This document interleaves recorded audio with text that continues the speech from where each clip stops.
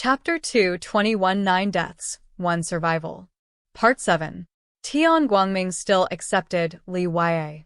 Li Yue was overjoyed, his little face beaming with a genuine, heartfelt smile. Since his family was destroyed and his family was killed, Li Yue has never been happy. Seeing Li Yue's happy face, Tian Guangming accepted the fact. He gained another apprentice. A disciple kowtows to become a disciple. Tian Guangming decided to nurture him properly and help Li Yue grow up. At the very least, we can't tarnish our reputation. The group set off, and because Tian Guangming's body was empty, Lucifer and the moon angel Ursula carried him. Tian Guangming was lifted into the air by two people using their true energy, each grabbing one leg and dangling from his body. Enraged, he cursed loudly. "Are you bullying honest people? Are you taking advantage of the fact that I'm empty inside? If you're so capable, try lifting me up like this when I'm full inside you." Tian Guangming really wanted to curse out loud. "If you dare say another word, I'll throw you down," said the moon angel Ursula coldly. Feeling the power in his legs vanish at any moment, Tian Guangming decisively shut his mouth. Flying backwards is fine. The scenery is even better that way.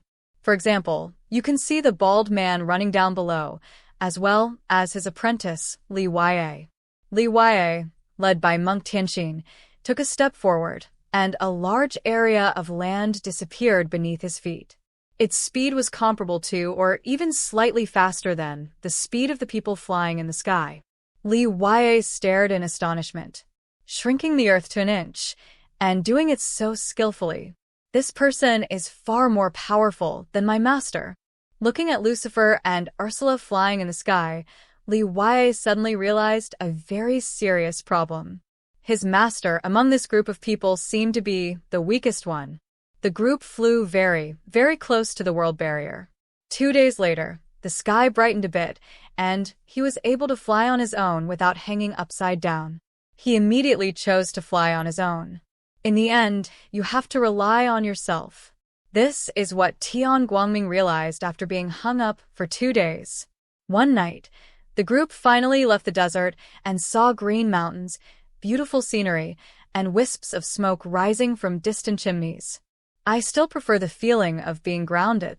Tian Guangming stood on the ground, deeply moved, feeling that it was much more reassuring than stepping on soft sand. Everyone else nodded in agreement.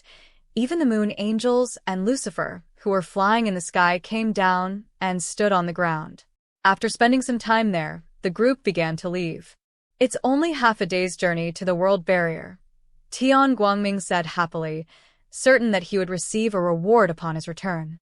After all, he sacrificed his life to protect Li Yue. They've treated them like their own disciples. How could they not protect them well? The group quickly traversed the half-day journey, but when they arrived at the world barrier, they were greeted not by an empty barrier, but by a withered bald head. The bald man was sitting by the roadside, muttering some scriptures. Although he looked frightening, he had a gentle aura that made people believe he was a master. Some people are born with this kind of aura. At first, Tian Guangming and the others did not pay any attention to the old monk.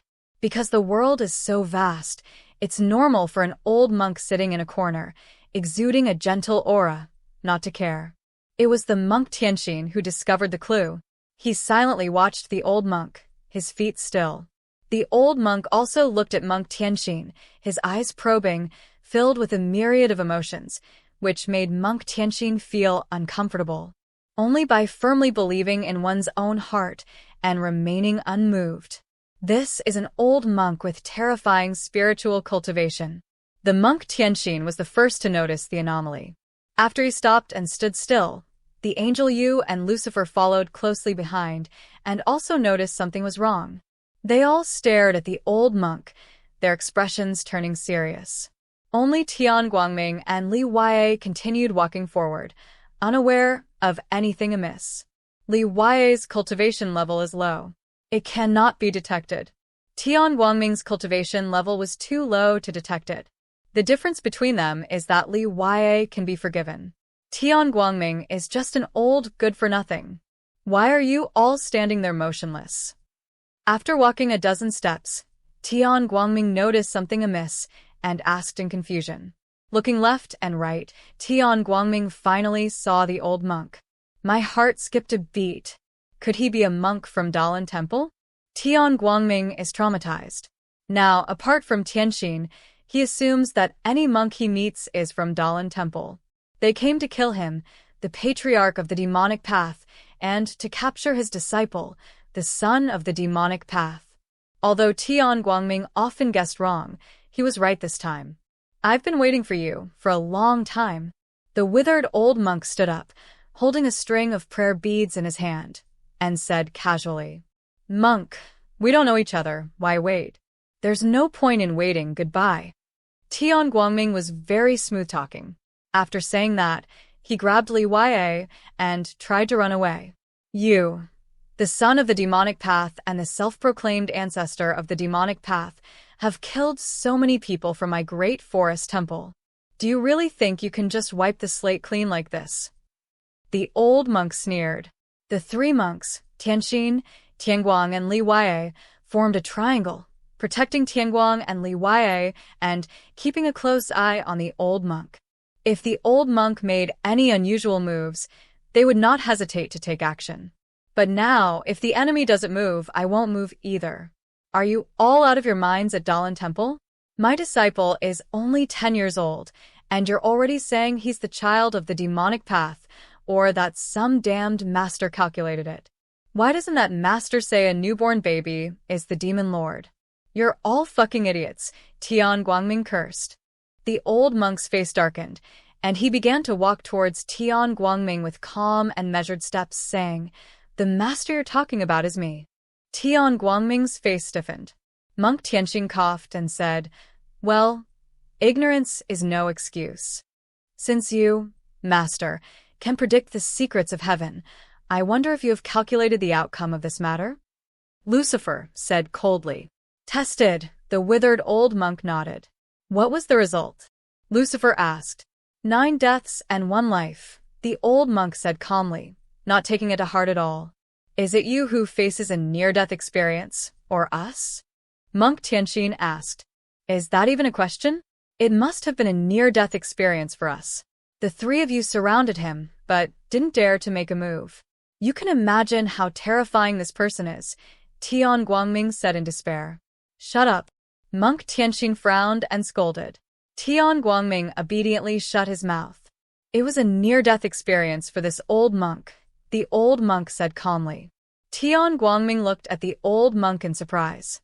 The others also looked at the old monk in surprise. "You've survived a near-death experience, yet you still came here, senior?" Monk Tianxin asked, frowning. "Because you are too weak, you are no match for me at all. I just want to see who is the one who can give me a divination that shows I am on the verge of death." The old monk suddenly took a step forward, his aura surging, his withered body quickly becoming full, and he said domineeringly, Chapter 122, Coming from Another World. Part 8. The old monk performed several divinations for himself, using Buddhist supernatural powers to glimpse a corner of the past. He watched it a total of 9 times. In all 9 instances, he died. A quiet death before the world's barrier. Without exception. The old monk then asked himself if there was anyone in the ancient Buddhist site who could kill him. The answer is no. The old monk knew that this person came from another world. After 9 deaths, I will stop trying. It's pointless. The old monk reserved his last chance. He doesn't want to watch. And he firmly believes that he will win this last time. So he came. Arriving at this place where he had died 9 times, he waited silently, going nowhere, meditating in asceticism, and quietly awaiting the arrival of Tian Guangming and his group. Now, he has finally gotten what he's been waiting for. But I was quite disappointed. The monk Tianxin was very powerful, and the old monk saw it all, but his power lay in his wisdom. Monk Tianxin has forged his own path, achieving a preliminary fusion of Buddhism and demonism, with both coexisting within one body. As long as you work your way up step by step, your future prospects are limitless. But in his eyes, the current monk Tianxin was too inexperienced. Lucifer has a special physique and unlimited potential, but unfortunately, he hasn't reached the right stage yet. Moon Angel, a pink skeleton in the mortal world, is the weakest of the three, but because she wields a celestial weapon, the old monk still gives her some respect. Tian Guangming, what a useless piece of trash. Li Huaye, the son of the demonic path, is the future leader of the demonic path. The old monk divined the secrets of heaven and saw this scene. Li Huaye, after growing up, wielding a demonic blade with overwhelming momentum, went on a killing spree at Dalan Temple, turning Dalan Temple upside down, so he absolutely had to be eliminated. If Li Huaye is not eliminated, Dalan Temple will surely decline in the future.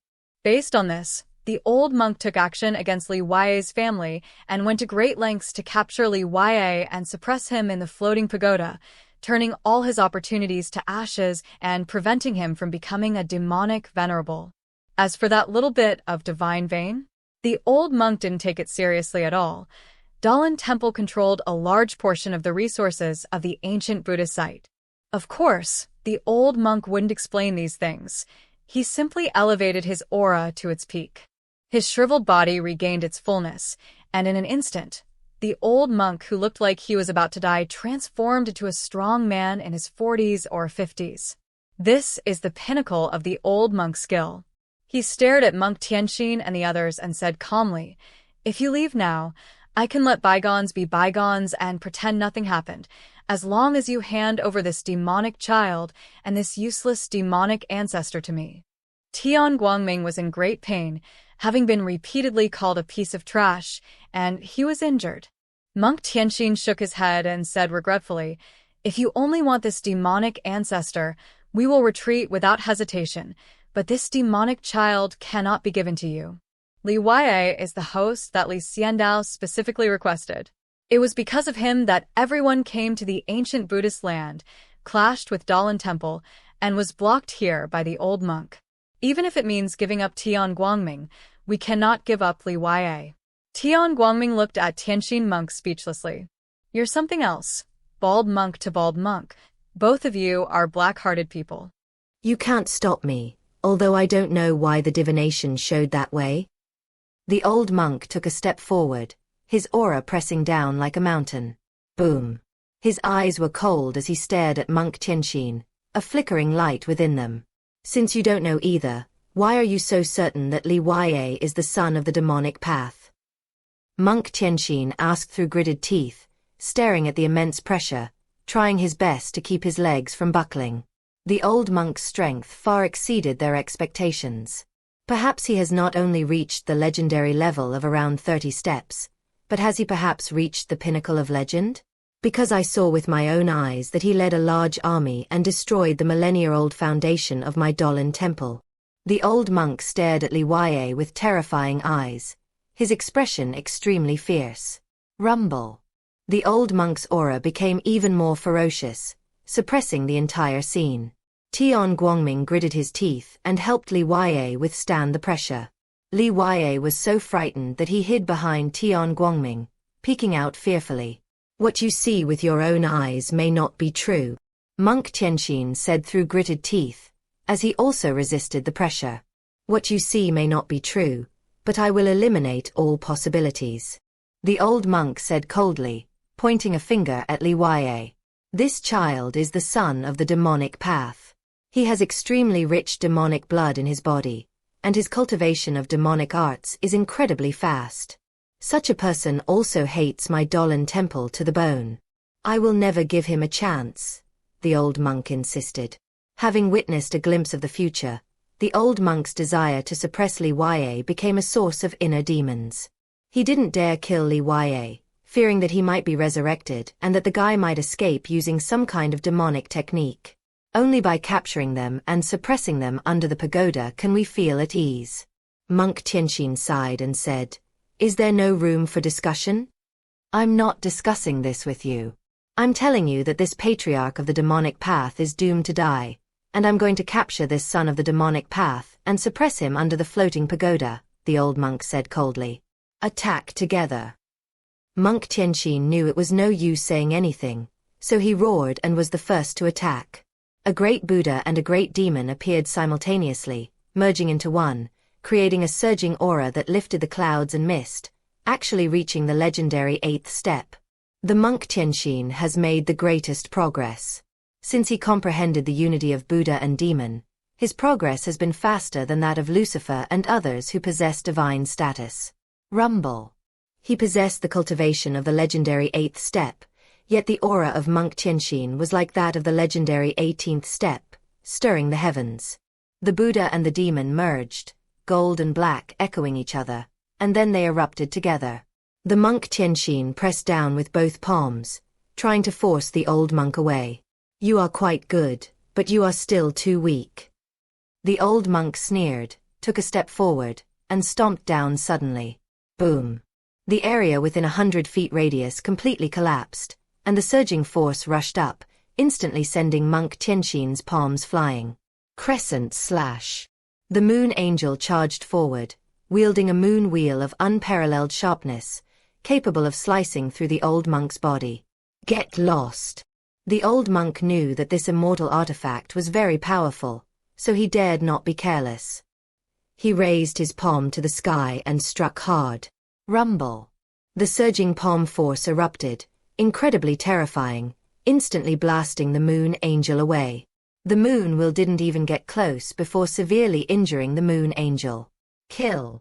Lucifer arrived with his light and darkness forms, creating a space of light and darkness to trap the old monk inside. Your space is not bad, but the gap in strength is still too great. I can tear your space apart. The old monk coldly tore apart the space, stepped out, and looked at Lucifer with a cold expression. Bang! With a single decisive punch, Lucifer was sent flying backward, coughing up blood in disbelief. You are all too weak. It seems my prediction of the future this time was wrong, the old monk said calmly, his tone ambiguous, whether it was regret or relief. You're right, this place is a matter of life and death for you. Just then, a powerful voice rang out. Seeing the people coming, Tian Guangming looked on with delight. Lucifer smiled. Monk Tianxin breathed a long sigh of relief. The moon angel's beautiful eyes sparkled with surprise. The old monk gasped and looked at the person. Chapter 223, I'll kill you 3 times. Part 9. After the old monk utterly defeated Tianxin and his 2 companions, a gap appeared in the world barrier. A figure slowly stepped into the ancient Buddhist site. A purple robe. Wearing a mask. His exposed pupils were extremely indifferent and cold, making people afraid to look directly at him. Xiandao has crossed over from another realm. Xiandao thought that sending a few monks, including Tianxin, would resolve the matter, but unexpectedly, an old monk suddenly appeared and ruined his plan. He was forced to come by himself. Master! Tian Guangming shouted excitedly, his voice tinged with grievance. They all treat me like I'm useless. You have to stand up for me. Tian Guangming looked wronged, like a child who had been bullied and then saw his parents and couldn't help but complain. Li Yue looked on curiously. Was this mysterious person his master's master? Monk Tianxin, Lucifer, and the moon angel all excitedly shouted, Master! Xiandao stood ramrod straight, nodded to them, then looked at the old monk with indifferent eyes and asked, Did you enjoy beating my men? The old monk stared at Xiandao, then suddenly grinned and said, It seems you are the anomaly in the divination, and have finally revealed yourself. Are you in such a hurry to make me show myself that you can't wait to die? Xiandao asked, his eyes cold. Xiandao had been watching the heaven and earth bank the whole time, and he also kept an eye on it while traveling, so he naturally knew everything that was happening there. We haven't even fought yet, how do you know I'm doomed to lose? The old monk sneered, showing no sign of backing down. Xiandao strode over to Tian Guangming and said, I admire your confidence, but confidence often needs to be supported by solid foundation. You injured 3 of my men, so I will kill you 3 times today. Ha ha ha, you've tried to kill me 3 times? Are you still half asleep? The old monk laughed angrily. You think it's impossible? Xiandao asked rhetorically, his eyes calm, like a deep spring, quiet and peaceful. If you can kill me 3 times, then it's truly a miracle, the old monk sneered. Is that so? Xiandao remained non-committal. Your cultivation is not bad, but it can't exceed the 33rd step of the legendary realm. I am currently at the 33rd step of the legendary realm, and I have been immersed in this realm for 5,000 years. What makes you think you can kill me 3 times? The old monk stared at Xiandao and sneered. He simply couldn't believe that Xiandao could kill him 3 times. Not even once. Xiandao raised one hand, his slender fingers as white as jade, even more delicate and smooth than a woman's hand. Pointing his fingers like a sword, Xiandao said to the old monk, "Killing you is as easy as slaughtering a chicken or a dog for me, believe it or not." The old monk just sneered, completely disbelieving. He admitted that Xiandao was very strong, but that was all he was capable of. The old monk was confident that the number of people in the 10 realms who could kill him could be counted on one hand, and most of them were too old to fight, or were living in seclusion and cultivating asceticism, waiting to ascend to the 9 heavens. Let me tell you, the one who can easily kill this old monk has not yet been born in these 10 realms, the old monk said emphatically. Since you're so confident, then watch closely, Xiandao said with a mocking smile and indifferent tone. Clang. He pointed his fingers like a sword, then thrust them out, instantly transforming them into a wisp of sword energy that shot out. Although the old monk spoke these harsh words, he dared not be careless. He stared intently at Xiandao's sword strike. Boom. At first glance, it looks very ordinary, just a regular sword aura. Can this thing kill me? The old monk sneered inwardly. But upon closer inspection, the old monk's expression froze, and his entire body stiffened. Rumble. Within that sword energy, he saw the boundless, surging sea. The waves rolled in, overwhelming him and engulfing him. The key point is that all of these waves are sword energy. This is an ocean of swords. These boundless waves are countless long swords. Every drop of seawater is an incredibly sharp sword, capable of piercing the sky and cutting through the clouds. Now all of these oceans of sword energy are hidden within this single sword energy. Fear. Extremely terrifying. The old monk now understood why Xiandao was so confident. Because this sword strike was truly terrifying. With just this one sword strike, Xiandao could proclaim himself a sword immortal. Rumble. The sword energy was still surging, and the old monk was still watching. He took a deep breath, and all the energy in his body surged forth. Golden bell shield. With a loud thud, a large golden bell fell over and sealed the old monk inside. A huge golden bell fell over, completely protecting the old monk. He believed he could withstand the sword strike. But the next second, the sword energy carrying the weight of an entire ocean crashed directly into the golden bell shield's protection. Click. It was a complete and utter defeat. The opponent had no chance to react before the golden bell shield was broken. The sword energy continued its relentless advance. In the old monk's eyes, this moment was a race against time, a matter of life and death. Thump. Thump. Thump. 13 enormous golden bells descended in succession, blocking the old monk's path. The old monk's face was solemn, and his eyes were resolute. If one golden bell shield can't stop it, what about 13? Click. Click. Click. As the sword energy surged forward, all 13 golden bell shields shattered in an instant, startling the old monk so much that he tried to dodge. But his body stiffened. Because this sword energy was pressed against his brow. A red dot appeared between his brows, and a sword aura pressed against it, frightening the old monk into immobility. In the old monk's eyes, this sword strike was terrifying and impossible to withstand. Who can construct an ocean of swordsmanship within a single sword aura? There was no one else besides Xiandao. Most importantly, Xiandao actually succeeded. The power was so great that even the old monk trembled. The old monk's heart sank further and further. He had made a mistake. He arrogantly overestimated his own strength. He also arrogantly underestimated Xiandao's strength. Now blocked by the sword energy, the old monk was panting, and his previous arrogance had completely vanished. "Don't kill me," the old monk pleaded. He didn't want to die. He was done playing. Xiandao was too terrifying and perverted. Buzz. The sword energy dissipated after he begged for mercy. It was just an ordinary sword energy. The old monk gasped for breath, looking at Xiandao in fear.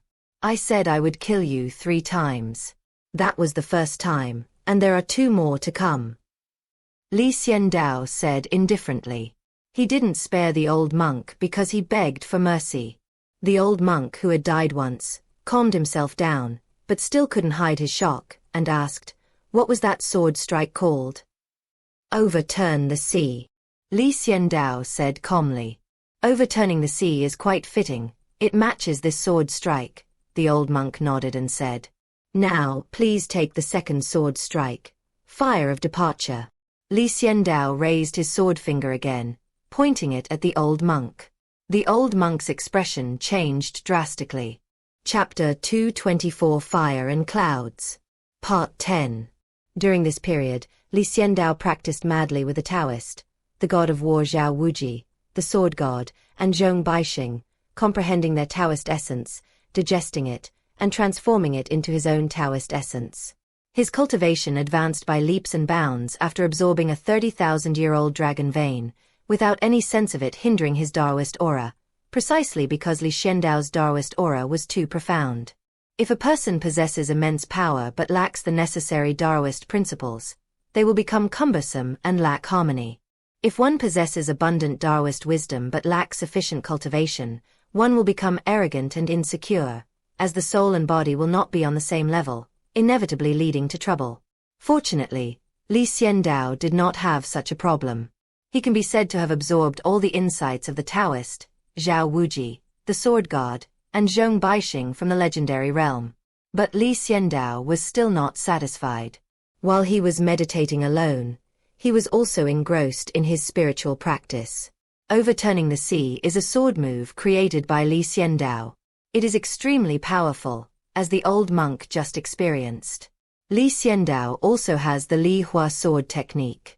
Born at the same time as overturning the sea, it can be said that they are mutually reinforcing and mutually restraining. Overturning the sea and Li fire are incompatible when paired together, yet they complement each other. Xiandao has mastered many sword techniques, but right now, he only wants to use Li Hua. The old monk looked on in fear. His arrogance, confidence, and pride had all been wiped out by Xiandao's overturning the sea move. Just now, when overturning the sea was pressed against his forehead, the old monk really felt that he was going to die. If that sword had struck, the old monk would have surely died. No one could have saved him. Fortunately, Xiandao let him go. But what's even more heartbreaking is that Xiandao still has one more sword to strike. Off fire. This sounded similar to overturning the sea, and the old monk's legs started to tremble. He made up his mind and sat cross-legged to perform a technique. Golden Buddha Kung Fu. The old monk transformed into a golden Buddha, weathered by wind and rain, standing alone there, untouched by any law or calamity in the world. He intended to use this tortoise-style martial art to block Xiandao's second sword strike. Xiandao saw it all, but didn't take it to heart. He blended so much Daoist essence into his sword techniques. "If your tortoise shell can withstand it, I'll admit defeat."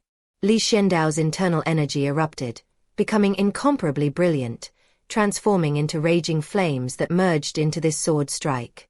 Clang. Once the sword is drawn, it's like an arrow released from a bow. Once the work begins, there's no turning back. Boom. The next second, fire erupted. Unlike the tranquility of overturning the sea, flaming fire is extremely violent. If we were to describe him by age, Fu Hai would be a 40-year-old middle-aged man, calm and reserved, yet capable of explosive outbursts. Li Hua is like an 18 or 20-year-old young person, with a fiery temper, looking forward to creating surprises, and being exceptionally flamboyant. Rumble. After Li Hua unleashed this sword strike, 9 phoenixes emerged from behind the sword energy, forming a line, seemingly to protect Li Hua.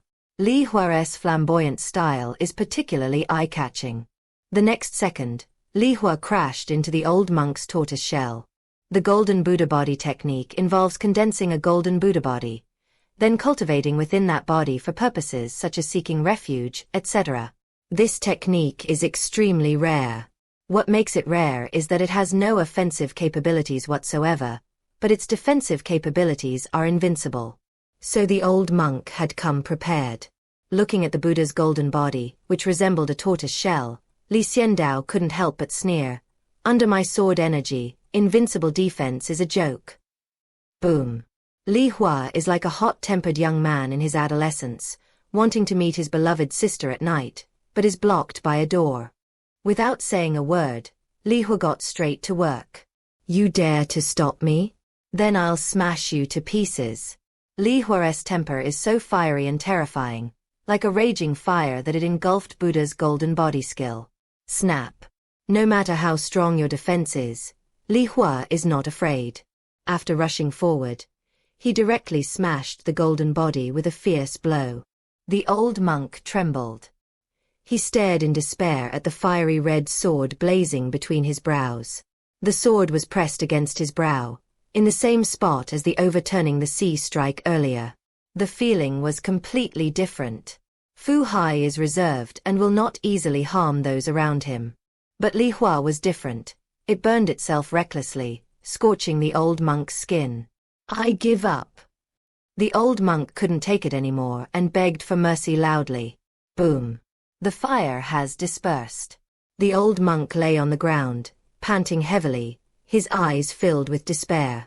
Looking around, the once enormous golden statue of Buddha had been shattered by Li Hua, leaving behind a scene of devastation, with much of the land crumbling. Who exactly are you? I know some big shots in this place, but I've never heard of you. The old monk asked desperately, seizing a precious opportunity. Xiandao said coldly, all you need to know is that I'm the one who killed you. The old monk was startled, realizing that Xiandao had already decided to kill him and would not let him go. So he simply shattered his magic Buddhist beads, and the 18 beads flew towards Xiandao. Then the old monk ran away on his own. They escaped. Only now did the old monk understand why there was a 9 deaths and 1 life option. He died 9 times, but this time he escaped. You want to kill me? This old monk has the Buddhist skill of crossing the river on a reed, which allows him to traverse the void at great speed. The old monk laughed heartily. If he couldn't kill Xiandao, he would at least annoy him. Master, what do we do now? Tian Guangming asked worriedly. I'll go and bring him back, Lucifer said coldly, wiping away the recent blood. No need, I still have my 3rd sword to unleash. Xiandao shook his head and unleashed his final sword strike. Yunshan. This is the 3rd sword technique that Xiandao has mastered. The main purpose of this sword strike, from the mountain in the clouds, is to shock and kill the enemy. It wasn't a kill, it was a shock kill. When Xiandao unleashed his sword, a thunderous roar echoed, and in the distance, the sea of clouds surged majestically. The old monk had just run over when he saw the sea of clouds churning. His expression changed drastically, and he knew something was wrong. Xiandao's 3rd sword strike is here. The reason Xiandao spared him after the first 2 sword strikes was not because he was a monk from Dolan Temple, but because Xiandao had said he would kill him 3 times. The first time was overturning the sea, the second time was separating from fire, and the third time was this sword. Yunshan. Rumble. Amidst the clouds and mist, a massive mountain coalesced, pressing down with overwhelming force, giving you absolutely no chance to react. What does it feel like when the sky is falling? The old monk didn't know before, but now he does. Bang bang bang. A massive cloud mountain surrounded him and then swiftly suppressed him. The old monk tried desperately to break free, but to no avail. No! The old monk roared, his voice filled with despair and sorrow. He probably never imagined that one aspect of the future could change at any time. He originally died at the edge of the world barrier. But now, he was suppressed by a mountain formed from clouds and crushed to death. This is Li Xiandao's Sea of Clouds. Chapter 225 Return to the Eternal Land. Part 1. Li Xiandao's 3 sword strikes killed the old monk 3 times. Just as Li Xiandao said, "You killed 3 of my men, so I will kill you 3 times. Let you experience the taste of death, so that you won't mess with the heavenly money shop in your next life." "Master is amazing," Tian Guangming said admiringly, giving a thumbs up. "That's amazing," Li Waiye exclaimed, genuinely shocked. The old monk was invincible just now, and Tianqing and the other monks couldn't withstand him at all. But as soon as Li Xiandao arrived, he killed the old monk with a few clean and swift sword strikes. Incredibly powerful. Monk Tianqing, Lucifer, and the Moon Angel all came to Li Xiandao's side, looking at him with admiration. "Let's go back. This matter is temporarily over. Go back and recover properly. We'll come back to the ancient Buddha land soon," Li Xiandao said calmly. "Yes, sir," several people replied. Li Xiandao turned around, his aura like a sword, cutting through the world's barrier, and walked out. Monk Tianqing and his entourage followed behind and left the ancient Buddhist site. The world barrier is not a continuous, unbroken line, but rather unevenly distributed at the intersection of the 2 worlds. Only at these intersections can the world's barriers be broken down, allowing for free movement in and out. Other places simply don't have this capability. Li Xiandao returned to the Eternal Land and went straight back to the Heaven and Earth Bank. He was very fast, far more so than Tian Guangming and the others. Li Xiandao would not travel slowly like them. They returned to the Heaven and Earth Bank ahead of time to wait for Tian Guangming and the others to come back. At the same time, it can continue to lull Xiaoqi into a false sense of security, preventing her from discovering anything amiss. Li Xiandao thought he was quite clever. After Li Xiandao returned to the Heaven and Earth Bank, he saw Xiaoqi standing in the trading hall organizing contracts. Li Xiandao stopped in his tracks, took off his mask, and was about to speak when Xiaoqi asked, "Master, where did you go just now?" Li Xiandao calmly said, "I spend all my time in the Heaven and Earth Bank, and sometimes I want to go out and see the scenery." Xiaoqi looked at Li Xiandao suspiciously and said, "I have a feeling that you're hiding something from me." Li Xiandao's heart skipped a beat, but he turned around and calmed down. He had done this so perfectly that even if Xiaoqi had doubts, she would never guess that Li Xiandao wanted to give her a surprise. "By the way, can't you go out at all?" Li Xiandao's eyes darted around, and he decisively changed the subject. "The more you say, the more mistakes you make. The less you say, the fewer mistakes you make. And if you say nothing, you make no." Li Xiandao was also quite curious. As the spirit of the Heaven and Earth Bank, was Xiaoqi actually allowed to leave? Xiaoqi shook her head and said, "Anyway, you can't let me out." "So how exactly were you born?" Li Xiandao asked curiously. "Xiaoqi says she is the spirit of the Heaven and Earth Bank. As long as the Heaven and Earth Bank exists, she exists. If the Heaven and Earth Bank is destroyed, she will be destroyed. But it's clear that she's different from the other artifact spirits. Xiaoqi has a physical body. Moreover, she obeys orders from the Heaven and Earth Bank, and Xiaoqi wouldn't dare touch many of the privileges that Li Xiandao wouldn't grant her." "Is this a spirit of an artifact?"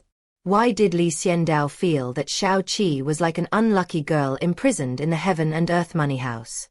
Xiaoqi looked at Li Xiandao with a half-smile and said, "Why are you asking so many questions?" Li Xiandao coughed and said seriously, "As your leader and your master, it's natural for me to be aware of your stability matters and care about my subordinates." Xiaoqi smiled charmingly and said, "You don't need to care about that. You shouldn't know how I was born yet." Li Xiandao said helplessly, "Fine, I won't ask anymore. You can talk about it when you think I'm qualified." Xiaoqi was taken aback. She hadn't expected that Li Xiandao would start to doubt her, yet he didn't ask any more questions. "Aren't you going to ask any more?" Xiaoqi was prepared to make up a lie to fool Li Xiandao. As a result, Li Xiandao stopped asking. "Since you don't want to talk about it, then I won't ask. Don't force others to reveal secrets they don't want to tell." Li Xiandao smiled slightly. He said gently. Xiao Qi looked at Li Xiandao with a huh, and muttered, "Such cheesy words." Li Xiandao turned and left the trading hall, saying, "Continue to guard your secret. I'm always willing to listen whenever you've made up your mind." Xiao Qi watched Li Xiandao's retreating figure, and inexplicably, a smile tugged at the corner of her mouth. Looking at the pile of contracts, her mood suddenly improved. As Li Xiandao walked out of the trading hall, he immediately said with relief, "Luckily, I managed to fool them. They didn't ask about Xiao Qi's secrets, nor did they reveal their own. It was very fair." Li Xiandao really wanted to know Xiao Qi's background, but since she wouldn't tell him, he wouldn't ask. Later, Monk Tianxin, Lucifer, and the Moon Angel were the first to return.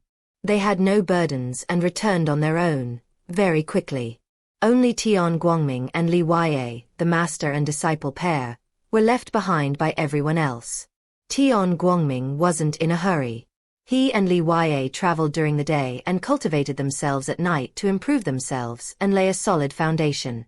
After becoming a mentor, Tian Guangming became much more dedicated, patiently and earnestly guiding Li Huaye on his path of learning. Fortunately, Li Huaye was highly talented. He could instantly understand what Tian Guangming said and apply it to other situations, often leaving Tian Guangming speechless. In just a few days, Li Huaye reached the peak of wilderness exploration.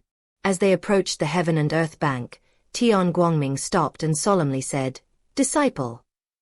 "Master, I'm here," Li Huaye said firmly. "Right now, I am your master and you are my disciple. But once we enter the Heaven and Earth Bank, you are a guest and I am the master's subordinate," Tian Guangming said quietly. Li Huaye looked at Tian Guangming with a puzzled expression. What did he mean by that? "What I want to tell you is that once you enter the Heaven and Earth Bank, you will have to trade with the master," Tian Guangming said irritably. "I know, and I've already decided what to trade," Li Huaye nodded and said. "What is that?" Tian Guangming asked. "Destroy the Great Forest Temple." Li Huaye gritted his teeth and said, "I guessed you wanted to exchange this wish. How many divine veins do you have?" Tian Guangming asked. "My parents left me more than 10,000 divine veins," Li Huaye said after a careful calculation. "After you finish the exchange, you will have to leave Tiandi Bank. I can't leave Tiandi Bank easily either. So we, master and disciple, will have to part ways," Tian Guangming said regretfully. This. Li Huaye was suddenly at a loss. He had finally managed to find a master. How could they have to part ways in the blink of an eye? "Do you want to separate from your master?" Tian Guangming asked. Li Huaye shook his head violently. "I don't want to. It's simple if you don't want to. Just add a condition when you make the deal with your master." Tian Guangming squatted down and whispered in Li Huaye's ear. Li Huaye listened and slowly nodded, his eyes brightening. He said, "If that's the case, then I won't have to worry about being displaced anymore, and I can be with my master forever." "Am I smart, your master?" Tian Guangming said proudly. Chapter 226. Want to learn swordsmanship? Part 2. Inside the Heaven and Earth Bank, Xiao Qi was organizing contracts in the trading hall. Li Xiandao dared not go there to receive Li Huaye. If he were discovered, his long-hidden plan would have completely failed. So Li Xiandao arrived at the inheritance hall, where many kites were hanging. When a breeze blew, the kites collided and made a crisp sound. Li Xiandao stood with his hands behind his back in the main hall, waiting for Tian Guangming to bring Li Huaye in. Tian Guangming knew that Li Xiandao was meeting with Li Huaye in private, so he was very careful along the way, afraid that Xiao Qi would find out. Fortunately, I didn't see Xiao Qi. In front of the main hall of inheritance, Tian Guangming said earnestly to Li Huaye, "Go in, the master is waiting for you." Li Huaye nodded and walked into the inheritance hall alone. Contrary to Li Huaye's expectations of a magnificent and imposing hall, the inheritance hall was ancient, with cracks appearing in many places. There were many kites overhead, making crisp sounds, as if welcoming Li Huaye. Deep within the main hall, There was a tall, slender figure dressed in dark black robes, with his back to him. Li Yue immediately recognized that this was the owner of Chendi Money House, and also the owner of his master Tian Guangming. "Greetings, senior," Li Yue said respectfully. Li Xiandao turned around, wearing a mask, his eyes calm, and stared at Li Yue, saying, "Enter the Heaven and Earth Bank, and you can exchange anything. What do you want?" Li Yue knew beforehand, so he wasn't surprised. He said in a deep voice, "I want you to help me destroy the Dolan Temple." Li Xiandao had guessed this outcome and asked, "What price are you willing to pay?" "Everything in this world has its price. You have to pay for what you gain. Dolan Temple is the #1 sect in the ancient Buddhist land, and it also has the support of the Buddhist sects in the 9 heavens. You want me to destroy them. What will be the price?" Li Xiandao said. Li Yue straightened his back and said, "Divine Spirit Vein." "How many?" Li Xiandao asked. 10,000. Li Yue held up one finger and said firmly, "Where are the 10,000 divine veins?" Li Xiandao asked, his expression unchanged. "It's inside my body," Li Yue said softly. Li Xiandao looked at him with surprise. With Li Xiandao's discerning eye, he couldn't see that 10,000 divine veins were hidden in Li Yue's body. "My bloodline is very special." The monk from Dolan Temple was right. "I am indeed like a child of the demonic path. Within my body, there is a dark space that can hide countless things." Li Yue revealed his secret, then knelt on the ground and looked at Li Xiandao. "Mysterious and powerful owner of the Heaven and Earth Bank, I am willing to offer 10,000 divine veins plus my own life as a price to annihilate the Great Forest Temple." Li Yue shouted. "Are you going to sell your life to me?" Li Xiandao retorted. "Yes, I have already become Tian Guangming's disciple. If I want us to stay together as master and disciple, I must also become his subordinate." That's what he told me. Li Yue betrayed Tian Guangming without hesitation, telling the truth. Li Xiandao wasn't surprised. It was quite normal for Tian Guangming to have such thoughts. "How big is your so-called dark space?" This was what Li Xiandao was more curious about. Because the monks of Dolan Temple did not discover Li Yue's dark space, nor did Tianqin monk Lucifer and others, and even Li Xiandao himself did not discover it. This shows that Li Yue's dark space is very powerful, capable of blocking everyone's senses. Upon hearing Li Xiandao's words, Li Yue thought carefully and said, "I don't know how old." "You don't know how big your own space is?" Li Xiandao asked curiously. Li Yue shook his head and said, "My cultivation level is too low, and my parents' cultivation level is not very high either. They tried to test the width for me, but they couldn't find it, so even now, I don't know how big this dark space is." Li Xiandao looked on in astonishment. Such a thing is possible. However, a dark space that can hold 10,000 divine veins must be very large. "Let me test it for you." Li Xiandao walked over slowly. Li Yue immediately relaxed his mind and did not stop him at all. He also wanted to know just how big his dark space really was. Boom. Li Xiandao placed one hand on Li Yue's head, 3 centimeters away, and unleashed a surge of powerful true energy. Li Yue felt a jolt throughout his body, and bursts of warm sunlight erupted within him, sweeping over his entire body and finally entering his heart. On the edge of his heart, there is a small black dot, which is the dark space. When Li Xiandao's true energy seeped in, it was like a mud ox entering the sea, with no end in sight. Dark. Demonic energy. Terrifying. Li Xiandao's first impression was that the dark space was filled with surging demonic energy, rumbling and terrifying. In other words, Li Xiandao's true energy was profound. He looked at Li Yue in surprise, never expecting that such a child would have such terrifying demonic energy. The old monk kept saying that Li Yue was the son of the demonic path, and he seemed to be right. But he really shouldn't have slaughtered Li Yue's entire family. Wasn't that just forcing Li Yue to take revenge? "Senior, what's wrong?" Li Yue looked at Li Xiandao, his expression somewhat uneasy. Li Xiandao shook his head and said, "It's nothing, it will hurt a little afterward." "I'm not afraid of pain," Li Yue said firmly. At this moment, Li Xiandao channeled all his true energy into Li Yue's body, into that dark space. Snort. Li Yue gritted his teeth, his body trembling, and he felt excruciating pain.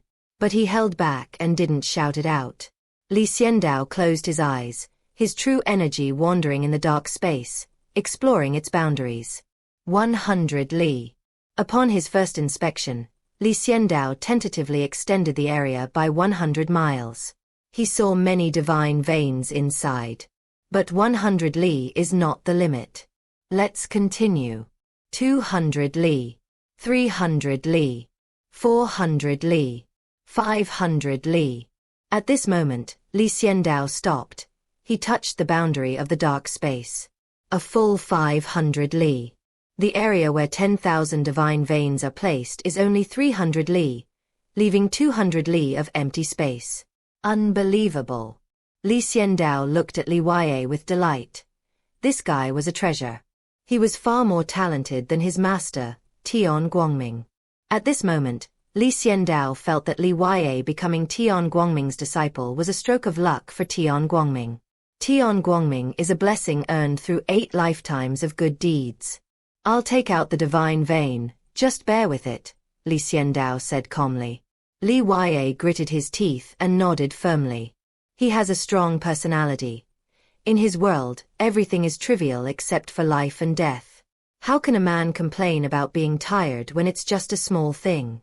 I gritted my teeth and got through it. Li Xiandao also quickly took out the divine spirit vein. 10,000 divine veins, in 10 minutes, Li Yue's face turned pale, and his body was almost exhausted. However, this was the second time Li Yue had experienced this feeling. The first time was when he inserted it. When Li Xiandao extracted the last divine vein, Li Yue collapsed to the ground, his body drenched in sweat.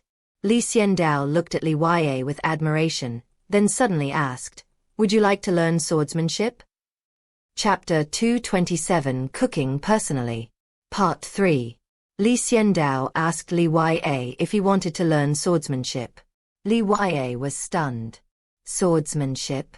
He had only just begun his cultivation journey, having previously focused on building a solid foundation.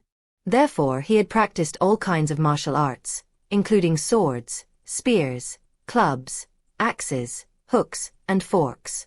Li Yue had naturally practiced swordsmanship. But should I focus on practicing swordsmanship from now on? Li Yue thought about it carefully, then nodded firmly and said, "I want to." Li Xiandao smiled slightly, and suddenly his right hand changed, and a huge broadsword appeared. The blade is made of interwoven black and silver, and is over 2 meters long. It has a handle in the middle, a broad blade in the front that resembles a door panel, and a sharp blade in the back. This is a special knife.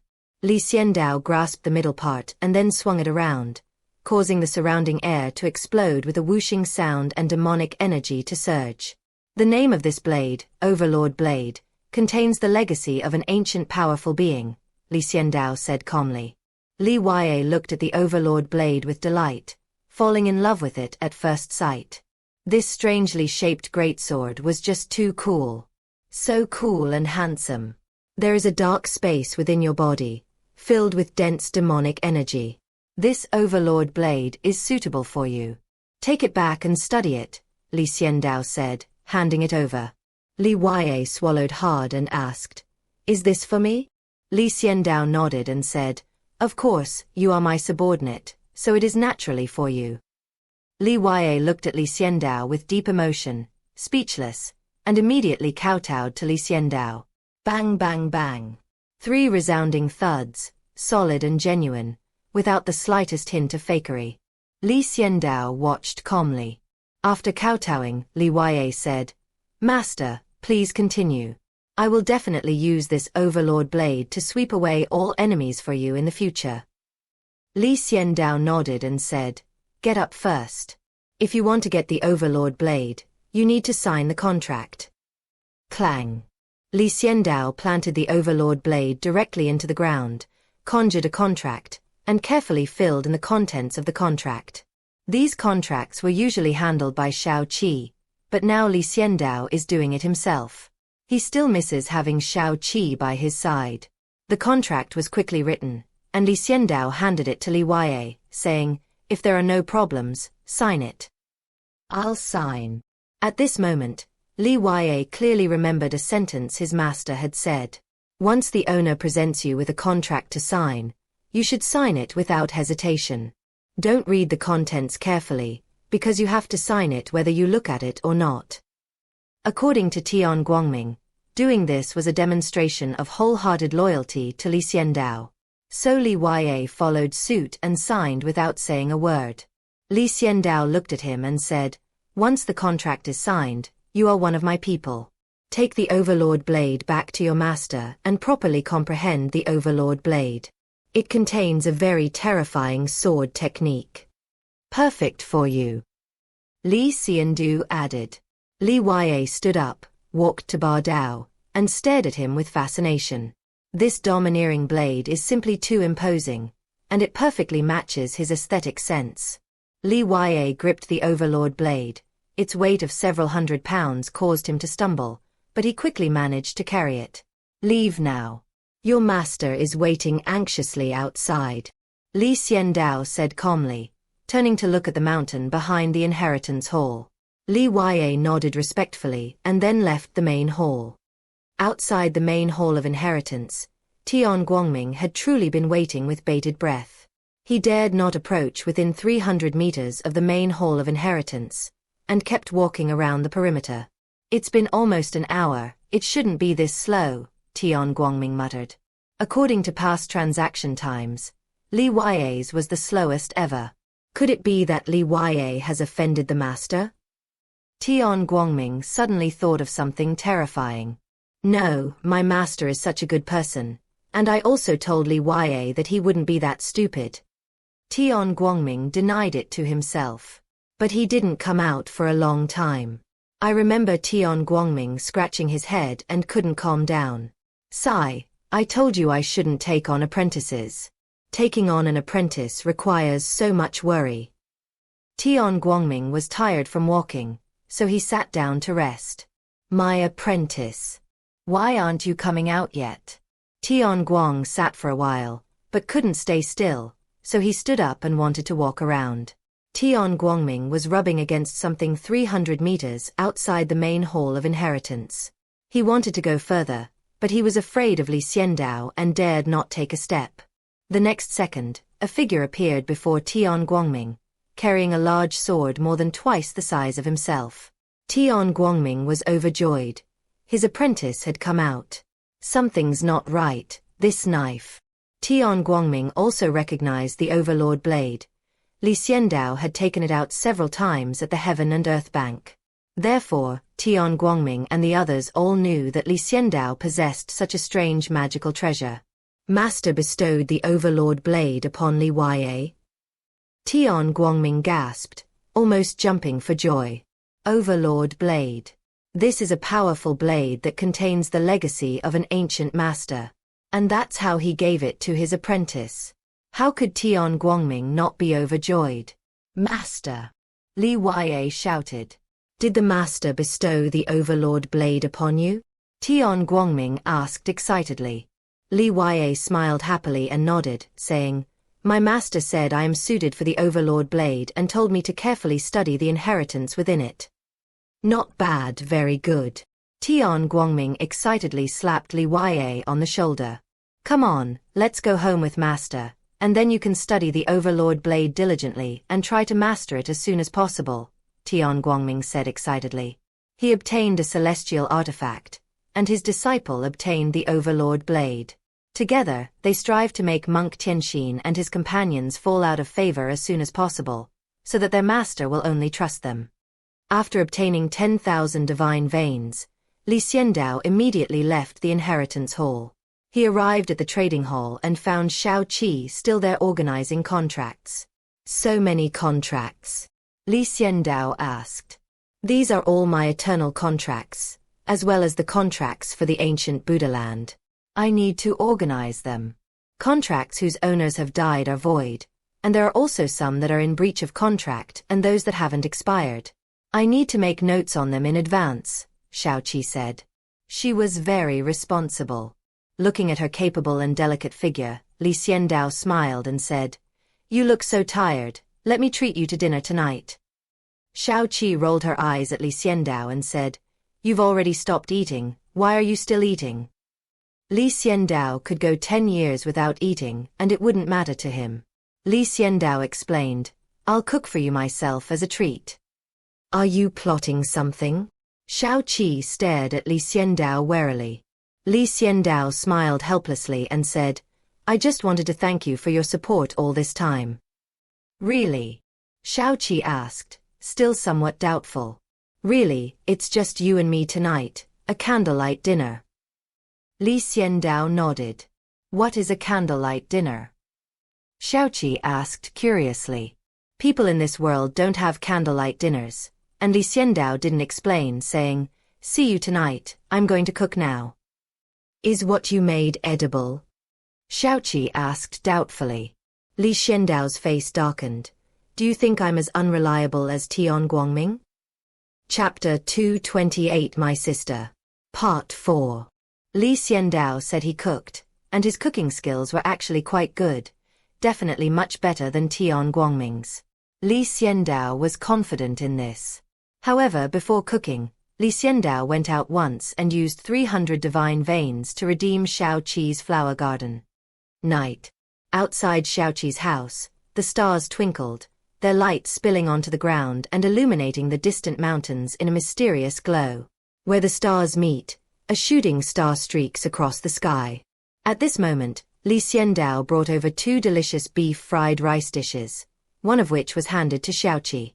Xiaoqi looked at the beef fried rice in her hand and said with a half-smile, "This is the dinner you treated me to?" Xianli said confidently, "Is my beef fried rice not pretty?" The rice grains were glistening, the beef was fragrant, and it was garnished with green vegetables, onions, green peppers, and scallions. Both the taste and the presentation were top-notch. "It looks nice, but I thought you would cook a lot of dishes," Xiaoqi said softly. "You overestimate my cooking skills. This beef fried rice is already beyond my usual standard." "Fried rice is the thing I'm best at making," Xiandao said without any attempt to hide it. "It tastes pretty good." Xiaoqi took a spoonful, chewed gently, and nodded. "I think it's great too." Xiandao looked at Xiaoqi's serene profile and gazed at the starry sky, smiling slightly. "You're acting very strangely today," Xiaoqi said, looking at Xiandao. She had already sensed something. Xiandao must have done something behind her back. But Xiaoqi doesn't know the specifics of what happened. Xiandao smiled slightly, no longer hiding his true feelings, and said, "After dinner, I'll give you a surprise." The little car looked at Xiandao's small face and its heart skipped a beat, feeling a strange sensation. Surprise. What qualifies as a surprise? "Oh right, let's light a piece of wood, that'll make a candlelight dinner." Xiandao couldn't find candles in this world, so he had to use wood as a candle. Xiaoqi complained, "Why do I feel like it's herders eating around a campfire?" Xiandao's face darkened, and he was speechless. The candlelight dinner plan failed. "I ate a bowl of beef fried rice very quickly." After Xiaoqi finished eating, she looked at Xiandao with a hopeful look in her watery eyes. Xiandao stretched out his hand, blocking Xiaoqi's way, and said, "Close your eyes." Xiaoqi closed her eyes as she wished. With a wave of his hand, Xiandao conjured a sky garden in the distance. Countless rare and exotic flowers swayed among them, their vibrant colors adorning the night. Xiaoqi opened her eyes, looking at them with surprise and disbelief. "My flower garden?" "Yes." Xiandao nodded. "When did you redeem it?" Xiaoqi asked in surprise. "Today," Xiandao said. "You hid it from me, letting Tian Guangming and monk Tianxin go out, all for this reason?" Xiaoqi asked, moved. "It's just 300 divine veins. I will definitely help you get the flower garden back," Xiandao said firmly. Xiao Qi looked at Li Xiandao with emotion, then stared at her flower bed, her eyes red-rimmed. Let's go up and take a look. I haven't seen the rare flowers in the flower garden yet. Li Xiandao stood up and dusted himself off. Xiao Qi immediately flew up. The flowers in the flower bed were beautiful. As soon as Li Xiandao entered, he saw a pure white snow lotus that should have grown on a snow mountain. It was blooming very brightly and was even bigger than Li Xiandao's head. This was a snow lotus that was at least 10,000 years old and was very valuable. Li Xiandao also saw a winding exquisite plum blossom in full bloom in the flower bed, its fragrance filling the air. Li Xiandao also saw a celestial flower, a twin lotus, with two stems connected, intertwined and entwined, which was very beautiful. The flowers here are at least 10,000 years old, each one blooming fully, vibrantly, and flawlessly beautiful. At first glance, everything is so beautiful that it's hard to look away. Little Seven happily ran back and forth in the flower bed. All the flowers here were planted by her own hands back then, and now they have all been harvested. Just as Xiaoqi said, any one of these flowers would be fought over by countless people. Redeeming 300 divine veins is not a loss at all. Li Xiandao, thank you. Through a patch of white pear blossoms, Xiaoqi shouted with a big smile. Li Xiandao smiled faintly, remained silent, and quietly appreciated the moment. Since acquiring the Heaven and Earth Bank, Li Xiandao had never seen Xiaoqi so happy. Li Xiandao felt it was well worth exchanging 300 divine veins for Xiaoqi's happy smile. While Li Xiandao was flirting with girls, things were in complete chaos at the ancient Buddha land. Dolan Temple suffered heavy losses this time. Dozens of people died. Too many people died at the Transcendent Realm, Immortal Realm, and Legendary Realm. More importantly, a legendary old monk who had mastered the 33 steps died. This is the real reason why Dolan Temple is in chaos. All those who died before combined couldn't compare to the legendary old monk who took 33 steps. After the old monk died, the Sun's Crown at Dolan Temple kept calculating day and night, trying to find the murderer. But even with all its might, the corona could only aim at the Eternal Land. The murderer is from the Eternal Land. The exact location is unknown. The corona cannot be measured. A group of elderly monks from Dolan Temple were gathered together, each with a solemn expression. What should we do? A senior monk asked. An eye for an eye, a tooth for a tooth. Our Dolan Temple has ruled the ancient Buddha land for 10,000 years. And no one has dared to offend us. We have also hidden our strength. Now, someone dares to run wild right under our noses. This is simply outrageous. A hot-tempered monk roared. Abbot of the Bodhidharma Academy, now is not the time to be angry. We don't even know where the other side is, an old monk said, frowning. They are in the Eternal Land, said the head of the Bodhidharma Academy, pointing to the sun's corona. The Eternal Land is no smaller than our ancient Buddha land. Where are you going to find them? The old monk frowned. Then what should we do? The head of the Bodhidharma Academy asked angrily. My Dharma Academy has lost more than a dozen disciples. My disciples died tragically, and their remains cannot be found. Don't think you can downplay this now. The head of the Dharma Academy stood up angrily and put pressure on them. Sit down. The abbot of Dolan Temple shouted coldly. The great demon king sat down heavily, remaining silent and silently angry. The other party is in the Eternal Land, yet they came to the ancient Buddha land to rescue Li Yue, which shows that the other party values Li Yue very much, a monk explained in detail. But Li Yue's family members have all been killed, the head of the Bodhidharma Academy said, frowning. But Li Yue's sister is suppressed in the floating pagoda by us. Only Li Yue doesn't know it, said the old monk in charge of the floating pagoda. Then spread the word that in 10 days, the demonic cultivator, Li Qing'er, will be punished by lightning. Spread this news to the Eternal Land, and I refuse to believe she won't come, the abbot of Dolan Temple said coldly. Chapter 229 Forbidden Mountain Peak. Part 5. In the eternal heart of the Heaven and Earth Bank, Li Xiandao is opening up a vast world. He used 300 of the 10,000 divine veins. leaving 9,700. This is a huge amount of energy. Using it to activate a celestial artifact can elevate it to its ultimate level, allowing it to unleash its full power. Killing a legendary immortal with such a powerful artifact would be a piece of cake. Incredibly easy. But Li Xiandao wanted to take all 9,000 plus divine veins and offer them to the heavenly Tao. Redeem the fourth mountain peak of the Heaven and Earth Money House. The three peaks in front of the Heaven and Earth Money House are the Time Palace, the International Library, and the Heritage Palace. Each mountain peak has a powerful effect, greatly aiding Li Xiandao's growth along the way. Therefore, Li Xiandao was very much looking forward to this fourth mountain peak. This fourth mountain is also the limit of what you can currently unlock, Xiaoqi said to Li Xiandao. Xiaoqi and Li Xiandao were very close. After last night's surprise, their relationship has deepened a bit. Although Xiaoqi respected Li Xiandao in the past, she would still maintain a certain aloof distance. After last night's surprise, Xiaoqi's attitude towards Li Xiandao became much closer today. Although he was still the master and the spirit of the artifact, at least Xiaoqi treated Li Xiandao much better. Why is this my limit? Li Xiandao asked, puzzled. Because the remaining mountain peaks require a massive amount of energy to unlock, which you can't collect right now, Xiaoqi explained. You can unseal the fourth mountain peak with more than 9,000 divine veins, but for the fifth mountain peak, even 100,000 divine veins won't work, Xiaoqi said. Li Xiandao frowned and said, is it that exaggerated?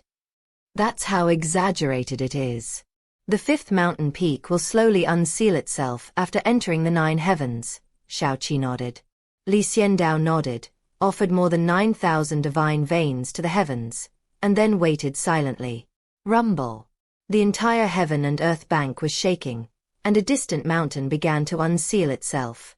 A corner of the mountain was revealed, and the towering peak was covered with enormous chains, each capable of restraining a dragon or a phoenix. Li Xiandao watched silently, hoping that the fourth mountain peak would bring him a surprise. The commotion at the entire Qiandi money house also brought out Monk Qianxin and others. They all rushed to Li Xiandao's side, watching the changes in the distant sky. A massive mountain slowly emerged, so enormous that, though described as a peak, it was clearly a mountain in everyone's eyes. What is this? Tian Guangming asked curiously. Li Xiandao watched silently without answering, because he didn't know what it was either. In the distance, at the center of heaven and earth, a mountain peak emerged, and with a thud, it took full shape. We'll find out what it is once we go up and see, Li Xiandao said calmly, taking a step forward and disappearing instantly. Forbidden mountain peaks. This is the information Li Xiandao obtained after setting foot on this mountain. The others also used their unique abilities to climb the mountain. This mountain, which resembles a continuous mountain range, is a forbidden mountain. The entire mountain is covered with restrictions. For example, right in front of Li Xiandao was a fire god restriction. Following its example, after it was carved out, a ball of heaven and earth fire appeared. Li Xiandao exclaimed in surprise, these restrictions are all manifestations of the Great Tao. The ethereal Great Tao can be depicted using restrictions, making it visible to the naked eye. Once successfully depicted and activated, this Great Tao can be successfully replicated. A Great Tao that can ignite a small flame of heaven and earth. And on this majestic, sprawling mountain, there are countless densely packed restrictions. At this moment, Li Xiandao was grateful that this mountain was incredibly sturdy, one mountain being equivalent to several other mountains.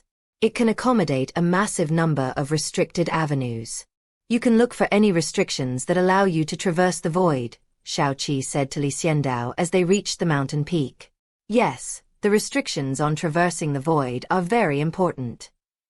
Li Xiandao nodded, almost forgetting. I remember there used to be one, right at the foot of this mountain. Look for it. Xiaoqi thought carefully, but still couldn't recall it. Previously, she couldn't leave the heaven and earth bank and wouldn't have paid any attention to the restrictions on traversing the void.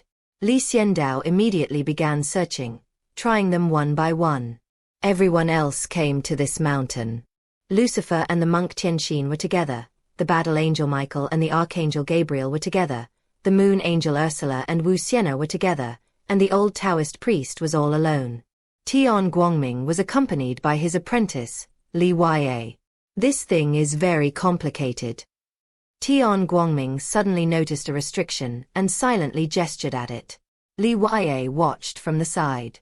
Like this, then here, and then like this.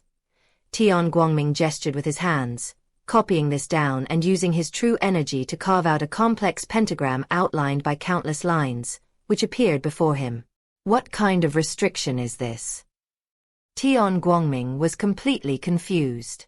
I've depicted you, but why aren't you moving?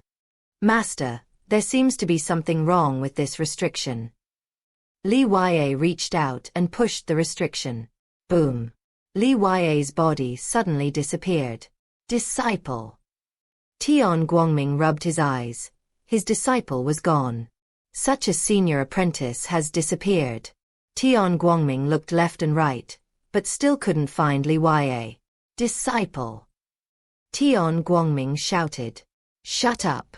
Li Xiandao teleported here, frowned, and directly scolded. Master, my disciple is missing.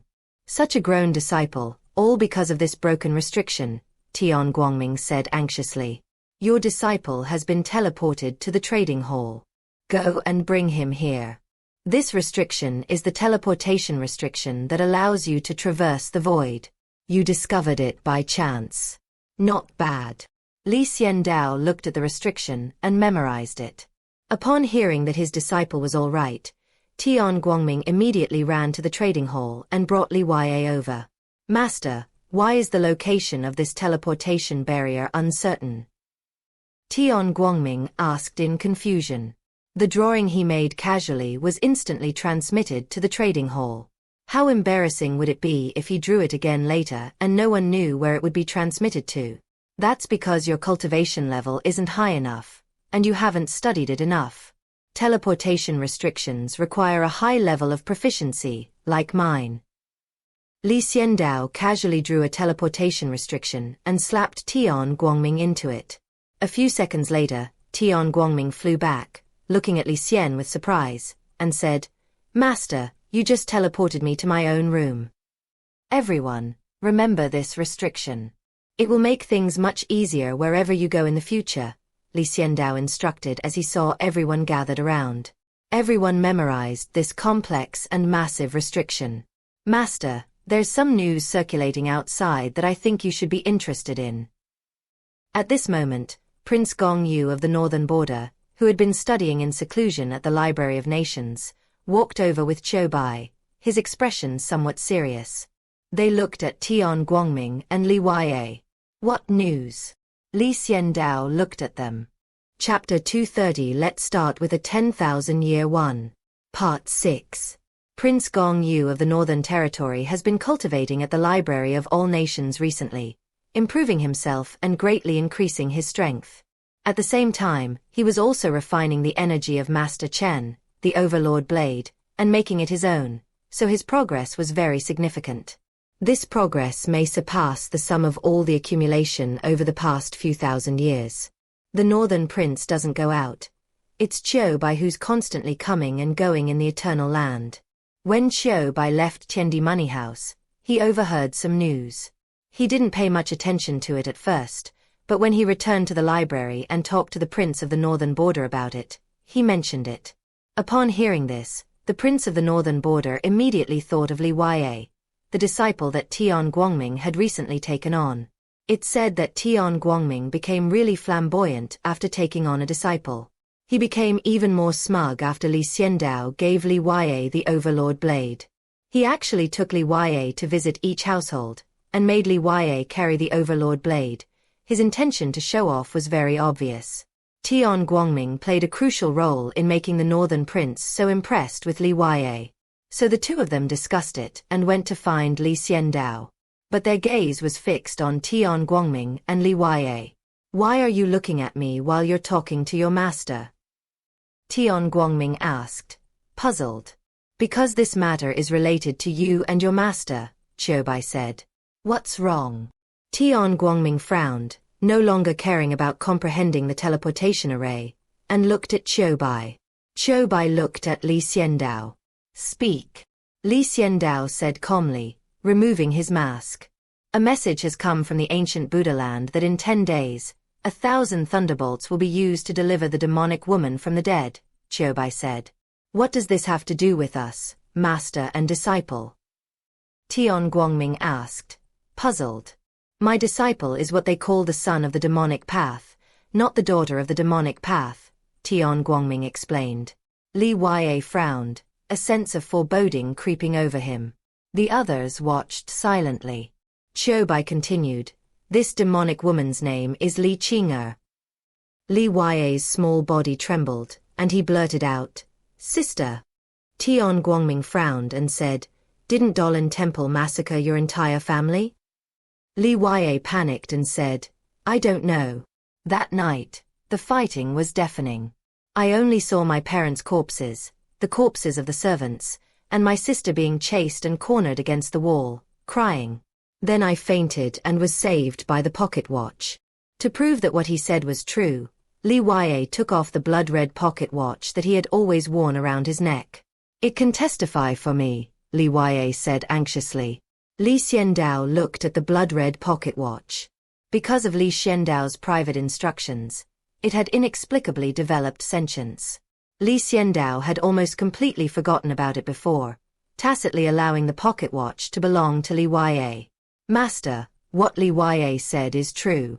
When I rescued him that night, I also saw his sister being cornered against the wall. It seemed like she was killed the next second. I could only leave with Li Yue. I didn't expect his sister to be alive, the pocket watch said. Li Yue was both surprised and flustered. He knelt down before Li Xiandao with a thud and kowtowed repeatedly, saying, Master, please save my sister. She is my only blood relative in this world. Li Yue is willing to serve you for all eternity. Li Yue, despite his young age, showed such a sense of responsibility, which greatly moved Tian Guangming. With a thud, he knelt down and cried out, Master, I beg you, please help my disciple Li Yue. Li Xiandao looked at Li Yue, a smirk playing on his lips beneath the dark gold mask, and said, when people encounter trouble, they must rely on their own hands. To save your sister, you must go yourself. Li Yue was dumbfounded and said, but I have only just broken through to the pioneering realm. Li Yue is now like a small shrimp, not worth fearing at all. Dolan Temple is like a dragon palace, full of dangers. How can Li Yue break in? Tian Guangming was also dumbfounded, looking at Li Xiandao with incomprehension. Li Xiandao raised his hand, and a jade box appeared in his palm. He said, this contains 10,000 years of lifespan that Tian Hen traded before. I originally planned to exchange 10,000 years of my lifespan for 10,000 divine veins, but now it seems that I no longer need them. So I intend to use these 10,000 years of my lifespan to reward you, Li Xiandao said slowly.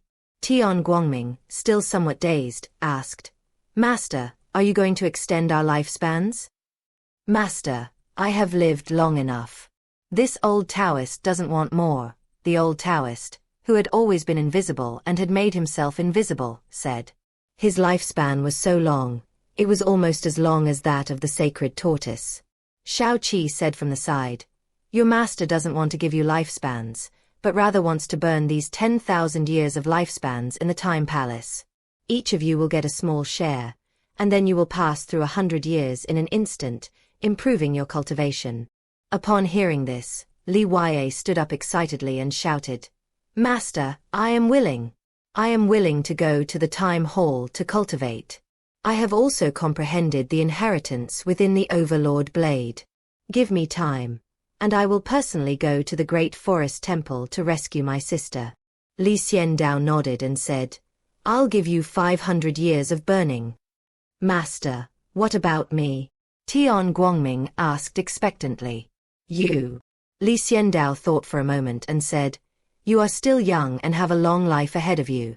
Burn for 1,000 years. All right. Tian Guangming exclaimed excitedly, glancing at Monk Tianxin with a secret sense of anticipation. Even with 1,000 years of acceleration time, I still can't catch up with you? Then I'll be the one to trample all of you under my feet. But Li Xiandao's next words extinguished Tian Guangming's little scheme.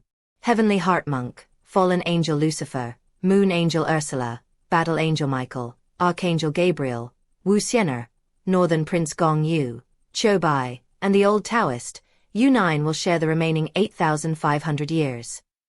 Li Xiandao didn't specify how to divide it, wanting to see how they would decide among themselves. My younger sister is the youngest and lacks experience. She can't keep up with the cultivation concepts, so I'll take 500 years, and you can share the remaining 8,000 years. Wu Xianer was the first to stand up and offered to take less. The old Taoist priest stopped her, saying, "Why are you being so polite with me about lifespan? You are young, which is why you need to improve yourself. I've given you my 1,000 years, making it a total of 1,500 years. The nine-tailed fox's inherited memories are vast, and you need enough years to absorb them. This is an opportunity." "Then, Taoist master?" Wu Xianer asked in surprise. "Isn't it just burning through lifespan?" The old Taoist priest smiled smugly. He was no longer modest and walked up to Li Xiandao. "Give me one that lasts for 10,000 years. The old Taoist priest declared emphatically. "If it works, it will burn for another 10,000 years. The old Taoist priest seemed like a wealthy man, treating his life as if it were nothing. It's as if a lifespan of 10,000 years is like 10,000 divine sources, which can be used at will. Chapter 231, A Tedious and Boring 10,000 Years. Part 7. Li Xiandao looked at the old Taoist priest and was speechless. Everyone else was filled with envy, jealousy, and hatred. Sure enough, people with confidence speak with a strong and resonant voice. Everyone present could contribute 10,000 years, but after burning those 10,000 years, they would still have to spend another 10,000 years in the Hall of Time. Adding the two together, that's 20,000 years. The legendary realm is one where one cannot live for more than 30,000 years. The ancestors of the Northern Prince, such as Emperor Taizong, and the ancestors of the Duanmu family, all relied on treasures to forcibly prolong their lives. Moreover, once you reach your peak, there is a rapid decline that follows. The older you get, the less useful you become. That's why they envied the old Taoist priest. Indeed, good health is better than anything else. The 10,000 years that were casually mentioned, plus the 10,000 years that would be spent inside, totaled 20,000 years. This was a huge loss for everyone present, including Li Xiandao. But the old Taoist priest downplayed it, even saying that if it worked well, it could last for another 10,000 years. Awesome. Li Xiandao had a lot to say but kept it all to himself, and then sent them all to the time hall. Thump, thump, thump.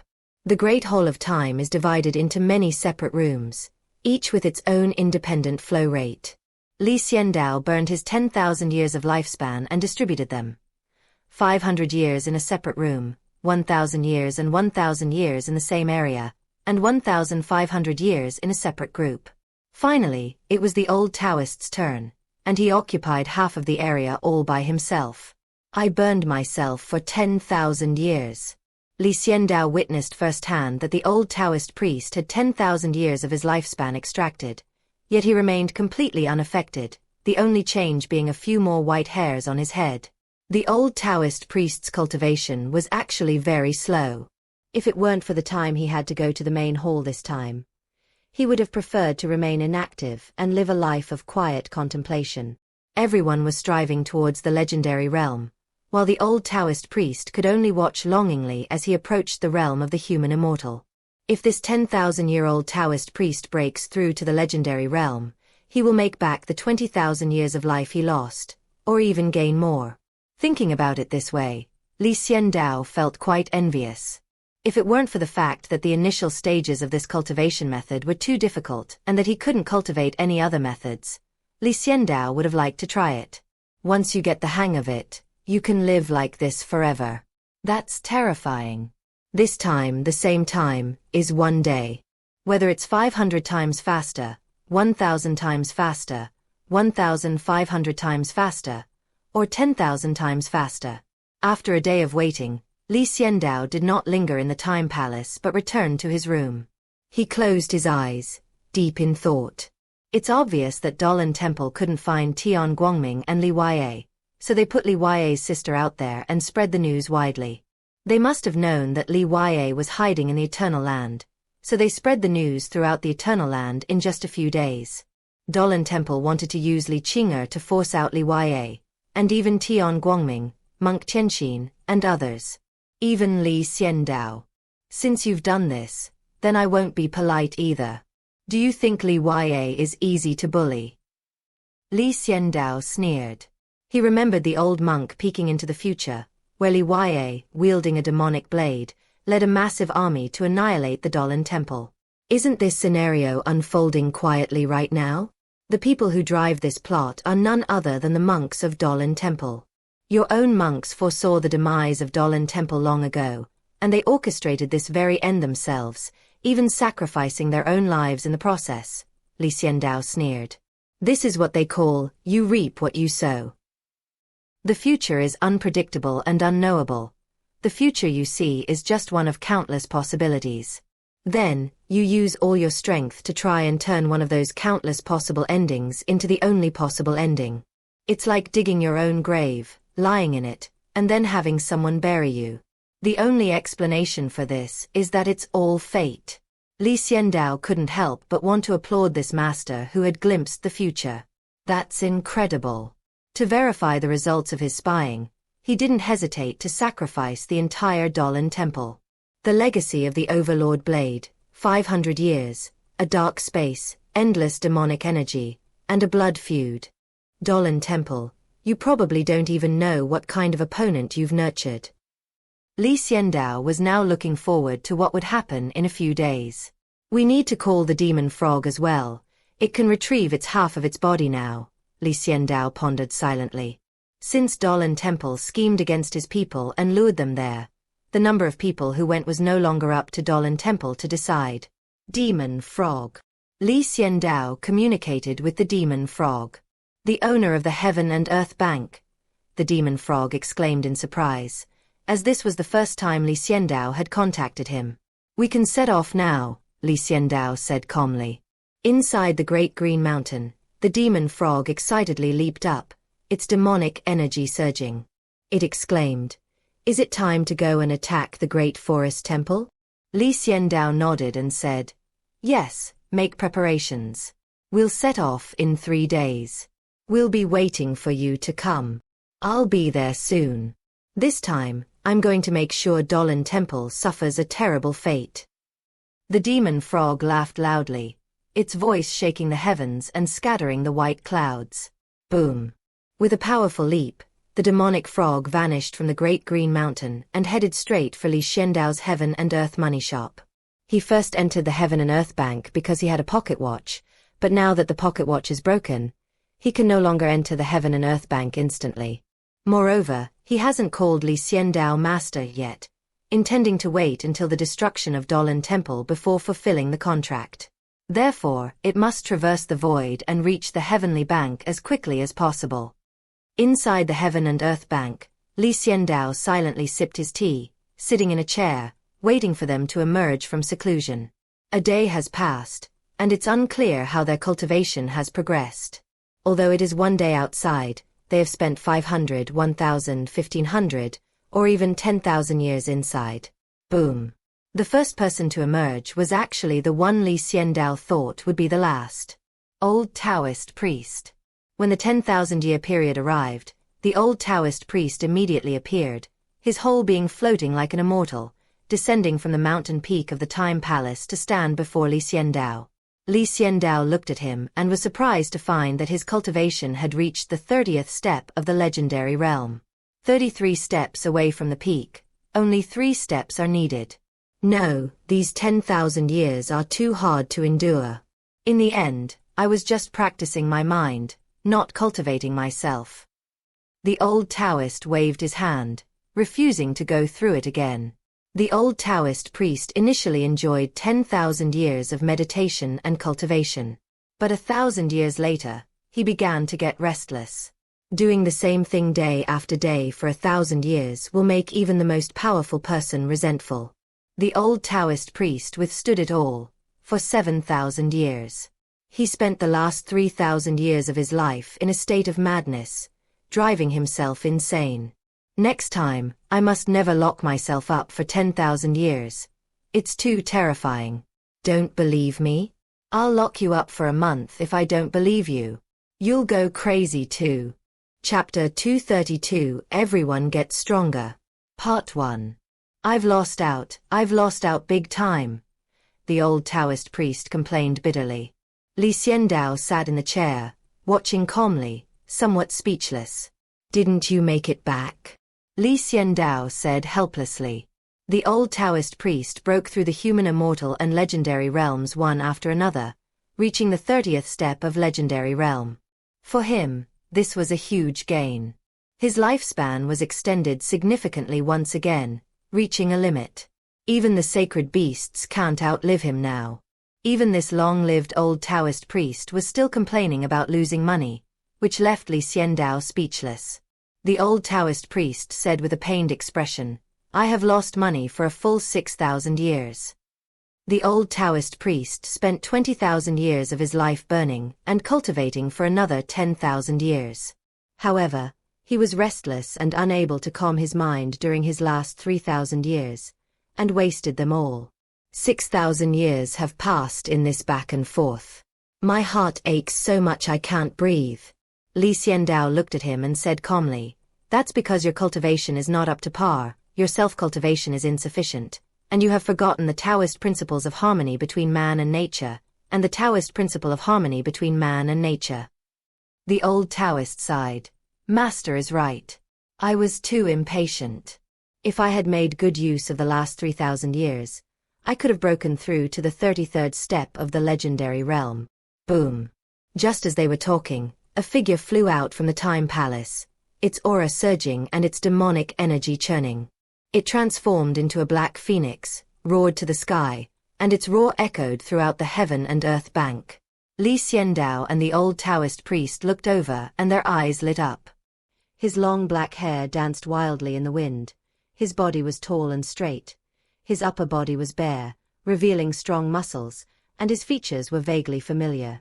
Li. He has grown up. 500 years have passed, and he has gone from being 10 years old to 510 years old. Now, Li is a complete adult. However, his facial features still retain some characteristics from when he was a child, making him easily recognizable. Holding a domineering blade, his bare upper body was covered in demonic patterns that converged into a black sun swallowing the sky tattoo, which was extremely sinister. His aura was sharp and menacing, and he looked like someone not to be trifled with.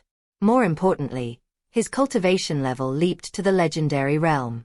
With the Overlord blade in hand, Li walked up to Xiandao, knelt down and said, Master, Li pays his respects. Xiandao nodded in satisfaction and asked, What realm are you at now? Because Li had a black space within his body that concealed his cultivation level, even Xiandao couldn't discern just how powerful he was. Legendary 33 steps. Li unleashed his aura and said coldly, How did you improve so quickly? The old Taoist priest was dumbfounded, exclaiming in disbelief. He burned for 10,000 years and cultivated inside for 7,000 years before he barely reached the 30th step of the legendary realm. Even if his cultivation is slow. But you can't be this twisted, can you? You've only accelerated it by 500 years. Xiandao also looked at Li with considerable surprise, his gaze falling on the Overlord blade. Did Ba Dao help you? Xiandao guessed the reason. Yes, I have obtained the complete inheritance of the Overlord blade. It has completely submitted to me and obtained the Avicii Hell Blade technique. By practicing demonic arts, it has ignited the dark space within my body and completely merged with it. Now, I cannot wait to storm into the ancient Buddha land and destroy the great forest temple. Li said coldly. The Dolan temple slaughtered his entire family and suppressed his sister. Now they want to execute his sister. For his sister's sake, Li Yue must also eliminate the Dolan Temple. Indeed, I knew you were the most suitable for the Overlord Blade. The Overlord Blade will surely shine brightly in your hands. Li Xiandao nodded in satisfaction and praised. This Li Yue is much more promising than his old, cunning master. If given resources, he can convert them all into combat power, making him invincible. Li Yue stood up, his height exceeding 2 meters, almost as tall as Ba Dao. He reached out and grasped Ba Dao, standing before him like a door panel. Wait until everyone comes out before setting off together. It's very dangerous for you to go alone, Li Xiandao said softly. Li Yue is quite powerful now, but Dolan Temple is not to be underestimated either. No one knows how many masters Dolan Temple has trained over these 10,000 years. Yes, master. Li Yue nodded and stood beside Li Xiandao like a bodyguard. Then, the remaining people filed out of the Hall of Time and flew out. Wu Sienna reaped the greatest rewards. This time, she not only fully integrated the inherited memories, but also learned all the abilities of the nine-tailed fox, undergoing a complete transformation. Wu Sienna was less than a year old before, so how could she have had time to experience the power of the nine-tailed fox? He was hunted down from birth, his mother died, and he became homeless. He then entered the Heaven and Earth Money House, followed Li Xiandao, and went from the Greatly Land to the desolate Ancient Land, and then to the Eternal Land. Now, after 1,500 years of solidifying her foundation, she has become more and more like a nine-tailed fox spirit. Every smile, every gesture, every move she makes attracts men's attention. The nine-tailed fox is naturally charming. Even a casual gesture can arouse a man's desire. Now, Wu Sienna has completely made up for her past shortcomings, so she expressed her gratitude to the old Taoist priest as soon as she came out. The old Taoist waved his hand and said, "They are all the master's people, there's no need for thanks." The sky brightened. His progress wasn't significant. He only advanced from the first step of the legendary path to the 20th step. Having improved so much in 1,000 years, Tian Guangming felt he was quite remarkable and should be considered to possess unparalleled talent. But when he saw the giant, who was over 2 meters tall and wielding a powerful sword, he was dumbfounded. "You are my disciple?" Tian Guangming stammered. "Master and disciple, I am Li Yue." Li Yue nodded and said in a low voice. Tian Guangming, with a mournful face, gestured his height. "You only reached my belly a day ago, now I only reach your belly." Comparing their cultivation levels, Tian Guangming was stunned. Li Yue had actually reached the 33rd step of the legendary realm. He, the master, was only a legendary 20 steps in. How shameful. Monk Tianxin slowly walked past Tian Guangming, deliberately revealing his cultivation level, not even glancing at him, just silently passing by, a silent display of pride. Legendary 33 steps. Lucifer followed suit, also at legendary 33 steps. The moon angel Ursula sighed, saying, "I'm relatively weak, only legendary 30 steps." Tian Guangming looked at the three of them, so frustrated he felt like vomiting blood. An invisible mockery, this was passive-aggressive behavior. "Tian Guangming, now you're the weakest under your master's command. What are your thoughts?" At this moment, the battle angel Michael asked. Tian Guangming stared at Michael with dead fish eyes. His best friend really knew how to rub salt in the wound.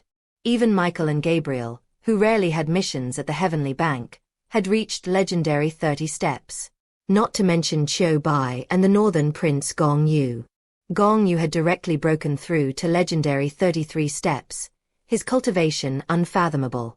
Looking around, Tian Guangming was astonished to find that he really was the weakest. Chapter 233, I'll handle this. Part 2. Li Xiandao stared at Tian Guangming in astonishment and asked, "Everyone has 1,000 years to go, yet you've only broken through to the 20th step of the legendary realm?" Everyone else also looked up at the sky. "It's a good question," they said. "Even Qiu Bai has reached the 21st step of the legendary realm, one step higher than Tian Guangming. What is the reason for this?" Tian Guangming was also puzzled and said, I don't know. I just cultivate step by step and absorb the energy from the god of light. That shouldn't be the case. You also fused with a godhood, so there's no reason why you should be so much weaker than Lucifer and the others. Li Xiandao frowned, staring intently at Tian Guangming, and then flicked his finger. Boom.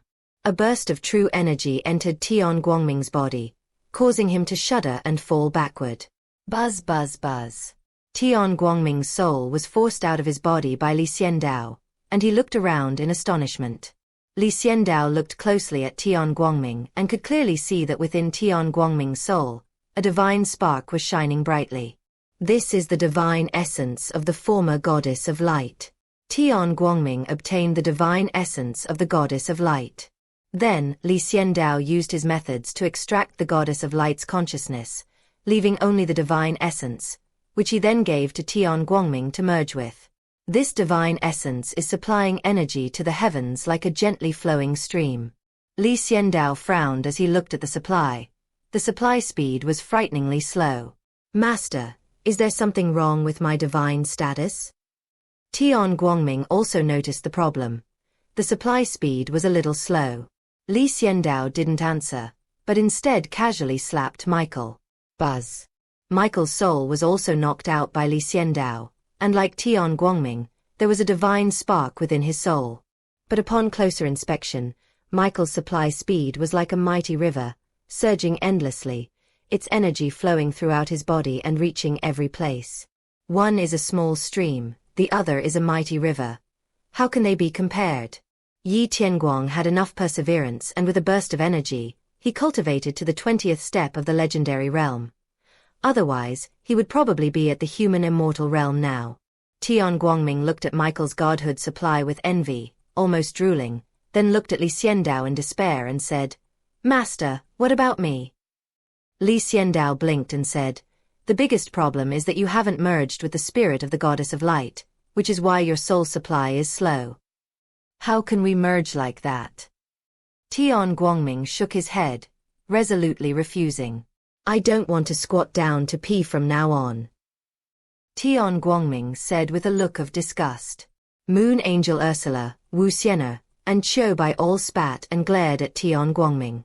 He's spouting filthy language. After we destroy the Dolan Temple this time, I'll help you correct your ways properly. This speed is much slower, Li Xiandao said after thinking for a moment. Thank you, Master. Tian Guangming was overjoyed and extremely grateful. As expected, his master still trusted him, Tian Guangming. If Li Xiandao knew what he was thinking, he would definitely tell him that he didn't trust Tian Guangming, but rather felt sorry for him. Despite being hit so many times, Tian Guangming still faces life with optimism, remains steadfast in his goals, and works very hard to be the first person. I just had bad luck. If he hadn't obtained the divine status of the goddess of light, but instead became the god of light, given his diligence, he should now be on par with Lucifer, the monk Tianxin. After thoroughly investigating the reason for Tian Guangming's low cultivation level, Li Xiandao sent their souls into his body. Now we wait for the demon frog to arrive, and then we can enter the ancient Buddha land and completely destroy the great forest temple. Li Xiandao said, sitting in his chair and looking at the group of people in front of him. Master, I am willing to lead the charge. Li Yue said in a deep voice, his eyes resolute and his body shrouded in demonic energy. You'll definitely be leading the charge, but we can't underestimate Dolan Temple either. Once the demon frog arrives, we'll ask him about Dolan Temple situation. Li Xiandao nodded and said, Speak of the magic frog, and the magic frog will appear. Thump. A giant frog came from the outside world, jumped into the heaven and earth bank, and landed in front of Li Xiandao.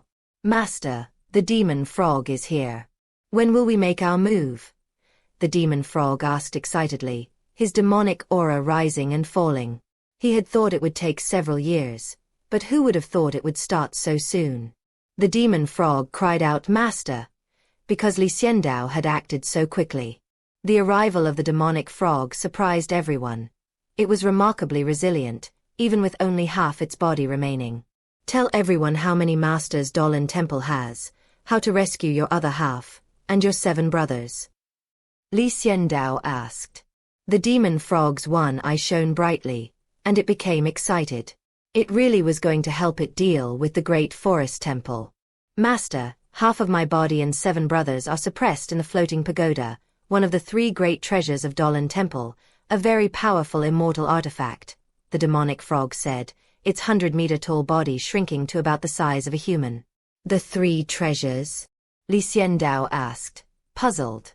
The celestial artifact, the sun crown, the celestial artifact, the floating pagoda, and a relic left behind by a great monk from the upper realm after his death. It is this relic that can contact the experts in the 9 heavens and guide them down, bypassing the rules of heaven and earth. 8,000 years ago, we suffered a great loss because of this, the demon frog said in a deep voice. I've remembered them all, Li Xiandao said, looking at his men. The 2 immortal artifacts are nothing to fear. We have more immortal artifacts than them. The key is this relic. Once it attracts people from the 9 heavens down, we may not be able to defeat it, Monk Tianxin said with a frown.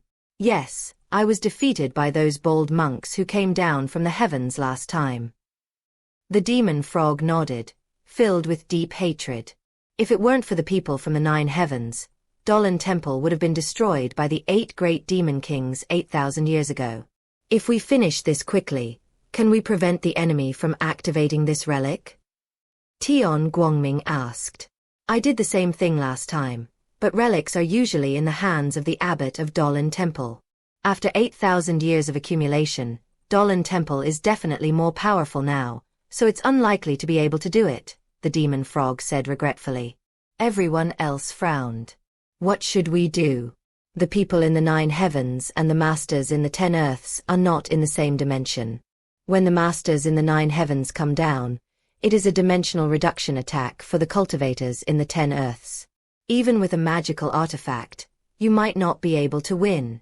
Therefore, the 9 heavens and the 10 earths are basically isolated from each other, and the laws of the world do not allow these people to come down. However, no matter how good the rules are, they cannot stop some people from exploiting loopholes in the rules. This is how the Buddha's relics exploited a loophole, using their connection to shield the world's perception, allowing powerful beings from the 9 heavens to descend. Don't worry, Li Xiandao suddenly stood up and said calmly. Everyone looked at Li Xiandao, their eyes filled with anticipation. I will handle those who descend from the 9 heavens. Li Xiandao's words were calm, yet resolute, creating ripples of excitement. Since their master had said so, they had no more worries. Li Xiandao looked up at the endless deep space, as if he could see through the world. Powerful beings from the 9 heavens are not allowed to descend to the mortal realm. Those who violate this rule will die. Li Xiandao silently vowed in his heart. Chapter 234 I have arrived. Part 3. The journey to the ancient Buddha land, starting from the heaven and earth money shop, originally required a very long time. However, now that Li Xiandao has unsealed the 4th mountain peak and discovered the restriction on crossing the void, there is no need to travel any further. Otherwise, if they were just rushing on their way, by the time they reached the ancient Buddhist site of Dolan Temple, Li Huai's sister would have already been struck by lightning and killed. I'll take you there now. Li Xiandao unleashed his full magical power, drawing a complex 6-pointed star in the void, which enveloped the group. Buzz buzz buzz. The 6-pointed star teleportation barrier was activated, instantly transporting them to the edge of the world barrier of the eternal land. Thump. Once everyone has a firm footing, what we will see is blue sky and white clouds, as well as the world barrier. Sister, brother is here. Li Huai, holding the overlord blade, his eyes burning with fervor, sliced through the world barrier with a single strike and charged forward. Wait for me, disciple. Tian Guangming called out, and followed him inside. This time, all of Li Xiandao's subordinates were mobilized, including Qiu Bai. Destroying Dolan Temple requires everyone's concerted efforts. The group crossed the world barrier and began to cast their respective teleportation spells. Tian Guangming and Li Huai were together, Qiu Bai and the Prince of the Northern Border were together. Wu Xian'er followed the old Taoist priest, the 4 archangels were together, and the demon frog followed the monk Tianxin. Each person used their own teleportation technique to advance towards Dolan Temple. Tian Guangming and Li Huaye were together when Li Huaye used a teleportation restriction to cross the void. With a thud, a teleportation restriction was imprinted on the void by Li Huaye's rolling demonic energy. Boom! The master and apprentice vanished in an instant, only to reappear the desert where they had previously eaten barbecue. The memory of the barbecue wasn't pleasant, so Li Huaye closed his eyes and continued to inscribe the teleportation barrier. Boom! The next second, they appeared on Penglai East Road, the place where Tian Guangming had fought his way from east to west. Continue transmitting. The next second, they appeared in the small town, the place where Tian Guangming and Li Huaye first met. Behind them, everyone followed in their footsteps, teleporting closely behind. We're not far from Dolan Temple, Li Huaye said through gritted teeth, activating the teleportation restriction once more. Thump. The next second, they appeared in front of a majestic mountain. This is Foshan, a mountain where 10,000 Buddhas descend. The mountains are carved into huge Buddha statues, including Buddhas, Bodhisattvas, Arhats, and Sangharama, among other Buddhist figures. These continuous mountain peaks are the site of Dolan Temple. Mount Wanfo, the headquarters of Dolan Temple, can be seen nestled among countless peaks from the Tiangangming direction. There is a huge Buddhist pagoda. The stupa is enormous and imposing, with 2 characters carved on it. Buddha. All beings suffer. Only by taking refuge in the Buddha can one be reborn in the Western paradise. Li Huaye also saw the pagoda. His eyes narrowed, and upon closer inspection, he saw an iron chain binding a young girl to the pagoda. The girl was very young. She and Li Huaye were twins, and she was only 10 years old. She is now tied to a pillar, her arms outstretched, bound by an iron chain. A thin body, lifeless eyes, messy hair, and those cold chains. The next second, a monk was guiding lightning to descend upon the world, intending to strike Li Qing'er to death. All of this was witnessed by Li Huaye, causing him to be filled with rage and on the verge of madness. Sister! Li Huaye roared, his body flying out, the overlord blade in his hand, which he swung out. Bold monk, how dare you hurt my sister, die! At this moment, Li Huaye's demonic energy completely erupted, transforming into a giant black phoenix, accompanied by a domineering blade, and slammed fiercely towards the monk in front of the floating pagoda. Li Huaye followed closely behind, his black hair flying wildly, his upper body bare, the demonic markings on his body becoming increasingly vivid, and the demonic energy within him erupting at this moment. Li Huaye, now at the legendary 33-step stage, is no longer the weak child he once was. Rumble. The Overlord blade crashed down like a meteorite from outer space, its momentum immense. The black phoenix stretched its neck and cried out, its voice shaking the heavens and reaching everyone in the entire Dolan Temple. Countless monks looked up and saw a huge black phoenix spreading its wings and flying in with overwhelming momentum, its enormous domineering blade attracting everyone's attention. The demon is here. How dare you, you demon, run wild at my Dolan Temple? They've come at the perfect time. I knew the demonic daughter would attract the demonic body, and now her identity as the demonic daughter is confirmed. The monks of Dolan Temple were not afraid at all. Instead, they discussed it amongst themselves, some even gritting their teeth and hating the demons to the bone. Upon seeing this scene, the head of the Bodhidharma Academy sneered, "Here we come. I told you the son of the demonic path wouldn't abandon his twin sister. Even if you bring someone from the demonic path, it won't make a difference." Golden Arhat. The abbot of the Bodhidharma Academy clasped his hands together, roared, and unleashed boundless magical power, transforming into a golden Buddha statue that appeared in mid-air, emitting a rumbling sound. "You wicked creature, Dolan Temple is not a place for you to run wild. Obey and submit to your fate." Li Huaye roared, "You damn Buddha, I'll smash you to pieces for my little master." The Overlord blade charged forward relentlessly, its momentum surging and unstoppable. The head of the Bodhidharma Academy was furious and roared, subduing demon golden body. The enormous golden Buddha statue in the sky spread its palms and slapped down. Vajra subdues demons. This is one of the Buddha's methods of subduing demons. The head of the Bodhidharma Academy is also a legendary 33-step master. His attack, fueled by anger, is naturally not to be underestimated. But Li Huaye wasn't afraid. So what if it was a life-or-death struggle? If he couldn't take his sister with him today, he'd die here, taking thousands of monks with him. So what was there to fear? The Overlord Blade charged forward. Li Huaye charged forward too. Rumble. The Overlord Blade and Li Huaye's auras completely merged at this moment, man and blade becoming one. This was far more perfect than when Master Chen controlled the Overlord Blade. The Overlord Blade's demonic power didn't corrupt Li Huaye. Instead, it became nourishment for Li Huaye's black space. Kill! Li Huaye roared again, and the Overlord Blade slashed fiercely. It directly crashed into the golden Buddha statue. Crack! A loud bang echoed around. The next second, the golden Buddha statue exploded, golden light and black demonic energy surging through the sky. The Overlord Blade, unstoppable, slammed heavily into the front of the floating pagoda. Rumble. Before the pagoda, hundreds of monks were thrown back, coughing up blood. The monk who had been the first to unleash the lightning was beheaded by the Overlord Blade. Blood stained the Buddhist land. Thump. Li Huaye stepped before the pagoda, shirtless, wielding the Overlord Blade, his face cold as he said, "I, the son of the demonic path, have arrived. Today I'm here to see who dares to lay a finger on my sister." Demonic energy surged, and a black phoenix descended into Li Huaye's body. Facing the entire assembly of monks from the great forest temple alone, Li Huaye's eyes were cold, showing no fear. "Brother." The next second, a weak yet joyful cry rang out.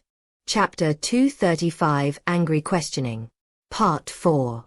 Li Huaye turned his head and saw his younger sister's haggard face.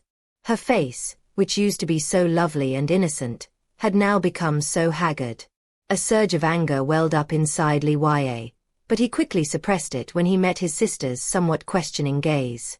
Li Huaye knew that he had changed so much that his sister didn't recognize him at first.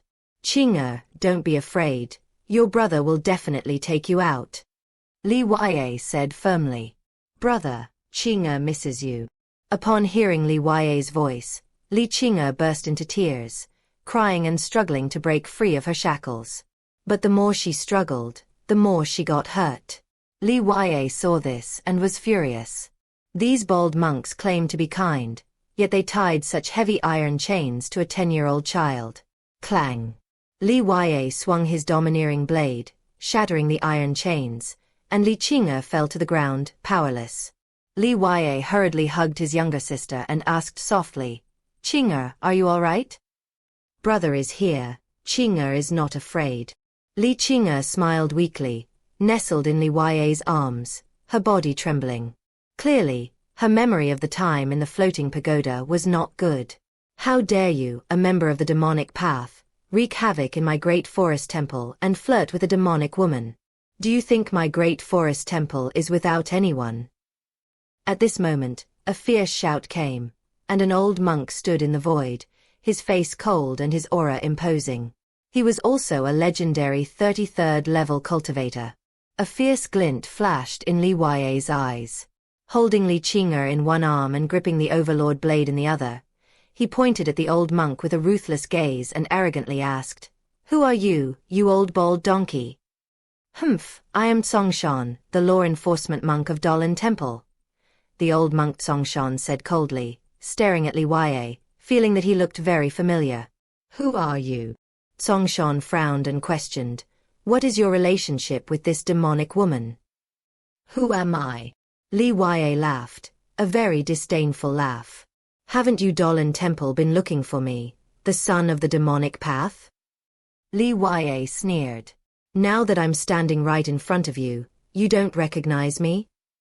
Li Huaye stared at the old monk of Tsongshan with a terrifying look in his eyes, his killing intent palpable. "What? You are the son of the demonic path?"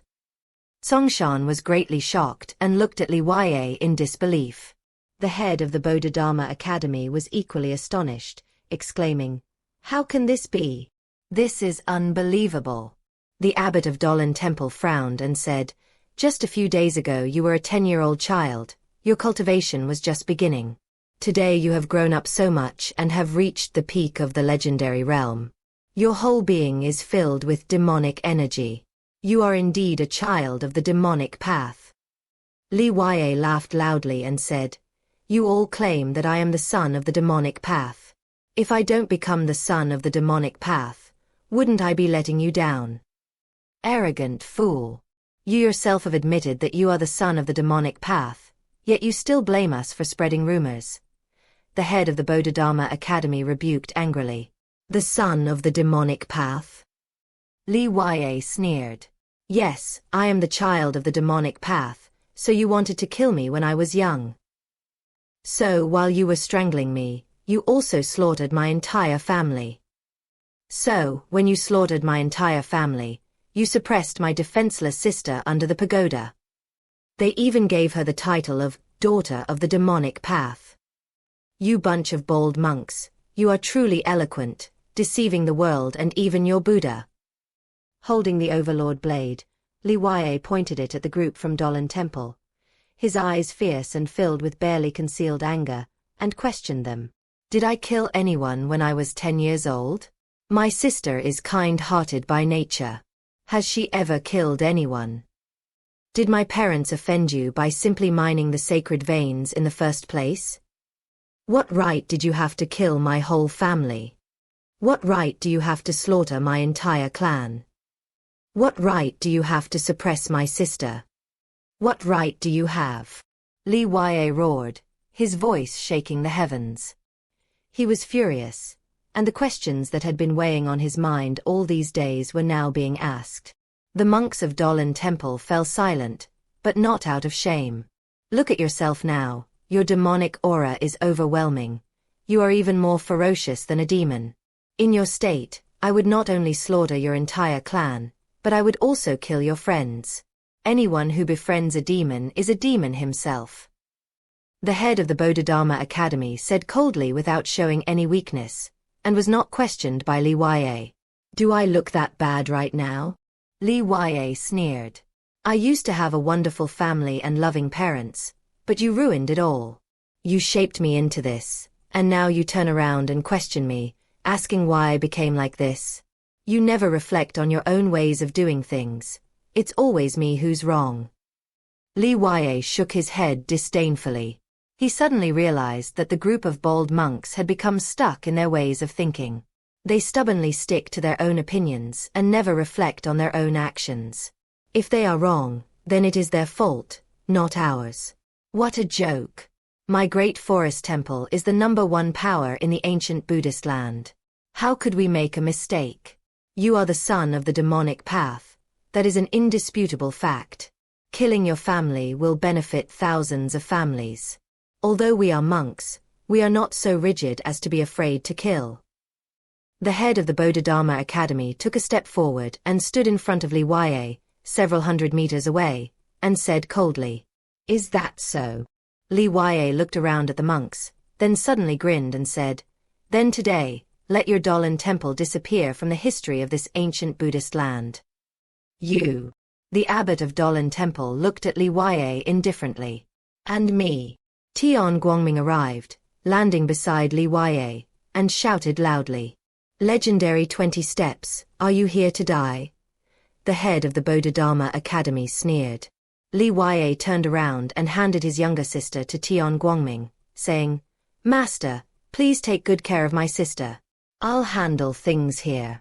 Tian Guangming knew his cultivation level was too low, so he took the timid Li Qing'er and said, "Don't worry, I will take good care of your sister. Little sister, this is my master, and also my savior. Follow my master and see how I avenge our father, mother, and other relatives."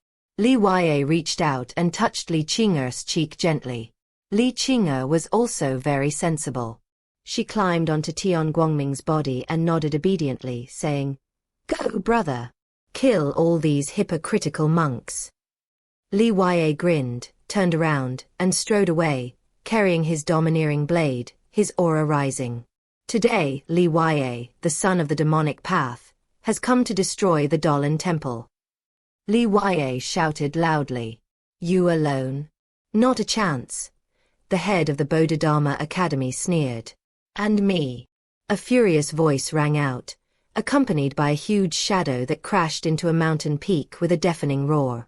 The mountain collapsed instantly, sending rocks flying and clouds swirling around it, creating a tremendous spectacle. Chapter 236 Everyone's Here. Part 5. Boom. An immense demonic aura permeated the mountains and the sky. A giant Buddha was carved from a shattered mountain peak, but the Buddha's head was kicked off by the demonic frog. Rumble. A huge Buddha head sculpture crashed down in front of the pagoda, causing the earth to shake violently and creating a huge cloud of dust, which terrified many monks at Dolan Temple. The head of the Bodhidharma Academy stared intently, his eyes widening in fury, and he gritted his teeth, saying, Great demon frog, you're still alive? The demonic frog, with its enormous body measuring 100 meters, was only half its original size, yet it was even more terrifying. It roared to the sky, absorbing endless demonic energy into its body, and shouted, How dare I die before I destroy your great forest temple? Well, you've come at the perfect time. 8,000 years ago, half of your body was torn off. Today, leave that half behind, the head of the Bodhidharma Academy said coldly. Today I've come to reclaim my half of my body. You evil monks have tarnished the good reputation of Buddhism, and it's time for you to perish. The demonic frog roared to the sky, kicked off with one leg, and slammed its body in front of the pagoda. He wants to reclaim his other half. Not good, stop this great demon. The head of the Bodhidharma Academy roared. His body flashed, and his palm covered the area. Boom. Suddenly, a giant golden handprint appeared between heaven and earth, slamming down to crush the demonic frog. The Avicii Hell Blade Technique. With a long roar, Li Yue brandished his domineering blade and cleaved the golden hand in two with a fierce slash. Rumble. The energy surged and erupted, creating a tremendous spectacle. Li Yue, guarding the demonic frog, coldly said, Go and retrieve your own body. I'll stay here. The demon frog nodded, stretched out one of its hands, and forcefully pulled at the pagoda, trying to lift it up. You two demons can't run wild in my Dolan Temple. The law enforcement monk Tsongshan couldn't sit still any longer. He snorted coldly, his body flashing out like lightning. He pointed his fingers like a sword and unleashed the Demo sword technique. This sword was aimed at the demonic frog. The demonic frog was moving the pagoda with all its might, but it was completely unable to defend itself. But it was not afraid, it didn't even turn around, ignoring the sword coming from behind it. Clang. Because someone else appeared, also using the Demo sword technique, and severely defeated the Tsongshan monk. Monk Tianxin. He appeared behind the demon frog, coldly staring at Tsongshan. Tsongshan roared in anger. What kind of monk are you? This humble monk is just an ordinary monk. Monk Tianxin said calmly. You betrayed Buddha, you actually mingled with demons, and you even stopped me from killing this great demon? Monk Tsongshan questioned Monk Tianxin. Those who betray Buddha. It should be you guys, right? Monk Tianxin sneered. Using the name of Buddha, yet doing things more terrifying than demons. Killing people with righteous indignation, suppressing others with righteous indignation, deceiving Buddha with righteous indignation. Is this how Buddha's teachings and scriptures instruct you? Monk Tianxin said coldly. Although he turned to demonic ways through Buddhism, he never forgot that he was a monk and a follower of Buddha. The monk Tianxin had read many books, but none of them contained any record of the Buddha saying that Dolan Temple should act so recklessly. That's what a demonic monk is like. He's all talk and no action, helping the demons while righteously criticizing us. The monk from Tsongshan sneered. Monk Tianxin sighed and said, I don't want to blame you now. I just want to kill someone. You will die. Boom. As soon as Monk Tianxin finished speaking, his body emitted boundless golden light. He took a step forward and slashed fiercely, using his arm as a blade. The monk from Songshan narrowed his eyes, knowing that the monk from Tianxin was very powerful, so he dared not be careless. He immediately used his large hand to block the attack. Thump. The two monks fought and collided. As a result, Monk Tianxin's body swayed slightly and his arm was slightly sore and numb, but he was fine the next second. But the monk from Songshan screamed and his body flew backward, retreating dozens of meters before he stomped his foot on the ground to stop himself. But because of this kick, the ground within a radius of 500 meters exploded with a deafening roar. Smoke and dust filled the air, and the monk from Songshan trembled as he stared incredulously at the monk from Tianxin, feeling utterly terrified. We're both on the legendary 33 steps, but I feel like yours is real and mine is fake? A doubt arose in the heart of the monk Songshan. He couldn't help but wonder if he would die if he were punched a few times by the monk Tianxin. This feeling was very real, and the monk from Songshan knew he couldn't be careless. So the next second he shouted, "Abbot, let all the masters of Dolan Temple come out. Today we will eliminate these demons and monsters and restore a bright and clear world to the world." The abbot of Dolan Temple looked on with a dark expression, especially when he saw Monk Tianxin and the demon frog. He hated them to the core. 8,000 years ago, the demonic frog almost destroyed Dolan Temple. Monk Tianxin, a monk, helped the demon and willingly fell into depravity, which made the abbot even more dissatisfied. He believed that Monk Tianxin had defiled the monks and them. Demons and monsters are rampant across the world. The ninth abbot of Dolan Temple earnestly requests the intervention of all the Buddhas. The abbot of Dolan Temple suddenly bowed to heaven and earth. Rumble. The entire Dolan Temple suddenly trembled, and many places underwent tremendous changes. In a small cave, the withered old monk stood up. With one step, he became a year younger. With another step, he became a year younger.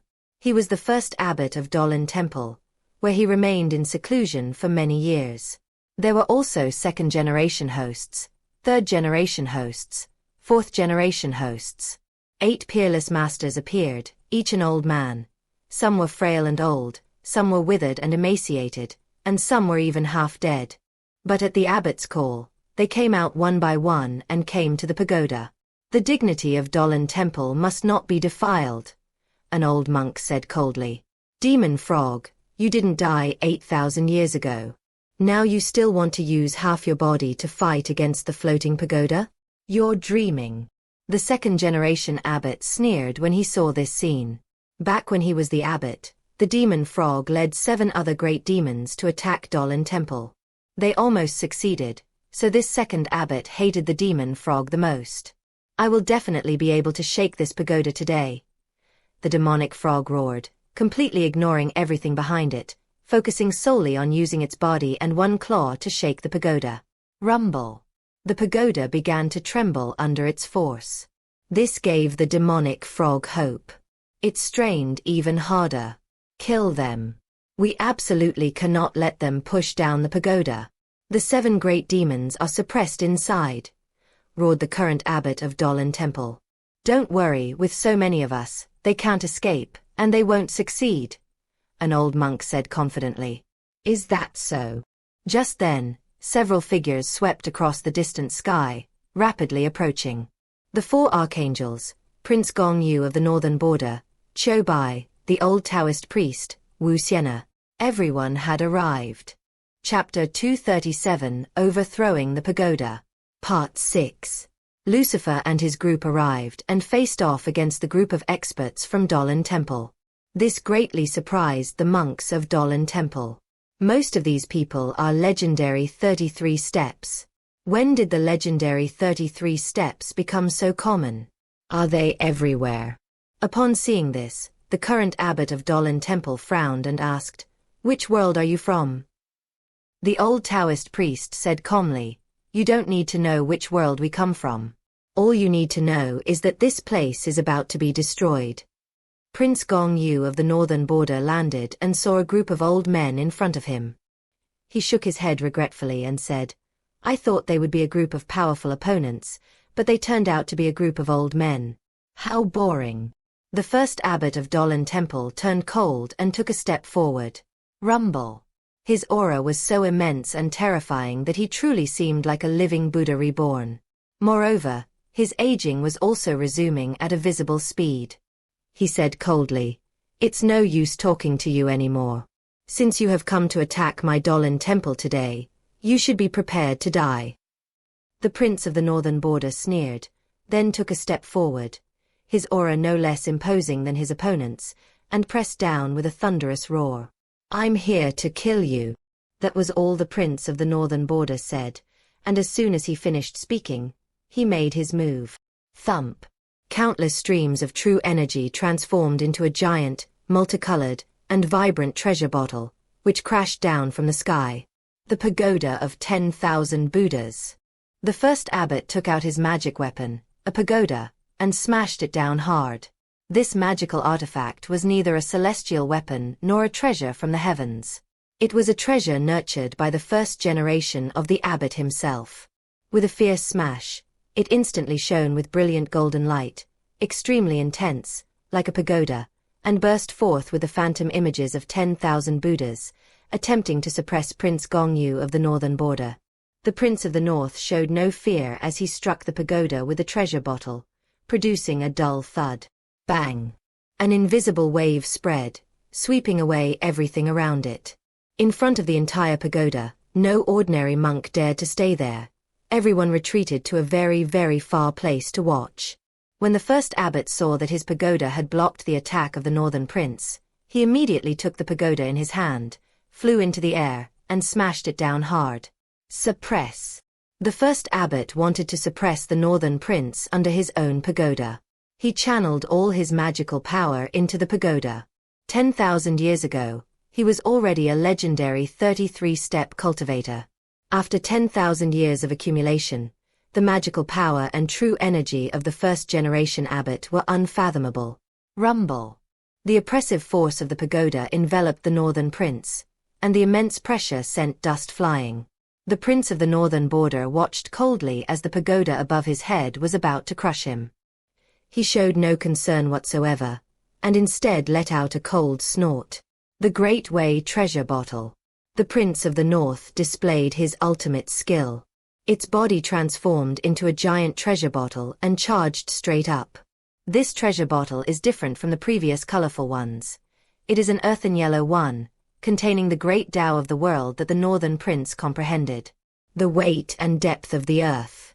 The northern prince, transformed into a treasure bottle, emitted a thunderous roar powerful enough to shatter mountains, and in an instant, he rushed to the vicinity of the pagoda where the first abbot was located. Bang!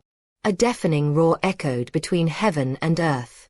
Then a golden light exploded, the pagoda shattered, and turned into countless fragments. The northern prince's attack was unstoppable. He crashed into the pagoda, which had been nurtured by the first abbot for over 10,000 years, and it shattered on the spot, turning into golden powder that fell like dust. The pagoda was destroyed, and the first abbot suffered a tremendous shock, constantly retreating until he stepped into the void, a trickle of blood gushing from the corner of his mouth.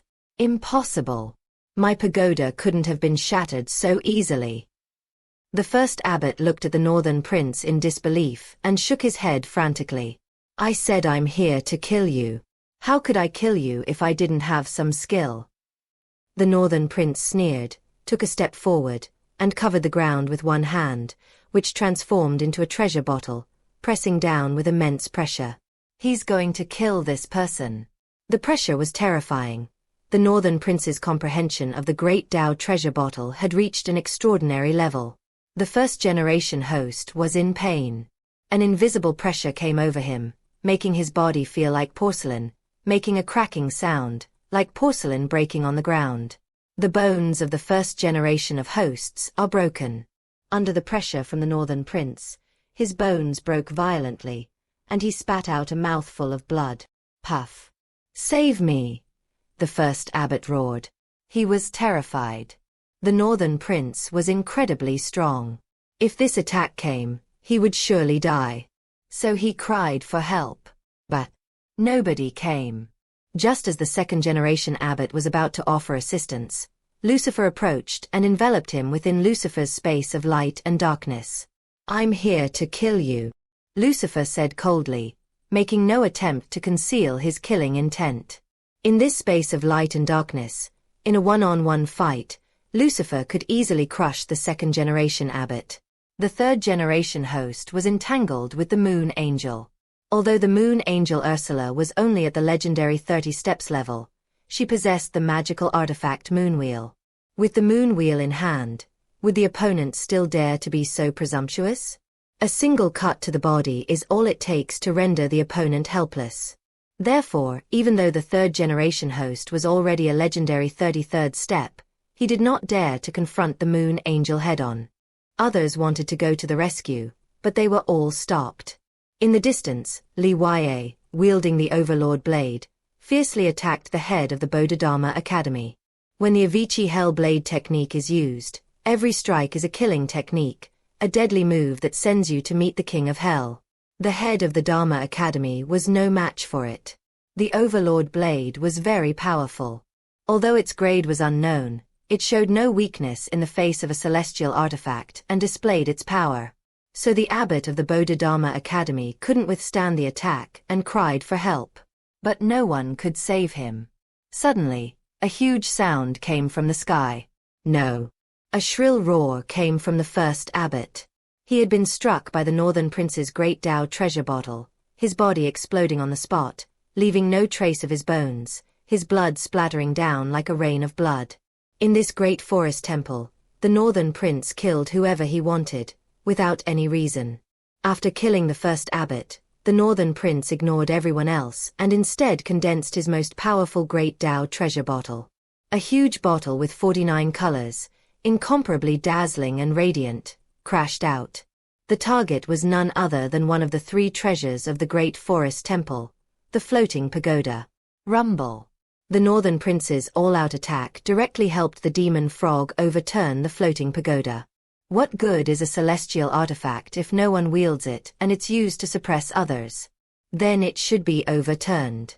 Ha ha ha, this day has finally come.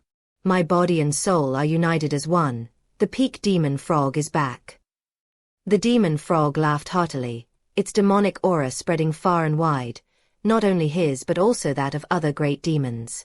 The floating pagoda was overturned, and the 7 great demons suppressed within began to awaken. Dolan Temple suffered a heavy blow. They hadn't even noticed how dire the situation had become. Chapter 238 Don't Come Down. Part 7. The collapse of the pagoda stunned the monks of Dolan Temple. No one could have imagined that Dolan Temple, which had ruled the ancient Buddhist land for thousands of years, would suffer such a calamity. Compared to 8,000 years ago, the situation seems even worse. When the pagoda collapsed, the first thing released was the 7 great demon kings, each of them different. The only difference was that these 7 demon kings were now very weak. Big Brother. Big Brother, did you come to save us? Big Brother, if you had come any later, I would have been refined. Brother, I really can't go on anymore. Otherwise I would definitely go and kill a few bold monks to vent my anger. The 7 demon kings looked at the demon frog with great excitement, but because they were all weak and powerless, they were all lying on the ground, and their bodies had shrunk considerably. Wild boar, divine eagle, pangolin, donkey, celestial dog, towering bull, and dragon. These 7 demons and the demon frog became sworn brothers, grew up together, unified the demon race together, and then attacked the great forest temple together. The feelings were so deep they couldn't be deeper. Brothers, I've found some help. You're all too weak right now, so just watch. Once I've merged with your body, I'll avenge you, the demon frog said happily. Seeing that its brothers were only weak and not in mortal danger, it was relieved. Big Brother, hurry up and merge. Our great grudge rests on your shoulders. Big Brother, keep it up. Brother, kill a few more monks for me.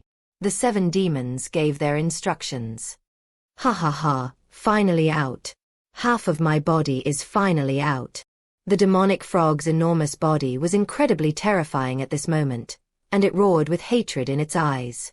8,000 years. A full 8,000 years.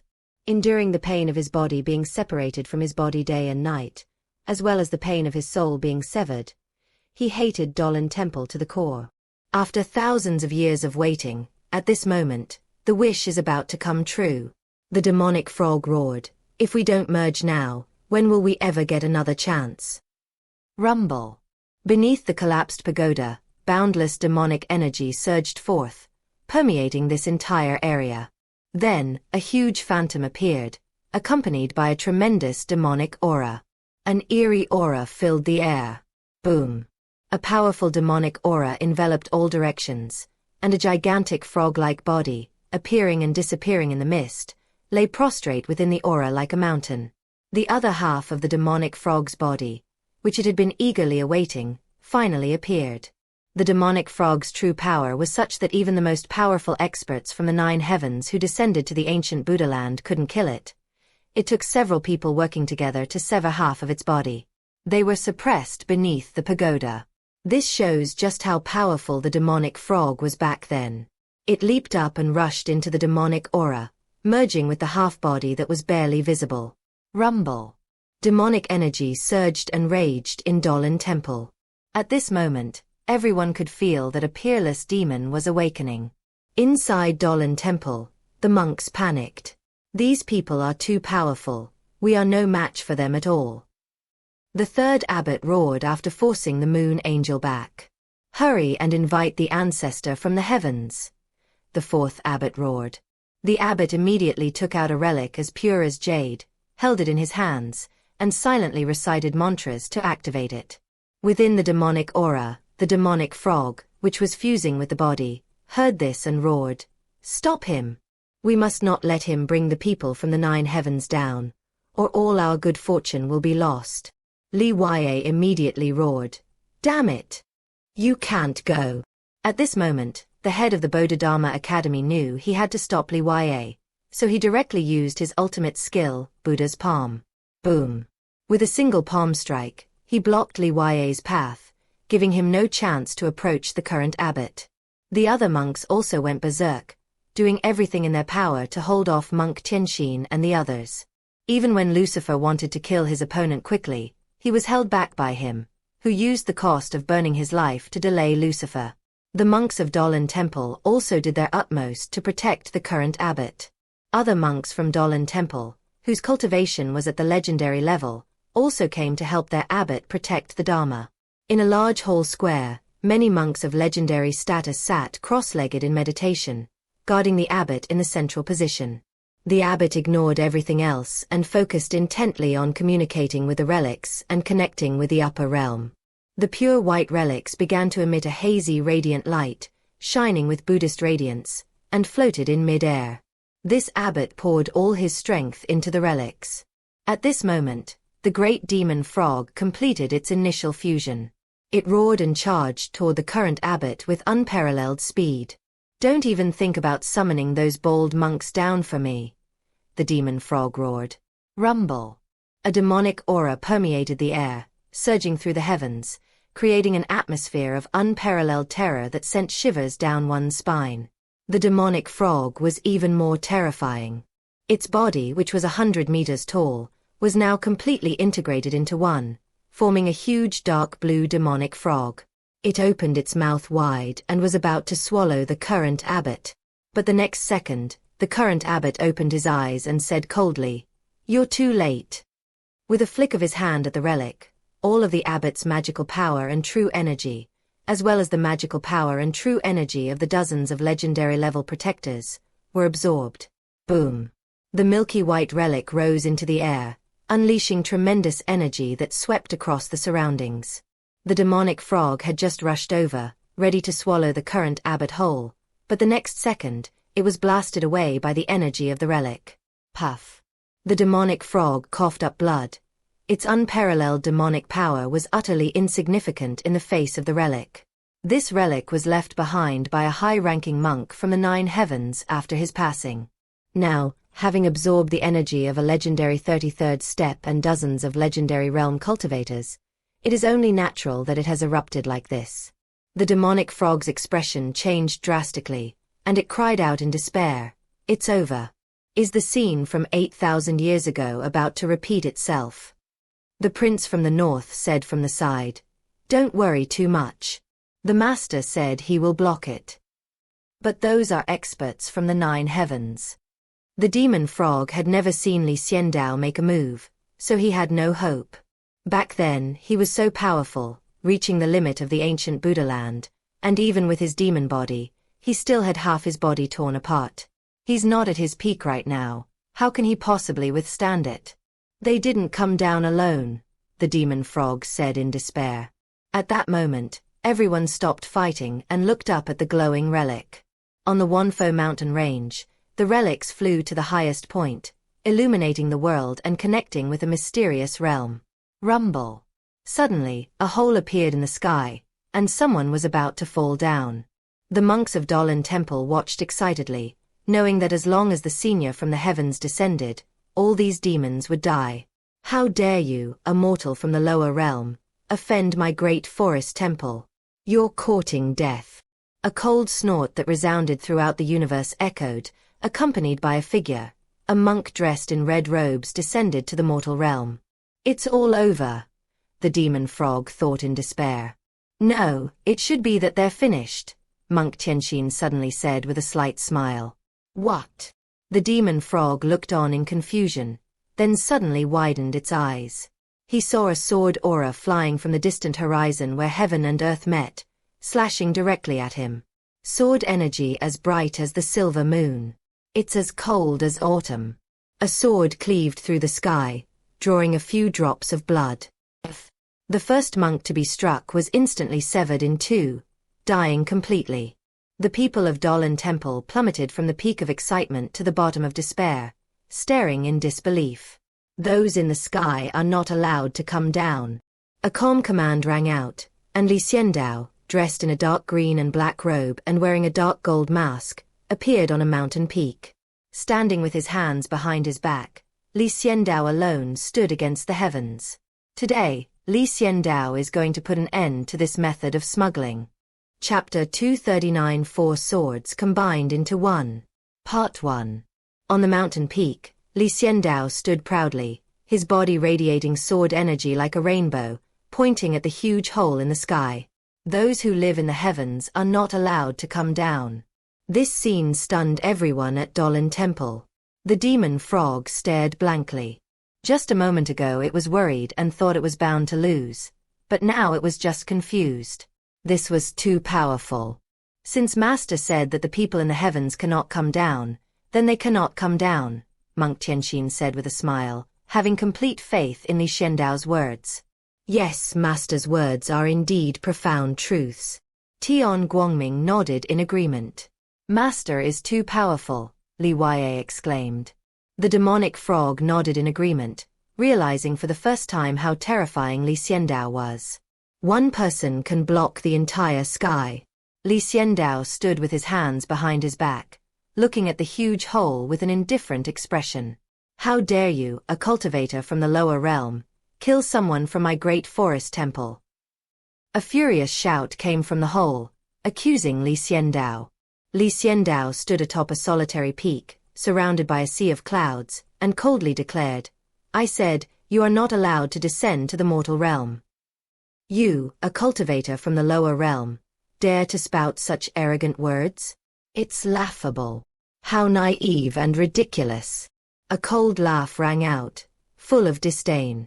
The people of Dolan Temple in the heavens didn't take Xiandao seriously at all. Xiandao was not angry. He calmly said, the number of people who come down today will be the number of people who die. Arrogant. The Buddha has descended to the mortal realm to deliver you from suffering. A furious voice rang out, and a monk flew down from the huge hole. A large monk, wielding a long staff, charged towards Xiandao with a wave of his hand. I said, you're not allowed to come down. A fierce glint flashed in Xiandao's eyes, and his aura condensed into a sword. The moment the sword was drawn, there was an immediate sense of the sky collapsing and the earth crumbling. Boom. The great monk who rushed down from Mount Jiutian felt a sudden white light before his eyes, followed by the endless collapse of heaven and earth, with the sun, moon, and stars all crashing down, leaving everyone in disbelief. This attack was so terrifying it sent shivers down our spines. No! How could a cultivator from the lower realm have such a terrifying understanding of the Tao? The enormous monk Jian roared in horror, unable to believe it, and even tried his best to dodge. But all of this was to no avail. With a single sword strike, Xiandao severed his head, just as the monk from the lower realm had died. The world was completely silent. At this moment, even the high-ranking officials of Dolan Temple in the heavens were shocked. Xiandao's sword strike has surpassed the comprehension of the legendary 33 steps. It has reached an unfathomable level. Dolan Temple. The abbots of several generations turned pale, as if they had seen a ghost. One after another, the senior monks who had descended to the mortal realm had been killed by Xiandao. Their hopes had just been ignited, but were immediately extinguished by Xiandao. On the solitary peak, Xiandao stood tall, and at that moment, the sun, moon, wind, and clouds all bowed down before him. I told you not to come down. Why don't you listen? Xiandao shook his head and said regretfully, that sword strike you just used wasn't a move from the 10 Earths. The high-ranking officials of the great forest temple in the 9 heavens asked angrily. Xiandao raised his head, his dark gold mask exuding a noble yet sinister aura in the sunlight. He said, I have comprehended countless Tao principles, and through these principles, I have created 4 new sword techniques. Overturn the sea, ignite the flames, traverse the clouds and mountains, and shatter the heavens. That sword strike just now was heaven-shattering. Killing you people from the lower realms must have been easy, right? Xiandao asked softly. How could the Taoist aura of the lower realm be so profound? The eminent monks of Dolan Temple in the 9 heavens simply did not believe it. Don't believe me? Xiandao chuckled and said, in that case, then try my other 3 sword strikes. Boom. A sword aura suddenly shot out from beside Xiandao, like a drop of water concealing an ocean, and in an instant, it crashed into the huge hole in Tianshan. Rumble. Sword energy erupted, and a vast ocean crashed into the passage. Click, click, click. The passage was becoming unstable, seemingly on the verge of collapse due to the impact of Xiandao's attack. How dare you destroy the lower realm passage of my Dolan Temple? A furious voice erupted from the high heavens, followed by a projection descending with boundless power, transforming into a golden Buddha who slammed down with a powerful punch. This monk wants to kill Xiandao. The passage to the lower realm of Dolan Temple cannot be destroyed. If it is destroyed, Dolan Temple in the lower realm will lose contact with the upper realm, and their plan, which has been in the works for 10,000 years, will be completely destroyed. Xiandao's expression turned serious. This was a master, a true high-ranking member of the Dolan Temple. His power was too great to descend, so he projected his own power down. Even if your true form doesn't come, I can still kill you. Xiandao said coldly. The higher-ups of Dolan Temple were so furious that even their projections wanted to kill him to protect Dolan Temple, but Xiandao was determined not to let him have his way. I'm going to destroy Dolan Temple. Kill. Xiandao pointed his fingers like a sword, channeling all his true energy and Taoist essence into this strike. He achieved oneness with heaven and man, unleashing a single sword strike. Boom, boom, boom, boom. 4 long swords flew out. Overturn the seas. Unleash the flames. Unleash the clouds and mountains. Collapse the heavens. These 4 sword techniques are Xiandao's own insights, formed by his understanding and fusion of the Taoist essence of the Taoist, Zhao Wuji, the sword god, and Zhong Baixing. Amidst the crisscrossing sword energy, the 4 swords advanced in unison, each possessing formidable abilities. Your 4 sword strikes are still a bit too immature in my eyes, the Golden Buddha said coldly, like a person who showed no mercy when he struck, instantly unleashing the diamond handprint. The slap shook the heavens and earth, buzzing and echoing around, creating ripples. It was terrifying. The 4 swords were slowed down by this slap, and they were locked in a standoff with it from a distance. Rumble. The terrifying sword energy carried by the four swords was like a giant axe. The force behind that slap was like a towering mountain. The axe splits the mountain, their powerful forces clashing against each other. In the sky, the clouds and mist dissipated, the wind and thunder roared, and countless strange phenomena were born. Behind the four swords, there are raging ocean waves, burning flames, suppressed clouds and mountains, and the collapse of heaven and earth. Behind the golden palm, there was only a Buddha, sitting upright with his eyes lowered, neither happy nor sad. You can't stop me, you cultivator from the lower realms. Although this passage has cultivation restrictions, you can act arrogantly, but remember, you can't provoke the Great Forest Temple. A high-ranking official from the Great Forest Temple in the upper realm said coldly. It was enough that he had fought Xiandao to a draw. He had dragged Xiandao into this, so the other people from the Great Forest Temple would come down. The next second, 33 people came down at once. Upon seeing this, Xiandao's eyes flashed with murderous intent. He said, I told you not to descend to the mortal realm. If you don't listen, then don't blame me. Four swords combined into one, overturning the sea, escaping the fire, clouds and mountains, collapsing the sky. These are the four sword techniques that Xiandao comprehended. Each one, when used separately, is a first-rate, unparalleled sword move. Once combined, they are invincible. Boom. The moment the four swords merged into one, a sword aura hundreds of feet long swept across the sky. In an instant, Xiandao severed the heads of 33 bald men. Chapter 240. Even if he's cured, it's a waste of medicine. Part 2. In broad daylight, a rain of blood fell. Blood rain fell, sprinkling the Wanfo mountain range. Countless Buddha statues had drops of blood rain on their faces, making them look like the Buddha was shedding tears. The next second, the golden Buddha projection, which had been keeping its eyes down, opened its eyes and stared at Xiandao with extreme horror. You deserve to die. The high-ranking officials of the Great Forest Temple in the Nine Heavens were furious, staring at Xiandao with a chilling killing intent and a hatred as thick as blood. 33 disciples were all killed by Xiandao's sword. When has Dolan Temple ever suffered such humiliation in the Nine Heavens? Now, however, the 10 regions have suffered this humiliation. More importantly, these masters couldn't come down from the heavens. The passage used for smuggling is too weak. Once the power exceeds the limit, the passage will collapse, which will be detected by the world's rules, and then the Nine Heavens thunder punishment will descend, which even they cannot withstand.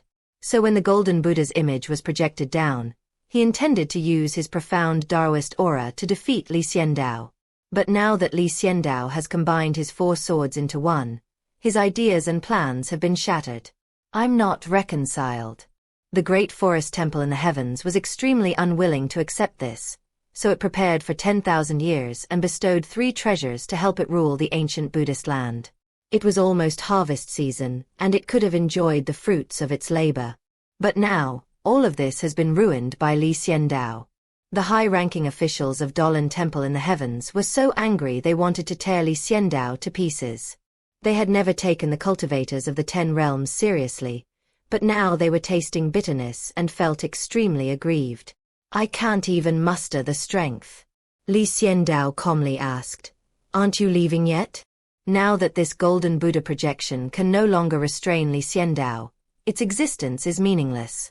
No matter how many people he sends down from the heavens, they cannot withstand Xiandao's 4 swords combined.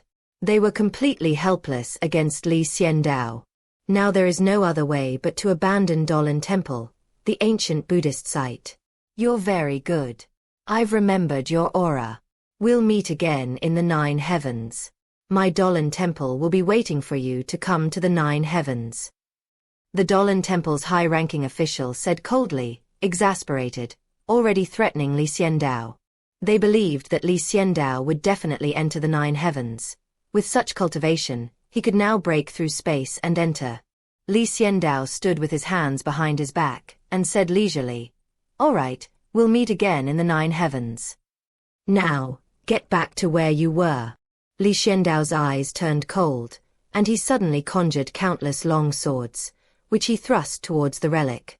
You won't be able to take away the 3 treasures of my Dolan Temple. The high-ranking officials of Dolan Temple in the heavens roared angrily. The golden Buddha projection reached out and grabbed the sun crown, the pagoda, and the relics. These 3 immortal artifacts were bestowed upon him for 10,000 years, yet no one has been allowed to refine them. No wonder he was so enraged during the fight just now. No one went to activate the floating pagoda to suppress the demonic frog. The great forest temple in the 9 heavens is really something else. Rumble.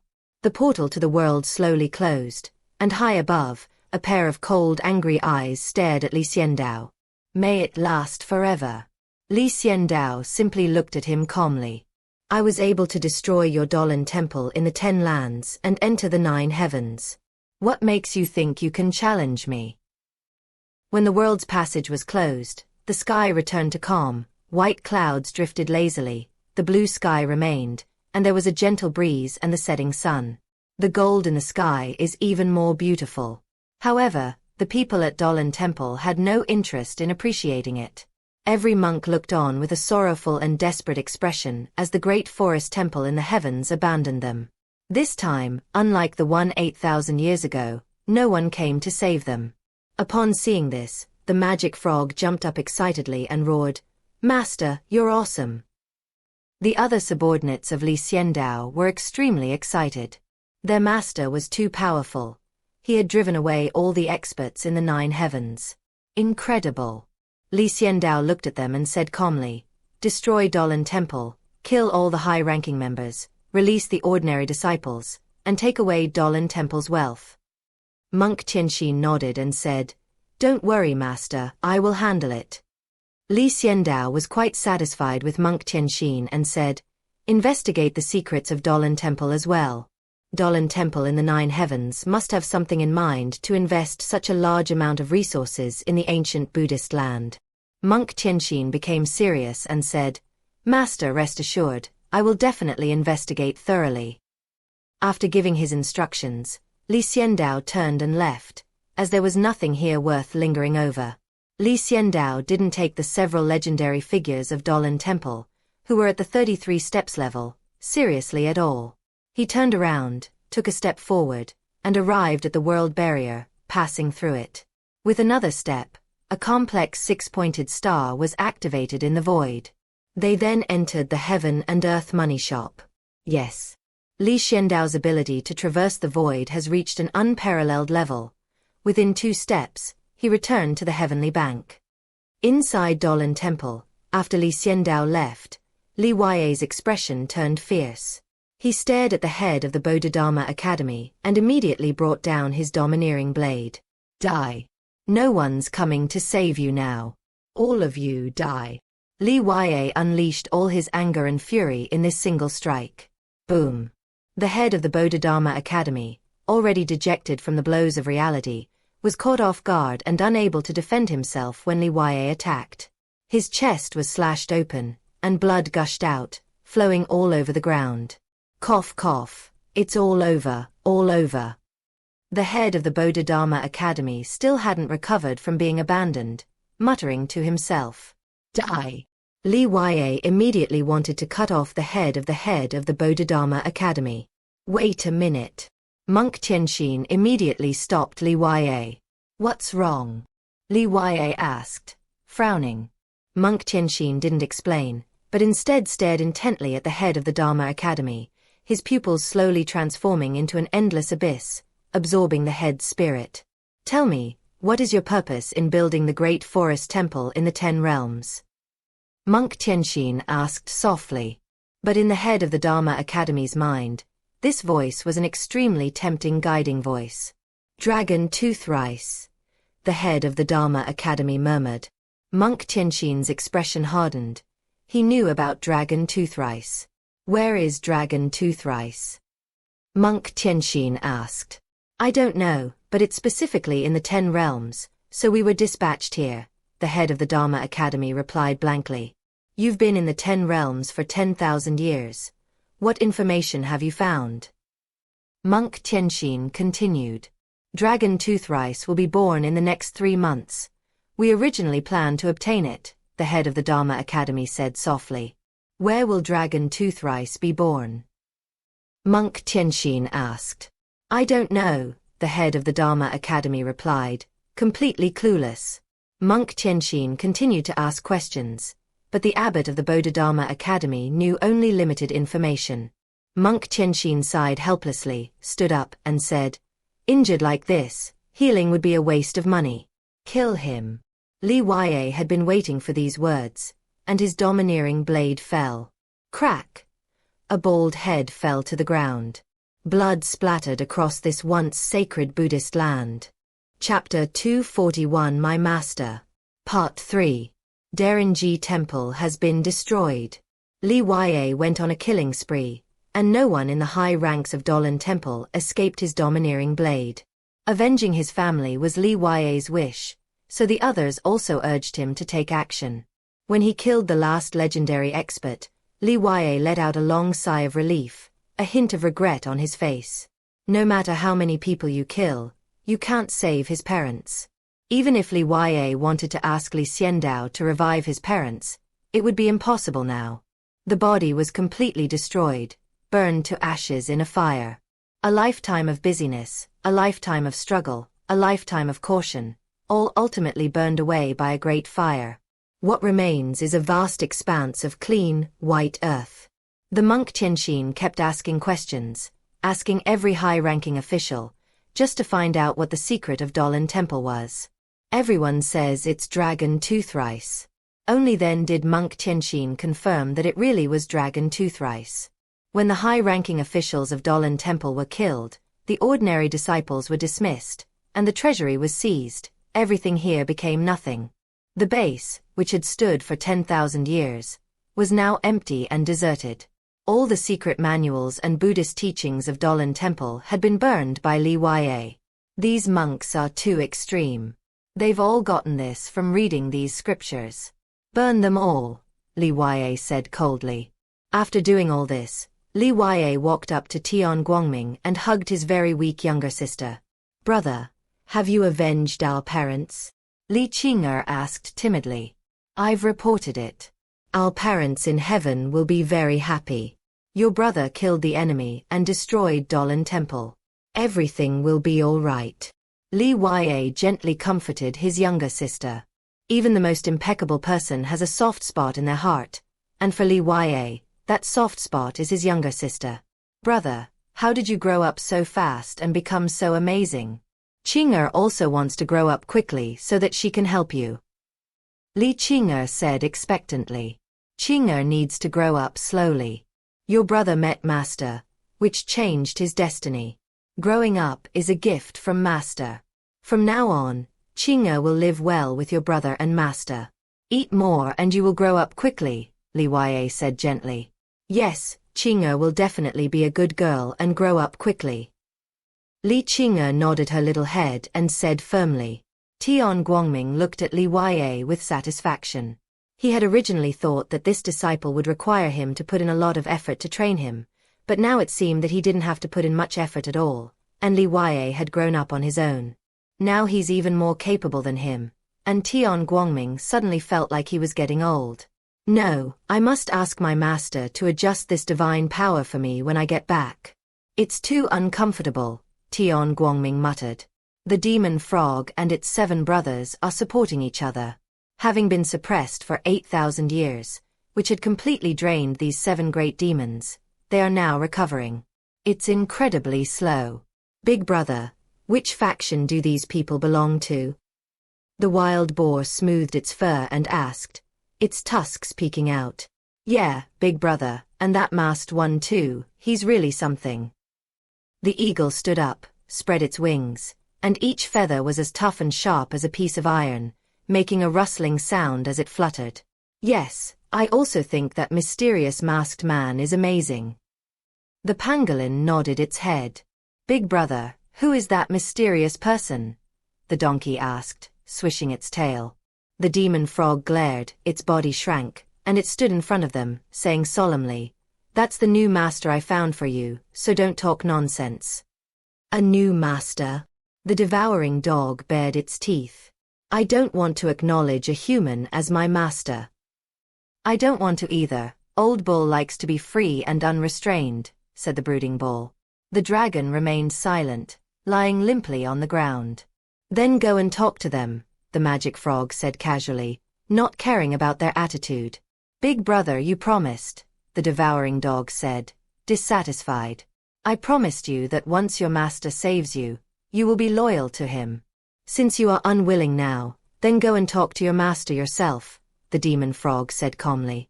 The devouring dog was speechless when it recalled the scene of Xiandao blocking an entire sky all by himself. After a long pause, the sky-piercing bull said in a deep voice, although I am the sky-piercing bull, I am still a bull at heart. Since I am a bull, I need an owner. It would be best if you could put a nose ring on me so that I can live a more comfortable life. The devouring dog stared incredulously at its good brother. The demon frog praised, that's more like it. For 8,000 years I've been looking for an opportunity to save you, but with only half a body, I can't do much. Now that my master has taken action, I naturally make a promise on your behalf. The other powerful demons listened silently. Tell me yourselves, besides loyalty, what else do you have to offer to others to save you? The demon frog asked. The wild boar shook its head and sighed. My most valuable possessions are these 2 kidneys, but I can't cut them off. It seems I'll have to become a domestic pig from now on. Then I should become a domesticated eagle, which doesn't quite fit my identity as a divine eagle, the divine eagle muttered.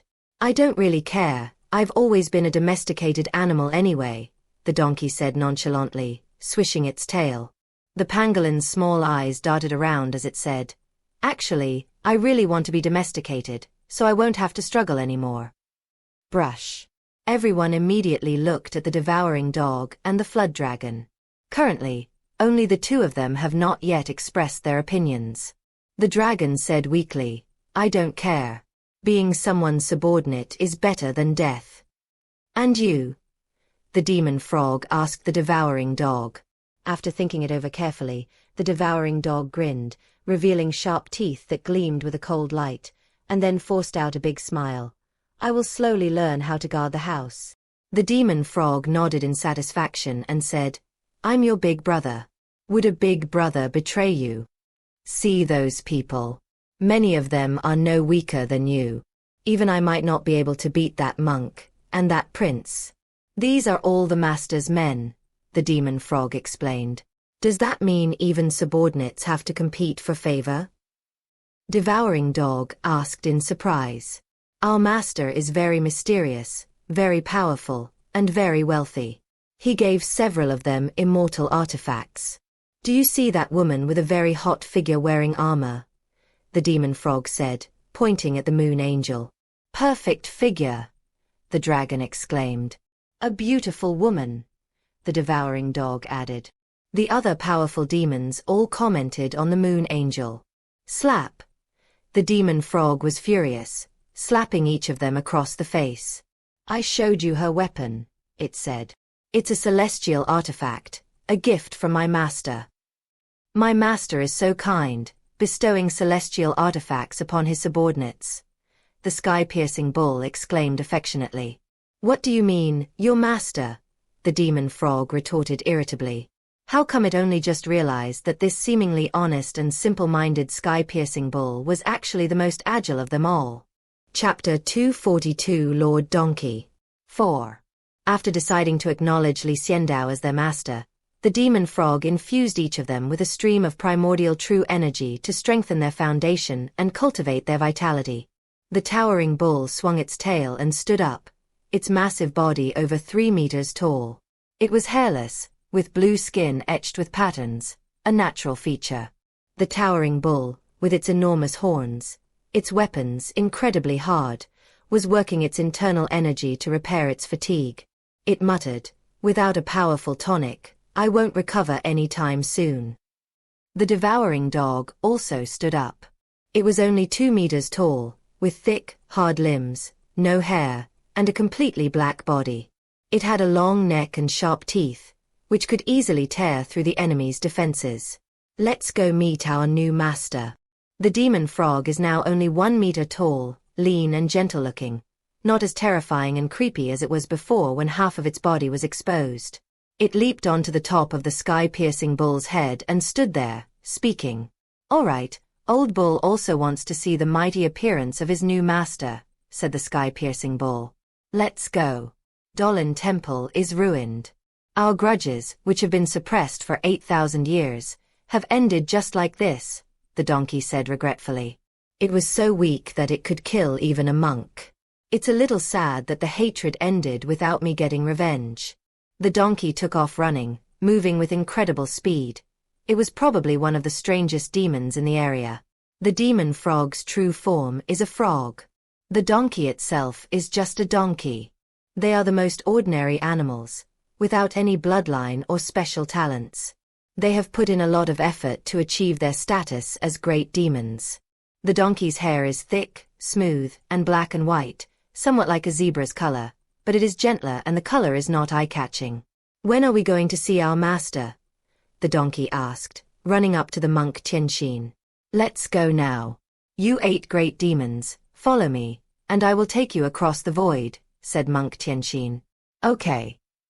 The donkey nodded obediently, got down on all fours, and stood next to monk Tianxin. Before long, the other 7 great demons also arrived, surrounding monk Tianxin. "Let's go. We'll leave this to them to clean up and head back first." Monk Tianxin reached out and drew a huge restriction in the void, carrying it across the void. Inside the heaven and earth money shop, Xiandao returned and rested with his eyes closed. "My strength is enough to dominate the 10 lands, but it's clearly not enough in the 9 heavens, Xiandao thought to himself. The Great Forest Temple in the 9 heavens is a massive and extremely powerful sect. Otherwise, they wouldn't dare to risk such a transgression and descend to the mortal realm to establish their presence. Even if there is a passage, once the heavenly Tao discovers it, it will be subjected to a baptism of thunder. Only with sufficient strength can one be confident that the heavenly Tao will not detect it. Or perhaps the potential profits are so great that they dare to take the risk. Xiandao also noticed that more than 10,000 years have passed since the founding of Dolan Temple, and neither of the 2 immortal artifacts has been refined by anyone, and the floating pagoda is still in its original state. This shows that the Great Forest Temple in the 9 heavens still cares a lot about these 2 immortal artifacts. Even though they were driven away by Xiandao this time, they still wanted to take the immortal artifacts with them, which shows that they are not in the first situation. They are powerful, but certainly not the most powerful. Otherwise, they would have come down to the mortal realm to plot something. It can only be the second scenario. Huge profits. A treasure that can help the 9 heavens from the 10 earths must be very rare. I hope monk Tianxin can find out more about it, Xiandao thought to himself. After this analysis, Xiandao had no expectations for the Dolan Temple in the 9 heavens. Xiaoqi walked over and saw that Xiandao had his eyes closed. She asked, "Are you tired?" Xiandao's mind raced, and he sighed. "I just fought with the people from the 9 heavens and drove them back." Xiaoqi's expression changed, and she looked at Xiandao, hurriedly asking, "You fought with someone from the 9 heavens? Are you all right?" Xiandao shook his head and said, "It's nothing, I just feel a little sore." "Your body aches." Xiaoqi was taken aback, then rolled up her sleeves and said, "Come on, let me give you a massage to relieve your fatigue." "Okay." Xiandao quickly agreed without hesitation and immediately knelt down. "Hurry up and come, I'm exhausted," Xiandao said impatiently. Xiaoqi was stunned. Looking at Xiandao's expression, she narrowed her eyes and said, "Are you faking it?" Xiandao's heart skipped a beat. He had become too proud of himself and hurriedly said, "I just drove the people from Dolan Temple back to the mortal realm and killed more than 30 people from the 9 heavens." Xiaoqi was skeptical, but said, "All right then, I'll give you a massage." Xiandao's face lit up with joy, silently anticipating the moment when he could once again feel Xiaoqi's soft, boneless little hands. But the next second, a voice came. "Master, I have returned with the demon frog and its 7 brothers." It was monk Tianxin's voice. He had rushed back. Xiao Qi jumped up, quickly pulled down her sleeves, patted Li Xiandao, and said, "Sit properly. Lying down is not a good look." Li Xiandao sat up expressionlessly, his eyes filled with dissatisfaction as he looked at Xiao Qi, but the person he hated was Monk Tianxin. They couldn't have come earlier, they couldn't have come later, but they had to come at this exact moment. Looking at Li Xiandao's expressionless face, Xiao Qi suddenly smiled and said, "All right, after they leave, I'll give you a 10-minute massage." Li Xiandao looked at her and said, 30 minutes. My hands will get sore." Xiao Qi raised her fair and delicate little hands. "But you still have feet." Li Xiandao glanced at Xiao Qi's jade feet. "Don't you know a girl's feet shouldn't be shown to just anyone?" Xiao Qi blushed and glared angrily at Li Xian. "You even asked me to do that, with your feet for you." 20 minutes it is then. Li Xiandao bargained. "Just 15 minutes. And it's only with your hands. Don't even think about anything else," Xiao Qi said seriously. Li Xiandao nodded and said, "A quarter of an hour will do." Li Xiandao secretly chuckled to himself upon receiving a 15-minute massage, but he kept a straight face to avoid Xiao Qi noticing and getting angry and refusing to give him a massage. Wearing masks, Li Xiandao and Xiao Qi waited for Monk Tianxin to enter. Da-da-da. The first sound that came was the crisp sound of hooves. Then a donkey appeared in Li Xiandao and Xiao Qi's field of vision. "Master." Upon seeing Li Xiandao, the donkey immediately galloped over, then its knees buckled, and it knelt down before Li Xiandao with a thud. "Lord Donkey greets my dearest master," the donkey said in a very devout voice, kowtowing repeatedly. Li Xiandao was completely dumbfounded. He and Xiao Qi exchanged a glance, wondering what was going on. The other 7 demons who entered later were gritting their teeth. "Everyone said that you, Donkey, have a gentle, honest, and responsible personality, so why are you the first to become a sycophant? Especially the sky-piercing bull, who was itching to do so. But now, it couldn't do it either." It wagged its tail irritably and said resentfully, "As expected of plastic brothers, even if you're doing this, you could at least take me with you." Chapter 243 Dragon Tooth Rice. Part 5. Li Xiandao looked at the donkey and asked, "Are you the demon frog's brother, one of the 7 great demons?" Lord Donkey nodded and said, "Master, I used to be one of the 7 great demons, but now I am your means of transportation. Just call me Lord Donkey." Li Xiandao laughed and said, "I don't need a means of transportation. Master, please don't look down on me. Although my strength is not great, my speed is unparalleled. I have mastered the Tao of space, and as my cultivation deepens, I will definitely be able to transcend time and space." The donkey introduced himself enthusiastically, trying to sell himself to Li Xiandao. It was very clever to grow from a first-class domestic donkey to a demon king. It was able to assess the situation, know who to be loyal to, and who to befriend. It's obvious that Li Xiandao is their new master this time, and his cultivation is so powerful. If they don't curry favor now, when will they? As Lord Donkey was speaking, Monk Tianxin arrived with the other demon kings. "Get up first," Li Xiandao said, gesturing for Lord Donkey to rise. He then looked at the demon frog and the 7 great demons. They were all in the form of demonic beasts, their auras weak, clearly indicating that 8,000 years of suppression had severely damaged their vitality. "The demon frog has already told you, hasn't it? It signed a contract on your behalf, saying it acknowledges me as its master. What are your thoughts on this?" Li Xiandao asked calmly. "Of course I'm willing to acknowledge a master," said the donkey first. "Brother, this is all to save us. We are willing to acknowledge you as our master," said the snarling bull. "I have no objection. Being able to come out alive is already a very lucky thing," the pangolin said. "That's right, pangolin brother is right. It's good enough that we came out alive. Master, please come forward again. I, Divine Eagle, bow to you." Divine Eagle lowered his proud head. "Master, what are your plans for settling us in?" the devouring dog asked. Everyone else looked at Li Xiandao, wanting to know how he would be treated by his new master. Xiandao looked at them and waved his hand, saying, "You are all still very weak. Since you have acknowledged me as your master, then everything is negotiable. Now go out and find a house in the surrounding mountains to cultivate and recover your strength." The 7 demons were overjoyed, not expecting that Xiandao's first act was to restore them, which made them feel closer to him. The demonic frog led them out, and Xiandao looked at Monk Tianxin and asked, "Have you uncovered the secret of Dolan Temple?" Monk Tianxin nodded and said, "I used a mind control technique on the higher-ups of Dolan Temple, and they all confessed."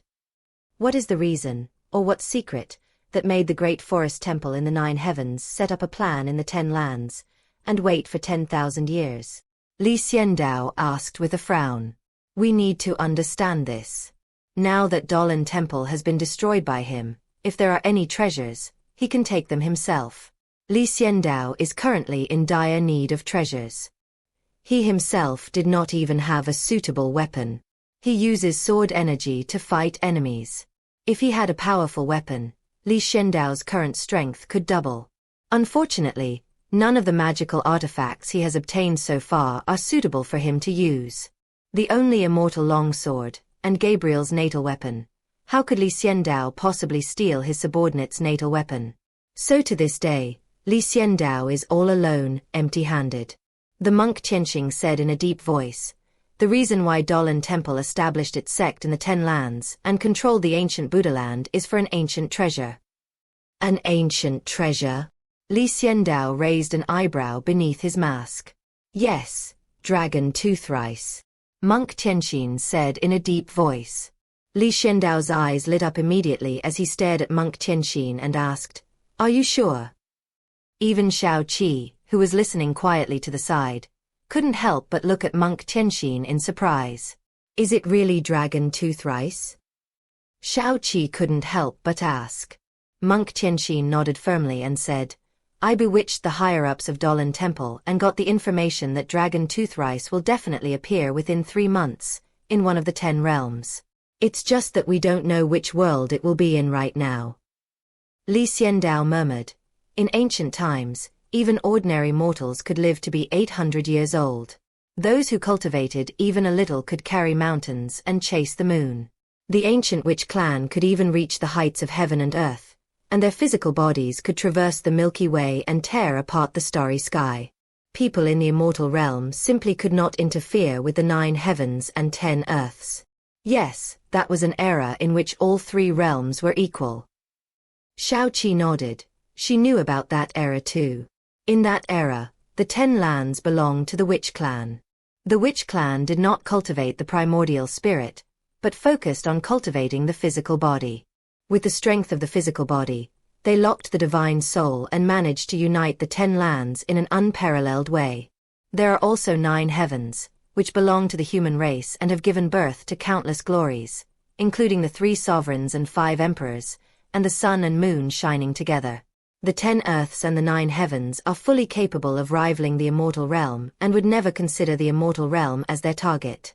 Ascending to the celestial realm was considered a foolish act by people of that era. All of this is because of Longya rice. Dragon tooth rice was a unique product of that era. Planted in the ground, absorbing the essence of the sun and moon, each grain of dragon tooth rice contains an immense amount of spiritual energy, and can be seen to resemble a real dragon. Moreover, once the dragon tooth rice matures, it becomes extremely large. Some people have compared it to the size of a 10-month-old dragon's tooth, and from then on, dragon tooth rice was named as such. You can say that if you plant dragon tooth rice, you don't need to worry about insufficient spiritual energy. A single grain of dragon tooth rice can completely make up for all your losses and even increase your cultivation level.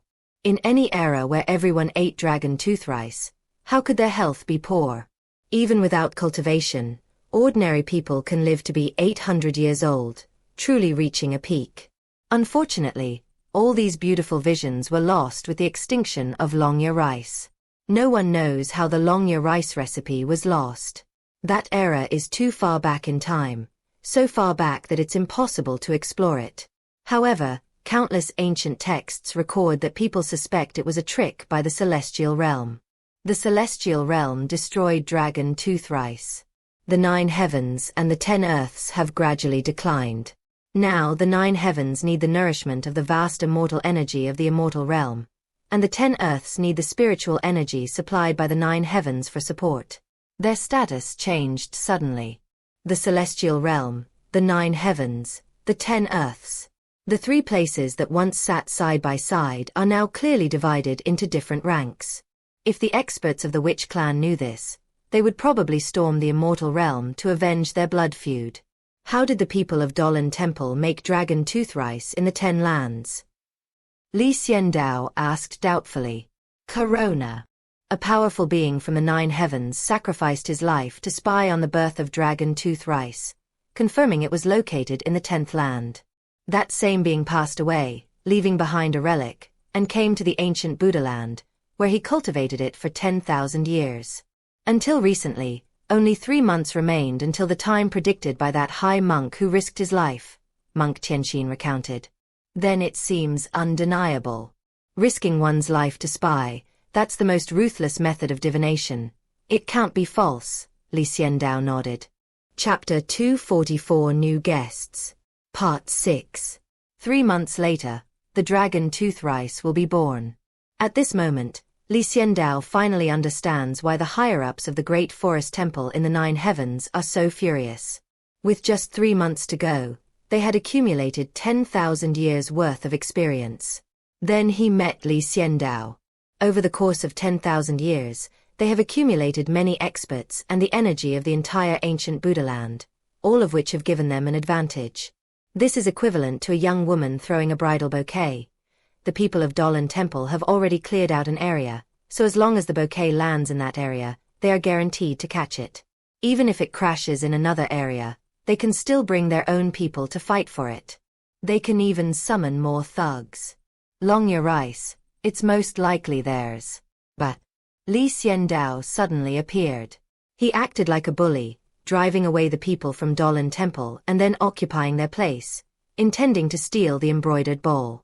How could Dolan Temple not be angry? In other words, he couldn't get down, otherwise he really wanted to tear Xiandao to pieces to vent his hatred. Xiandao instructed Monk Tianxin, saying, "From today onwards, you will stay in the ancient Buddha land and keep a close eye on the news of the Dragon Tooth Rice. I will remain in the eternal world, and I will also send people to other worlds." Xiandao is determined to get Dragon Tooth Rice. Dragon Tooth Rice directly led to the demise of that ancient era, an extremely romantic time when ordinary people could live to be 800 years old, seeing all the beautiful scenery in the world. The role that Dragon Tooth Rice played in this era is indescribable. Therefore, Xiandao needs to obtain the Dragon Tooth Rice. He dared not say he would replicate that era, but when he reaches the pinnacle in the future, he will definitely take out Dragon Tooth Rice and spread it throughout the world. Xiandao also believed that the 3 realms should be equal, so that he could do business everywhere and expand the heavenly bank.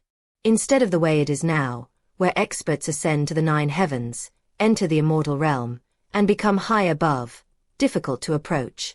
In that case, his business will be much more difficult. Monk Tianxin left, leaving only Xiandao and Shao Qi in the room. Xiandao immediately lay down on the bed, his meaning clear. He wanted Shao Qi to give him a massage.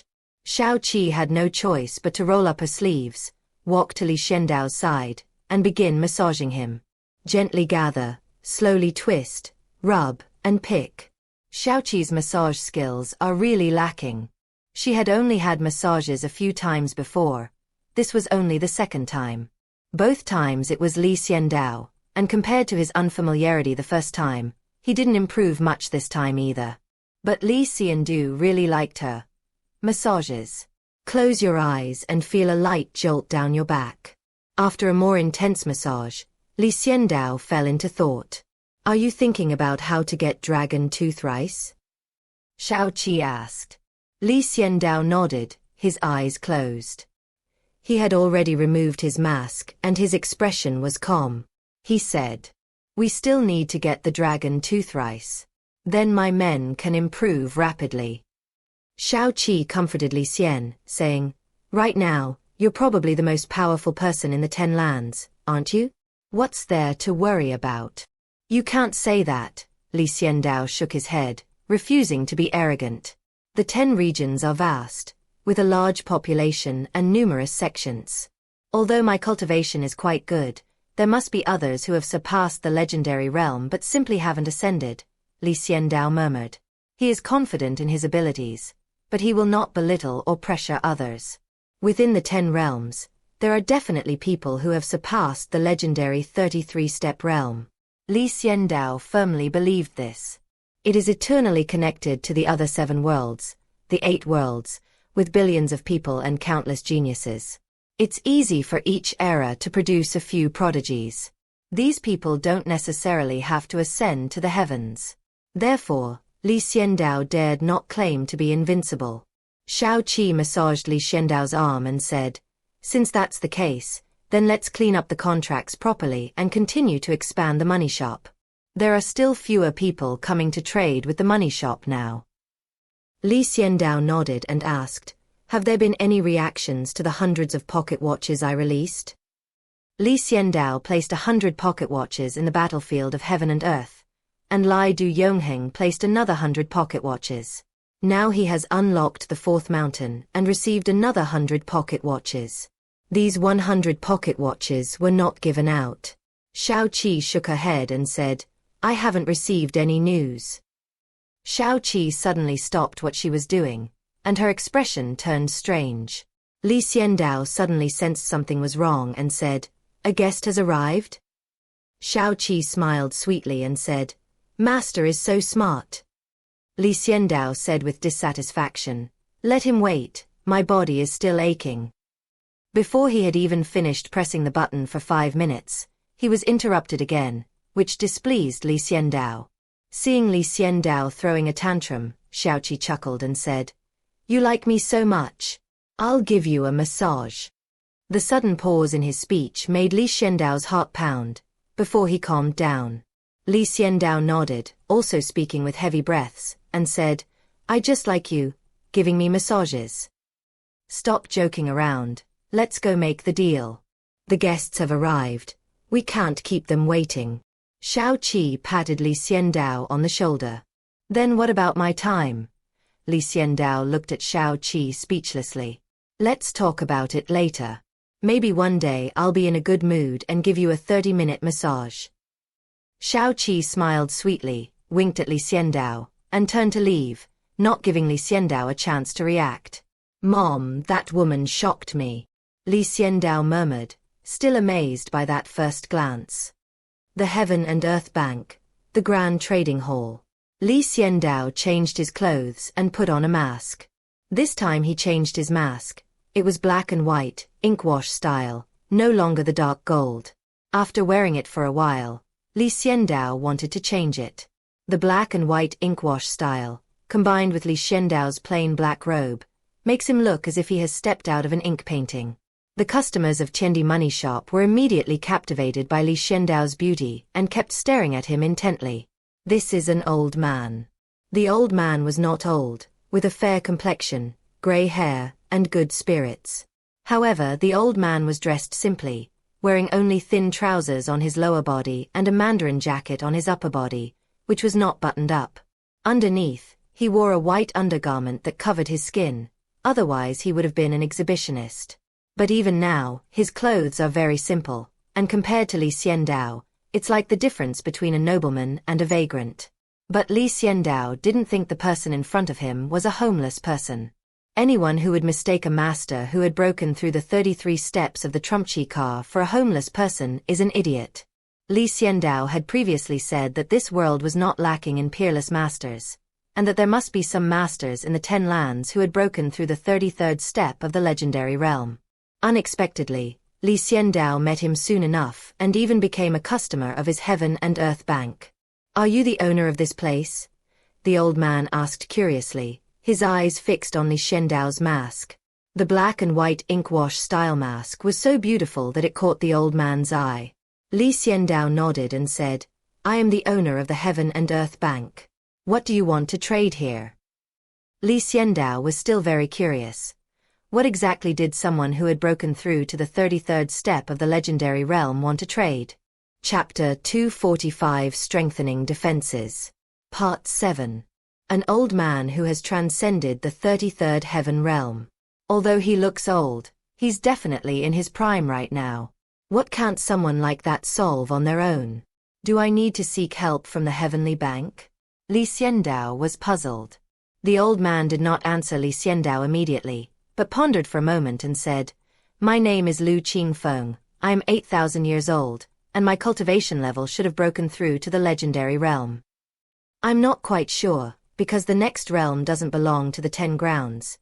It requires entering the 9 heavens. I haven't gone in, so I don't know if I've broken through," Lu Qingfeng said slowly.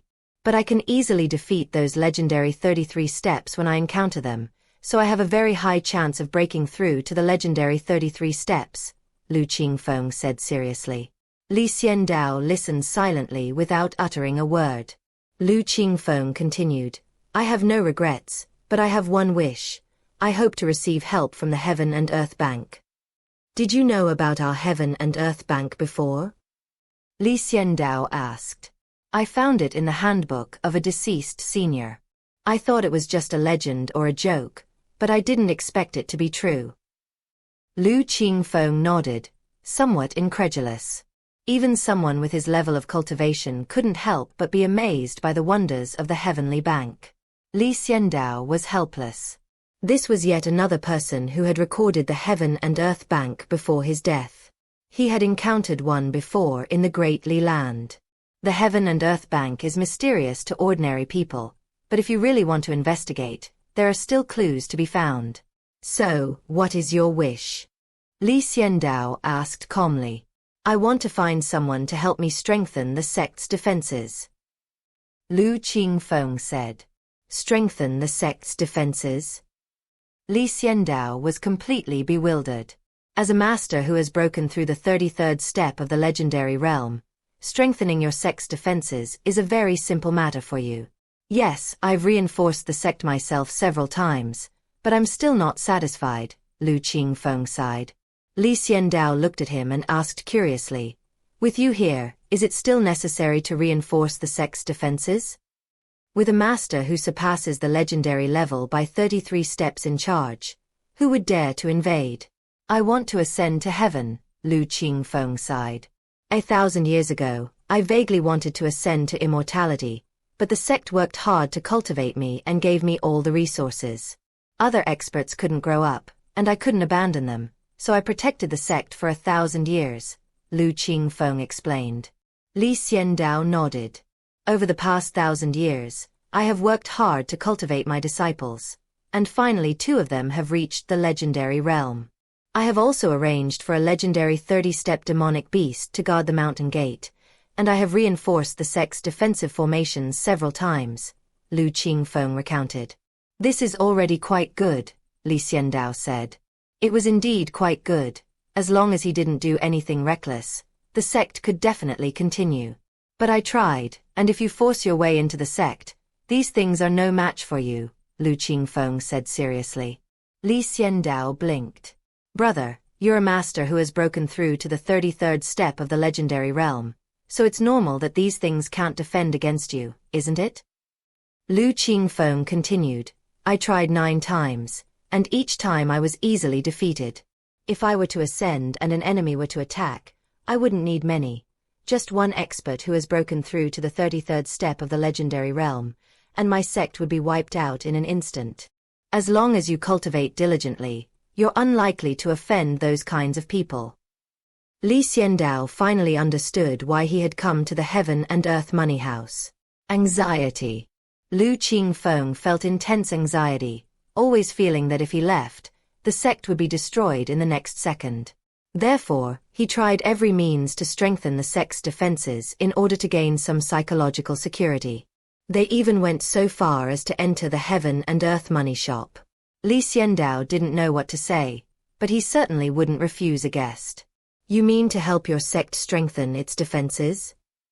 Li Xiandao asked calmly, tapping the table with his hand.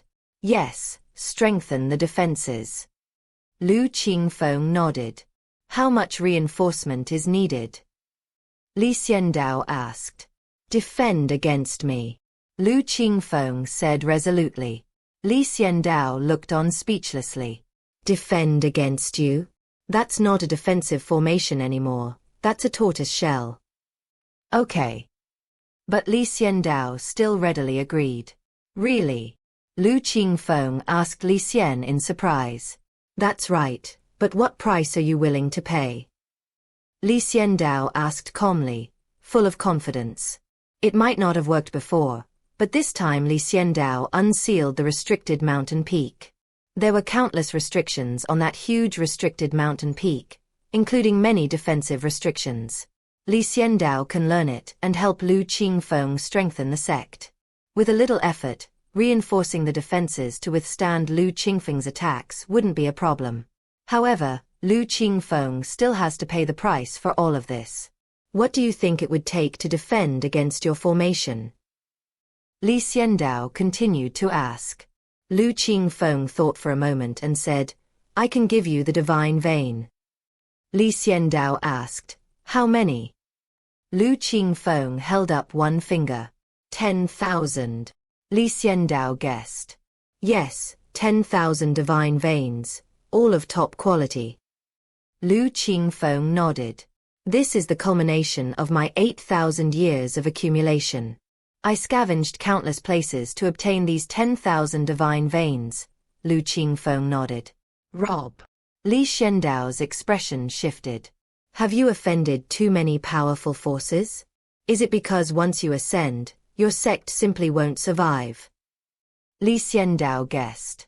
Lu Qingfeng laughed awkwardly and waved his hand, saying, that was all youthful arrogance, not worth mentioning. It's been a long time, and those people still hold grudges. It's ridiculous. Only now did Li Xiandao understand why he had been so persistent in reinforcing his defenses. If his defenses are not strengthened, his sect will surely be destroyed. 10,000 divine veins, deal. Although Li Xiandao knew the reason, he didn't care. As long as he received 10,000 divine veins, he could strengthen his defenses. Let's sign the contract. Li Xiandao had Xiao Qi bring in a contract. At Tiandi Qianzhuang, these matters were all handled by Xiao Qi. Xiao Qi walked in, handed the contract to Li Xiandao, and then stood aside, watching silently. Lu Qingfeng glanced at Xiao Qi, a flash of amazement in his eyes, then looked away and stared at the contract. The contract clearly states that Li Xiandao will help Lu Qingfeng strengthen the sect's defenses to the highest level, and in return, Lu Qingfeng will give the Heaven and Earth Bank 10,000 divine veins. After looking at it twice, Lu Qingfeng finally signed it. 3 days later, I will go to your sect to reinforce the defenses. After the reinforcements are completed, you can inspect them yourself. Only after they pass the inspection will you give me the divine vein. Li Xiandao put away the contract and handed it to Xiao Qi. Lu Qingfeng nodded and said gratefully, I will be waiting for you in the sect. Li Xiandao watched him leave and said to Xiao Qi, I'm going to the Forbidden Mountain Peak. I won't be coming down for the next few days. Chapter 246. Come on, let's give it a try. Part 1. Forbidden Mountain Peaks. When Li Xiandao arrived here, he looked at the towering, enormous mountain peak and slowly stepped up. The mountain was vast, and with every step, countless restrictions appeared beneath one's feet. These restrictions come in various forms, some simple, some complex, encompassing a wide range of things. Li Xiandao saw a restriction that could be formed with a simple stroke of a pen. This is a wind-based restriction that can generate a cool breeze, bringing a touch of coolness on a hot summer day. These are the most basic restrictions. As Li Xiandao continued to climb, he saw increasingly larger restrictions. In the mythological era, many people worshipped all things, powerful gods, and primordial beings, taking them as totems. Then these gods bestowed some simple principles of heaven and earth, which are also known as restrictions. Li Xiandao recalled the various books he had read in the Universal Library. No one can say for sure about the origin of the restriction, but most people agree that it originated from the mythological era. Those high and mighty gods and primordial beings bestowed the most primitive restrictions, and then these restrictions were continuously developed, studied, and expanded by humankind. From the beginning, it is the primitive stage, then it is the exploration of the great Tao, and finally it is the direct access to the origin. With the supernatural powers of the forbidden reaching an unparalleled level, humanity began to become independent and self-reliant, striving forward and no longer worshipping gods or innate beings. This enraged the gods and all living beings, and a massive war ensued. The mythological era was the pinnacle of restrictions, a history of war against primordial beings and supreme deities. Now all the people and things from the mythical era have vanished without a trace. All the grudges and conflicts have disappeared, leaving only the silent testament to all of this. Xiandao walked on the forbidden mountain range, his eyes taking in the countless restrictions. These complex lines and mysterious structures seemed to come alive in his eyes. For example, a defensive restriction that requires 100,000 interwoven Dao patterns to form. Xiandao stared at it for 3 seconds, and then he noticed it and memorized it all. The arrangement of 100,000 Dao patterns must be flawless. The exact position and angle of each Dao pattern must be described precisely to form a perfect restriction. This is a very complicated matter. But Xiandao glanced at it a few times, and after contemplating it with his eyes closed for a few moments, he memorized it. Xiandao memorized this defensive restriction. The vast, restricted mountain peak was inscribed with countless such restrictions. Xiandao stepped out, walking and stopping intermittently, sometimes concentrating, sometimes closing his eyes, sometimes pondering. These restrictions are all very powerful, but Xiandao mainly focuses on the defensive restrictions. Once Xiandao has mastered enough defensive restrictions, he can proceed with the transaction. In 3 days, Xiandao traversed the entire mountain peak, learning all the defensive restrictions within. There was a restriction here, with more than 90 million Dao patterns, which really made Xiandao's head spin. The key is that the 90 million Dao patterns eventually overlapped to form a half-meter-long flower, which is extremely beautiful. That's the craziest part. The higher you go, the more numerous, complex, and beautiful the Dao patterns that restrict your movement become. Like flowers, like trees, like thunder, like wind and rain, like wild beasts, like mountains and rivers. These restrictions have all transformed into their quietest, most primitive form. The most beautiful state is the original state. Xiandao felt his head was about to explode as he watched, but thankfully he had memorized the last extremely complex restriction and didn't want to develop it for the time being. Even if I only set up 1% of the restrictions I remember, Lu Qingfeng wouldn't be able to break them, not to mention that restrictions can be combined. Xiandao was full of confidence, certain that he could fulfill Lu Qingfeng's request. The art of restrictions is ever-changing, starting with basic small restrictions and then evolving into complex ones. However, they can also be arranged and combined. Thunder and wind and rain together form a forbidden formation that embodies the wrath of the heavens. The combination of rain and sword energy restrictions forms the restriction formation of the dark night killing intent. Restrictions are never a solitary endeavor, just as this world is never a solitary one. Everything is closely connected to other things and to the outside world, and they are inseparable from each other. Only through permutations and combinations, and through mutual assistance, can the restrictions exert their full power. Xiandao only needs to use 1% of the restrictions he has learned, arrange and combine them to set up a huge restriction formation, which will guarantee to resist Lu Qingfeng's attack. So he left the Forbidden Mountain and headed to Lu Qingfeng's sect. Xiandao was quite surprised to learn that Lu Qingfeng's sect was in the Eternal Land, as he had assumed it would be in another world. At the same time, Xiandao also realized that the Eternal Land was just as powerful, with a master who surpassed the legendary 33 steps. The Feathered Divine Dynasty is only a medium-sized power in Eternal Realm. There are other huge and large sects in Eternal Realm as well. Lu Qingfeng's sect is located in the southwest of the Eternal Land, in a mountain range, and is called the Heaven and Earth sect.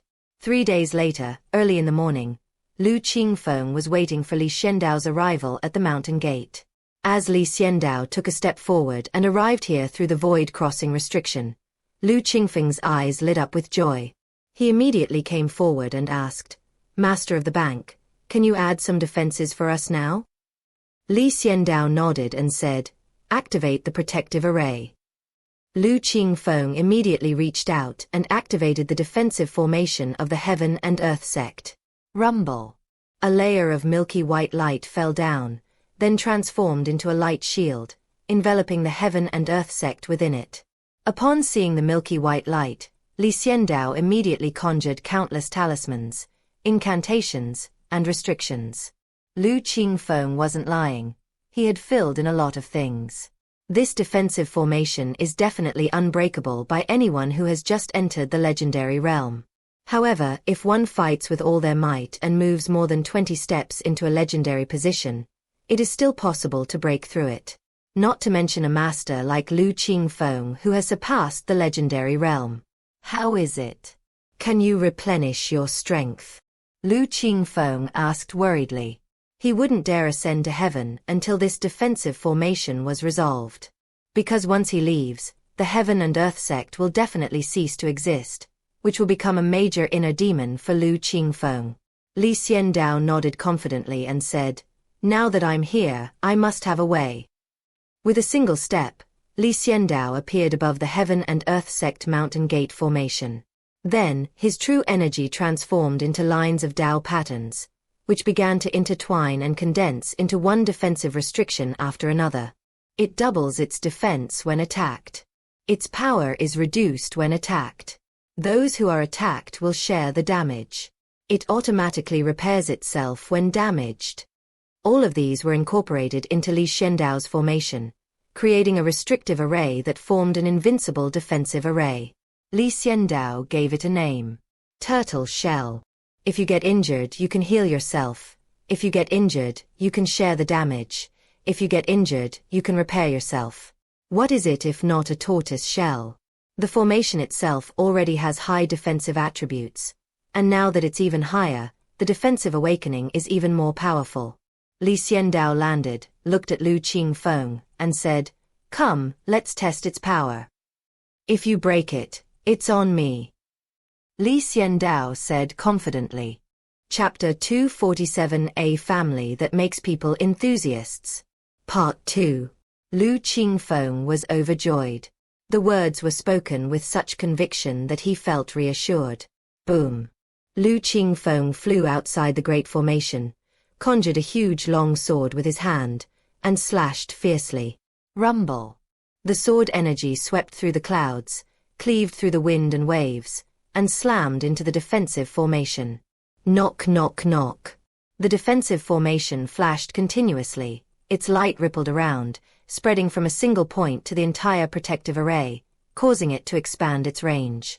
The restrictions that mitigated the attack began to take effect, reducing its power by half. The defensive restriction was activated and its power was unleashed, increasing the defense by half. The restrictions that repaired the cracks also began to take effect, mending the barrier that had been shattered by Lu Qingfeng. In less than 3 seconds, Lu Qingfeng's attack was blocked by the defensive formation. Great! That's wonderful! Lu Qingfeng exclaimed excitedly. My previous attack caused the formation to collapse instantly, but I never expected that after your modifications, Master of the Money House, it would become so powerful. Lu Qingfeng praised Li Xiandao's technique highly. Li Xiandao stood with his hands behind his back in the void, wearing a mask. A gentle breeze blew his clothes, causing them to flutter. He said, "Now can you give me 10,000 divine veins?" Lu Qingfeng nodded and said, "No problem, I'll give you the divine vein right away." Lu Qingfeng gave it without hesitation, even overjoyed. 10,000 divine veins are very precious. In the Eternal Land, it's a huge sum of money. But with a huge sum of money that allowed him to have no worries, Lu Qingfeng was naturally extremely satisfied. The next second, he handed Li Xiandao a magical artifact for storing things. "Money shop owner, these are 10,000 divine veins. Thank you for doing me such a great favor. Lu Qingfeng said gratefully. Li Xiandao refused his thanks, saying, "We had a fair transaction, each getting what we needed. I didn't help you, so you don't need to thank me. This is what I should do.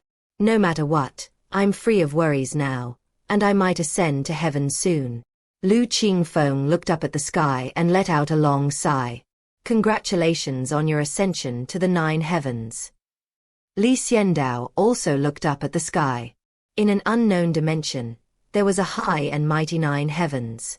"Thank you." Lu Qingfeng hesitated for a moment, then said, "Master of the bank, I'm about to leave Eternal Land. Before I go, let me tell you a little news." Li Xiandao looked at him and asked curiously, "What little news?" Lu Qingfeng quickly descended into the heaven and earth sect, not wanting to speak in the sky. Li Xiandao also landed together, walking along the forest path, surrounded by a sea of bamboo. Lu Qingfeng said seriously, "Money shop owner, this news is being told to you privately." Li Xiandao nodded in agreement and listened attentively. "There have been fluctuations in the heavenly Tao in the Eternal Land recently. I wonder if you have noticed?" Lu Qingfeng asked.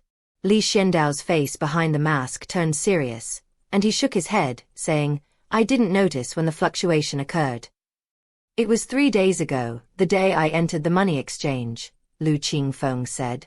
Li Xiandao nodded and asked, "What happened that day when I went to the ancient Buddha land instead of the Eternal Land?" "Someone is falling from the sky," Lu Qingfeng said softly, pointing. Li Xiandao's eyes narrowed, and he said, "You mean people from the 9 heavens have come down?" "That's right. I received the pocket watch that day and was worried about whether I should go or not, so I started to use innate divination to peek into the secrets of heaven." Lu Qingfeng led Li Xiandao into a pavilion in the bamboo forest, invited Li Xiandao to sit down, and said, "What did you glimpse?" Li Xiandao sat down, straightened his back, and asked, "I didn't see anything because I saw many people secretly descending to the mortal realm in the Eternal Land, which made me very cautious and dare not be careless," Lu Qingfeng said with lingering fear. "Many people?" Li Xiandao frowned. "Why were there so many people in this Eternal Land?" "There are at least a dozen people," Lu Qingfeng nodded, speaking seriously. "That's quite a lot," Li Xiandao asked. "Are they from the same family?" "That's right. We're all from the same family." Lu Qingfeng nodded. "Who?" Li Xiandao frowned. Whose family was this that had brought so many people down here? Could it also be because of Longya rice? "The Ling family," Lu Qingfeng said. Li Xiandao frowned. The appearance of the Ling family immediately reminded him of someone. "Someone I wanted to kill." "Amazing. One of the immortals in your family." It was precisely because he wanted to kill her that Li Xiandao came to the Eternal Land from the Desolate Land, intending to kill her as his first task. However, later, because of the Northern Prince and the Feathered Divine Dynasty, Li Xiandao put the matter aside. "I never expected that the Ling family would have such a powerful background, capable of bringing down more than a dozen people from the heavens. Does the owner of the money shop have a conflict with the Ling family?" Lu Qingfeng asked immediately when he saw Li Xiandao remain silent. "It's just a minor conflict, nothing serious," Li Xiandao waved his hand and said. "For him now, and for the Tiendi money house now, this matter is really just a small thing. A mere immortal being could be killed with a single slap. The reason Li Xiandao didn't kill her was because he was delayed by other matters. Since it's a minor conflict, I still advise the money shop owner not to clash with the Ling family for the time being, since they are not to be trifled with right now," Lu Qingfeng suggested. "Okay, I'll be careful," Li Xiandao agreed, but that was all he said. A dozen or so people smuggling themselves down to the mortal realm could frighten Li Xiandao.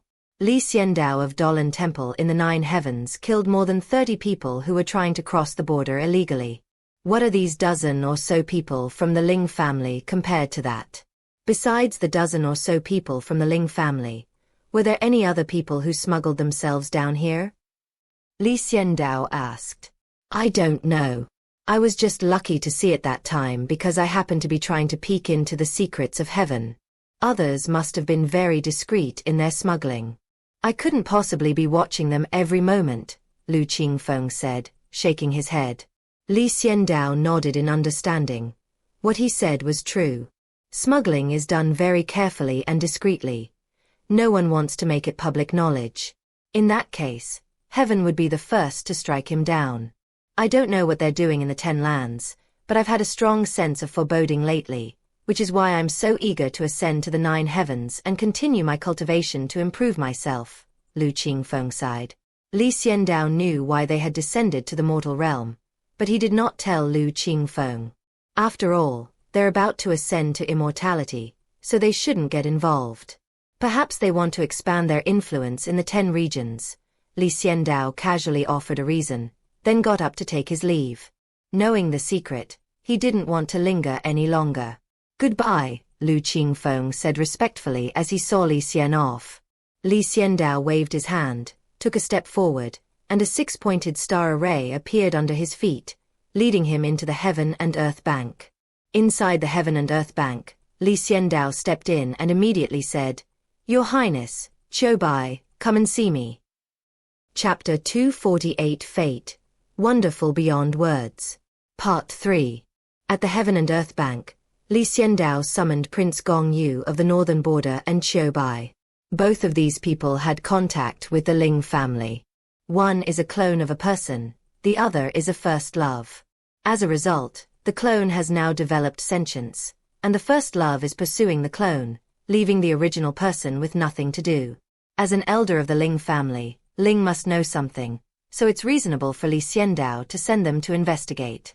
Li Xiandao is now at the peak of the 10 earthly realms, and he no longer cares so much about dealing with the people he once faced. What Li Xiandao cares about now is exactly how many people have descended to the mortal realm. Their goal in the lower realm is not unity. 4 long-year rice. If so, it means that the news of Dragon Tooth Rice is no longer controlled by Dolan Temple alone, but has begun to spread. Those powerful forces with the ability to send people down to the mortal realm will definitely want a share of the pie. This is just awful. Before long, the Prince of the Northern Border and Bai arrived in front of Li Xiandao. "Master," the two called out. Li Xiandao nodded and said, "I called you here because there's something I need you two to do." "What are your orders, Master?" Prince Gongyu of the Northern Border immediately asked, his enthusiasm rising at the mention of going out with Bai. Bai is less resistant to him now. If they go out together a few more times and deepen their relationship, the chances of winning over Prince Gongyu of the Northern Border will be much greater. So he was very happy. Bai also said, "It is my honor to be able to help my master. I wonder what my master needs me to do." Li Xiandao began to explain about the Dragon Tooth Rice. As they talked, Bai and Prince Gongyu of the Northern Border gradually became serious, realizing just how important Dragon Tooth Rice was. When Li Xiandao mentioned the matter of the Lingren family, Bai and Prince Gongyu of the Northern Border both looked displeased. The two of them really didn't want to have any contact with anyone. "I know you don't want to have any contact with people, but everything has to come to an end, Bai," Li Xiandao shouted. Bai straightened up and said, "Master, Bai is here. Go find the person in the lower realm, find out what their goal is, then kill the person in the lower realm, and declare that your era of clones is over. From now on, you are the only Bai. The person in the lower realm will make her vanish into thin air," Li Xiandao said coldly. Li Xiandao's method of dealing with problems was to send his clone to kill the original body, and then completely eliminate the original body's influence on the clone. Otherwise, with his current cultivation level, a single slap would bring disaster upon Ren and his family. Li Xiandao kept the messenger, partly for Bai's sake. As an avatar, it will eventually have to face the original. Bai looked at Li Xiandao, her pretty face pale, somewhat dazed. Kill the man. This has been her dream since she gained sentience. The reason a dream is because it is difficult to achieve. Bai was once ordered to be killed 10 times in a row. Bai used the human immortal pill he had exchanged at the Heaven and Earth Bank to resist those 10 times. It is also very inspiring to persevere, If it doesn't work 10 times, then try 10 more times. So, on the 11th time, Xiaobai died. She had no more elixir of immortality to resist, so she died cleanly and decisively. He was dead for 50 years before being rescued by Xiandao. Even so, the 12th execution still came. This time, thanks to Xiandao's intervention, Xiaobai escaped a calamity. It can be said that from the moment Xiaobai gained sentience until now, he has been entangled with Ren Xing. During this period, she was killed a total of 12 times, which left Xiaobai with psychological trauma. This is also why Xiaobai is in a daze now. Xiandao ordered her to kill the man. Xiaobai wasn't worried about not being able to complete the mission. Because Ren Ling is currently only at the human immortal realm, while Xiaobai is at the legendary 21 realm, he could crush Ren Ling with one hand. Xiaobai then realized in a daze that she had progressed far too quickly by following Xiandao. So much so that she's no longer on the same level as others. Master, Xiaobai obeys. Xiaobai nodded firmly, knelt on one knee, and said resolutely. The prince of the northern border also knelt down and said, Master, Gong Yu also obeys the order. Yes, go ahead, but be careful. The Ling family now has experts who have descended from the heavens, so don't be careless. Xiandao nodded. Xiaobai and Gong Yu nodded and left. Xiandao watched them leave, took off his mask, and silently pondered. Is there another purpose for coming down here, or is it that the great forest temple in the 9 heavens can't keep the secret? Xiandao wondered. Although there is a high probability that Xiandao is certain that they descended to the lower realm for the dragon tooth rice. But what if? That's why Xiandao sent Xiaobai to ask the messenger, and after getting the answer, he killed him to fulfill his original purpose for coming to the Eternal Land. Besides the Ling family members who descended to the mortal realm, how many others have gone down there? Xiandao frowned, closed his eyes, and communicated with the great Tao of the world. Xiandao has now surpassed the 33 steps of the legendary realm and reached a peak. He is improving every moment. Even his breathing is enhancing his cultivation. This is not an exaggeration, because Xiandao had been studying the restrictions on the restricted mountain peak for the past 3 days. As he studied, he gained more insights and understanding. His realm is galloping forward at breakneck speed, without ever looking back. Now, as soon as Xiandao closed his eyes, his soul entered the world and became connected with the great Tao. Xiandao can swim freely in the great ocean. Xiandao is watching to see if anyone is illegally crossing the border. It is invisible to the naked eye in the mortal world, but the soul, which is integrated into the world, can be sensed by Xiandao. If someone tries to smuggle themselves across the border at this time, Xiandao can find them by looking for clues. Even if these people manage to remain completely hidden, they are targeting the rules of the world, not any particular individual. Unlike Xiandao, the rules of the world don't focus on just one place. The rules are vast, orderly, and responsible for the entire world. Therefore, Xiandao can keep an eye on them and discover them, but the world's rules cannot. The ocean of the great Tao was very calm. Xiandao's soul sat within it, silent, gazing at the vast and boundless ocean of the great Tao. Boom! Suddenly, huge waves surged up somewhere in the world's oceans. But in an instant, the raging waves stopped. It was as if nothing had happened. The rules of the world will not become alert just because of a slight fluctuation in the great Tao ocean. But Xiandao knows how. He stood up and saw the source of the ripples in the distance. Forever. Still in eternity. Xiandao wondered, could it be that the dragon tooth rice was born in the Eternal Land? Otherwise, why are you all running towards the Eternal Land? Xiandao's mind raced like lightning, and he instantly arrived at the place where the waves had just been stirred up. Sure enough, someone was smuggling themselves across the border. It's not just one person. It's a group of people. Xiandao looked closely and realized they were all from the same sect. Dolan Temple. Xiandao was delighted. This was truly fate. On a whim, he entered the great Tao ocean to keep an eye on things, and there he encountered the people from Dolan Temple secretly carrying out their plan. Fate is truly wondrous. Chapter 249 The Interdimensional Transcendent, Die. Part 4. In the great ocean, one exists detached from the real world, yet is intimately connected to it. People from Dolan Temple are illegally crossing the border. Xiandao discovered them in the Great Dao Ocean, but they did not discover Xiandao. At the summit of a great mountain, there is a Buddhist temple with only a dozen or so monks. There are vegetable gardens and farmland around the temple, where a dozen or so monks live quietly and simply. People in the neighborhood all know about this Buddhist temple and the monks here. The monks lived in peace and contentment, and the common people occasionally came to offer incense. Life was peaceful and quiet. Everyone thought this was an ordinary Buddhist temple. No one would have guessed that this was actually a backup plan that Dolan Temple had laid out 3,000 years ago. After establishing a foothold in the ancient Buddhist land, the higher-ups of Dolan Temple worried that if the dragon tooth rice did not appear in the ancient Buddhist land, wouldn't they have lost their advantage?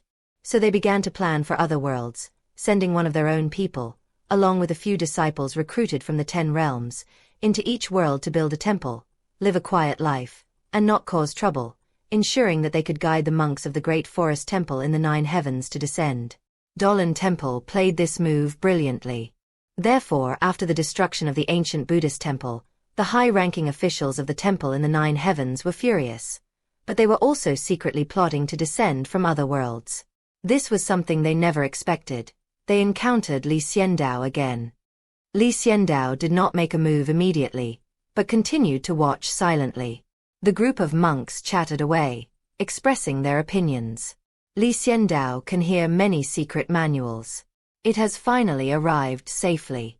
The abbot and all the masters said that there is a high chance that dragon tooth rice will descend upon the eternal land. Is this true? A middle-aged monk asked. His cultivation level surpassed the 33rd step of the legendary realm, equivalent to Lu Qingfeng's level.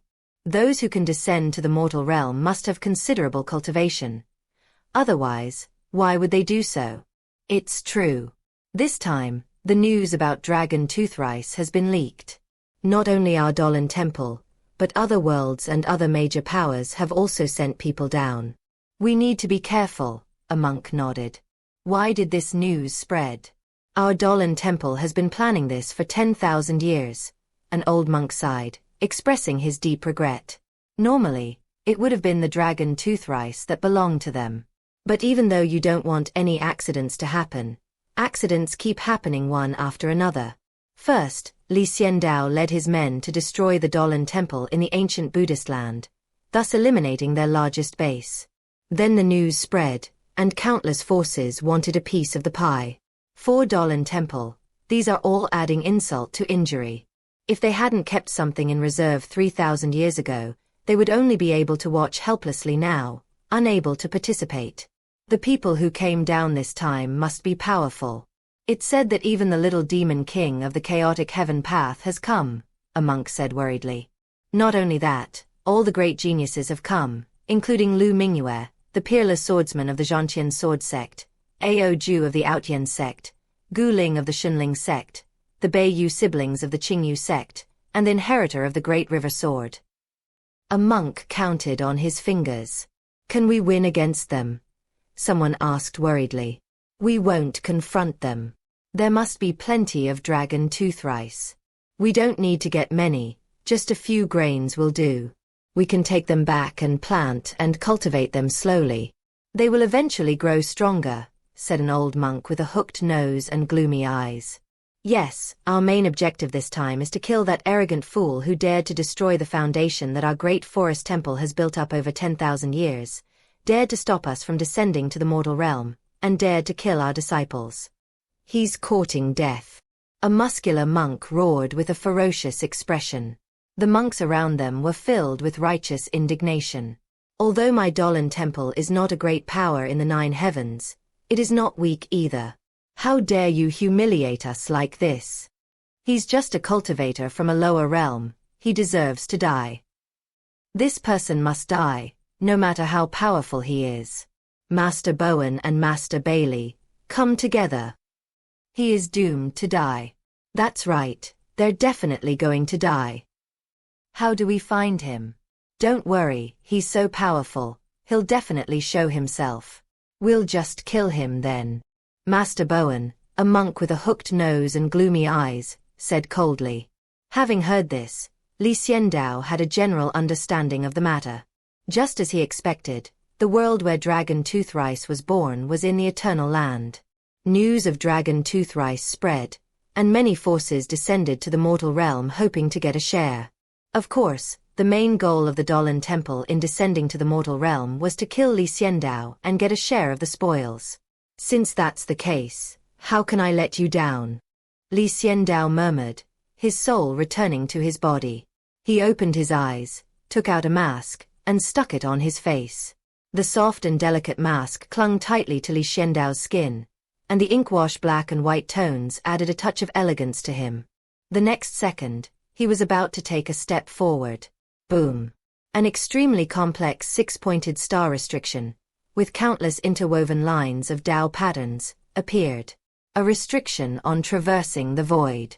Just as Xiandao stepped forward, Xiaoqi came over and asked, "Where are you going?" "Murder," Xiandao said casually, and his entire body vanished instantly.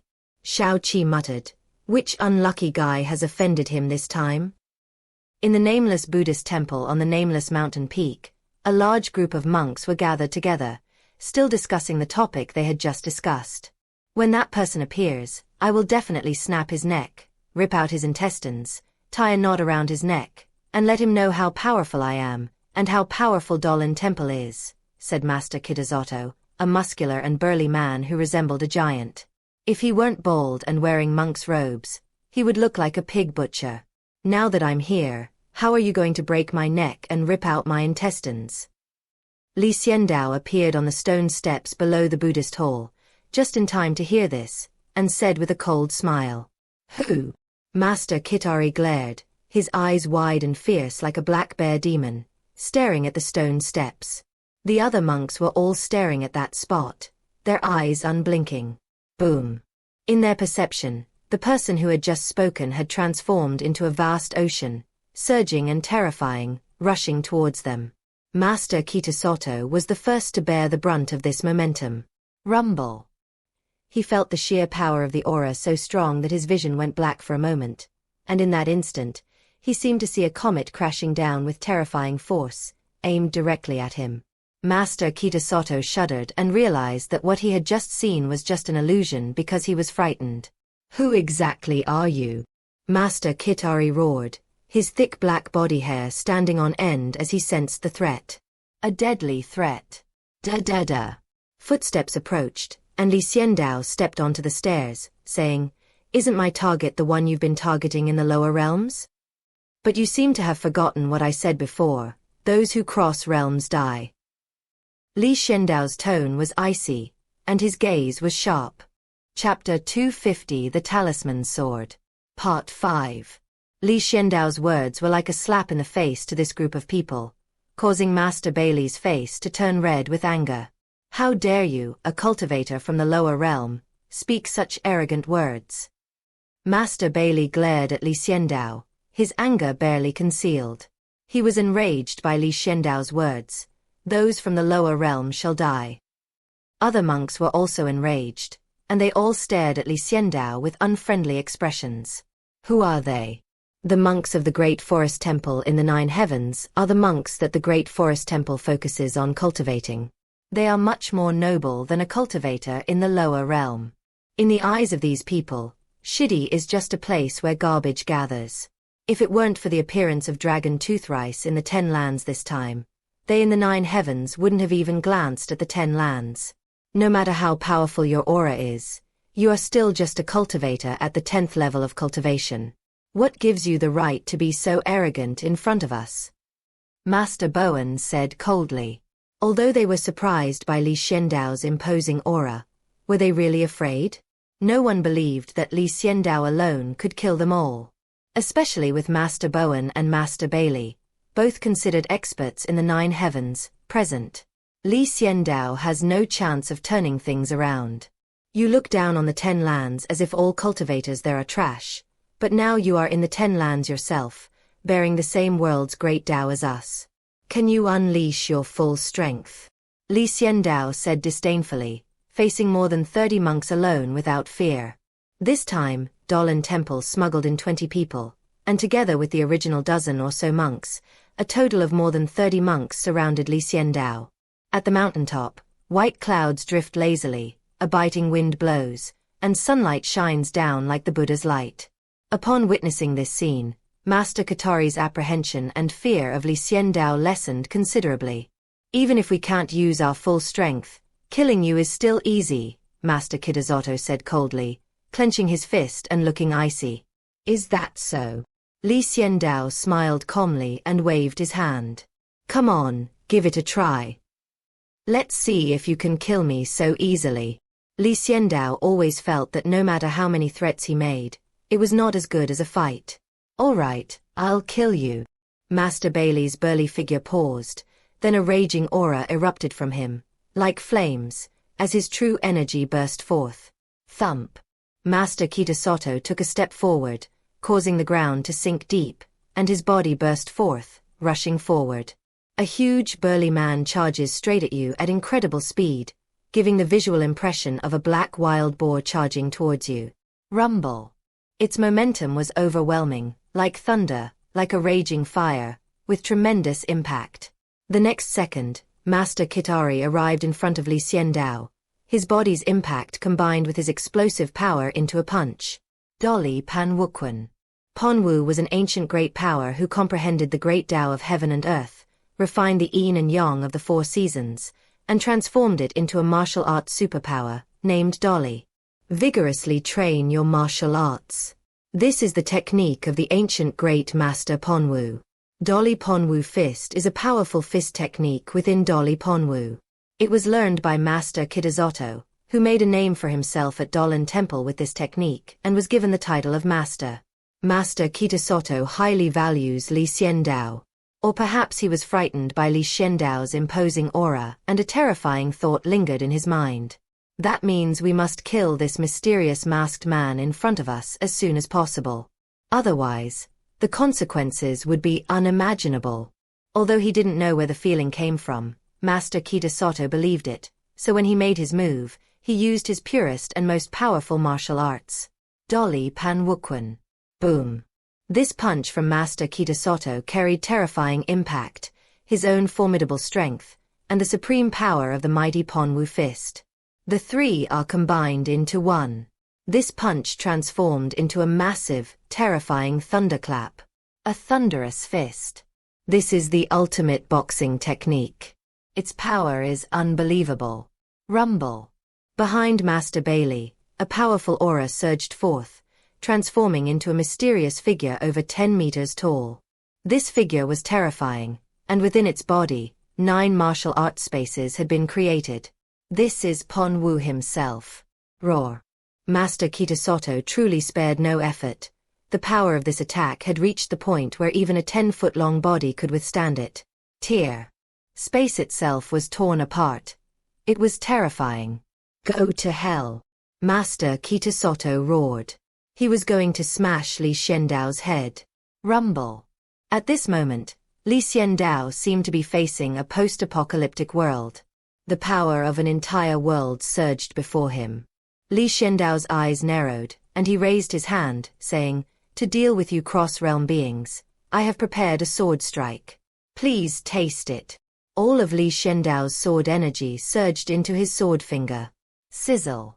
The sword energy stimulated the surrounding space, and countless sword energies suddenly appeared around Li Xiandao, each one like a real long sword.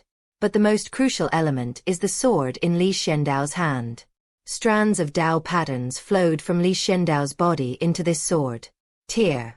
The space around Li Xiandao, spanning 3 zhong, was completely torn apart, with turbulent spatial currents surging forth. Li Xiandao himself had his clothes fluttering and his hair dancing wildly, yet his body remained upright, like a pine tree or a javelin.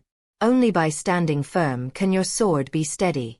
The countless Dao patterns that surged into the sword finger were what Li Xiandao had learned on the Forbidden Mountain Peak. Can't defensive restrictions be turned into attacks? Li Xiandao disagreed. The best defense in the world is to kill your enemy and nip danger in the bud. Therefore, in Li Xiandao's eyes, these defensive restrictions were extremely sharp swords. Talisman sword. First form. Defensive sword. This is the sword technique that Li Xiandao created during the 3 days he spent on the Forbidden Mountain Peak. He said he is improving every moment, and he wasn't exaggerating. Li Xiandao is really improving. Clang.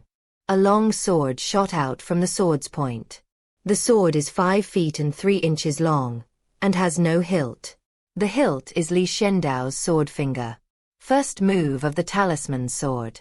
Li Xiandao used it for the first time. Boom. With a single step, Li Xiandao pointed directly at the target. The talisman sword immediately collided with Master Katori's great strength Ponwu fist. Rumble. Both of them unleashed the limits of what this world could withstand, and the collision instantly tore a huge hole in the sky. In fact, it was like a gale of force 10 or so, sweeping across the surroundings and immediately lifting some ordinary monks into the air. Meanwhile, Li Xiandao, standing in the center, pointed his sword at Master Bailey's fist. Click. The sound of breaking bones echoed in the ears of the two people. Li Xiandao's body remained unchanged, his fingers did not tremble at all, and his masked face showed no expression. Only his eyes held a hint of mockery. You lost. The next second, a terrifying power erupted from Li Xiandao's sword finger. Boom. Master Bailey was immediately thrown away, spitting out a mouthful of blood. One of his arms was severed on the spot by Li Xiandao, and blood splattered all over the ground.